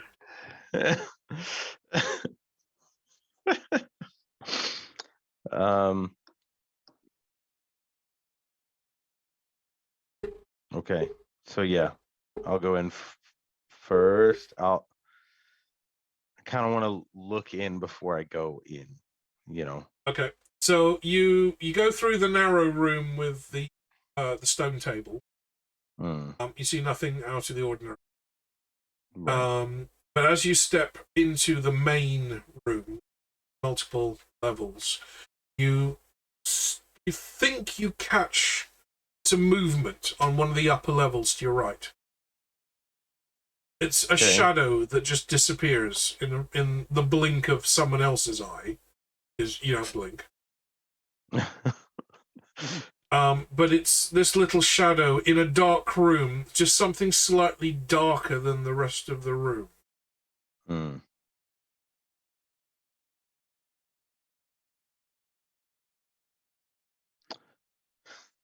Okay, I would relay that to the party.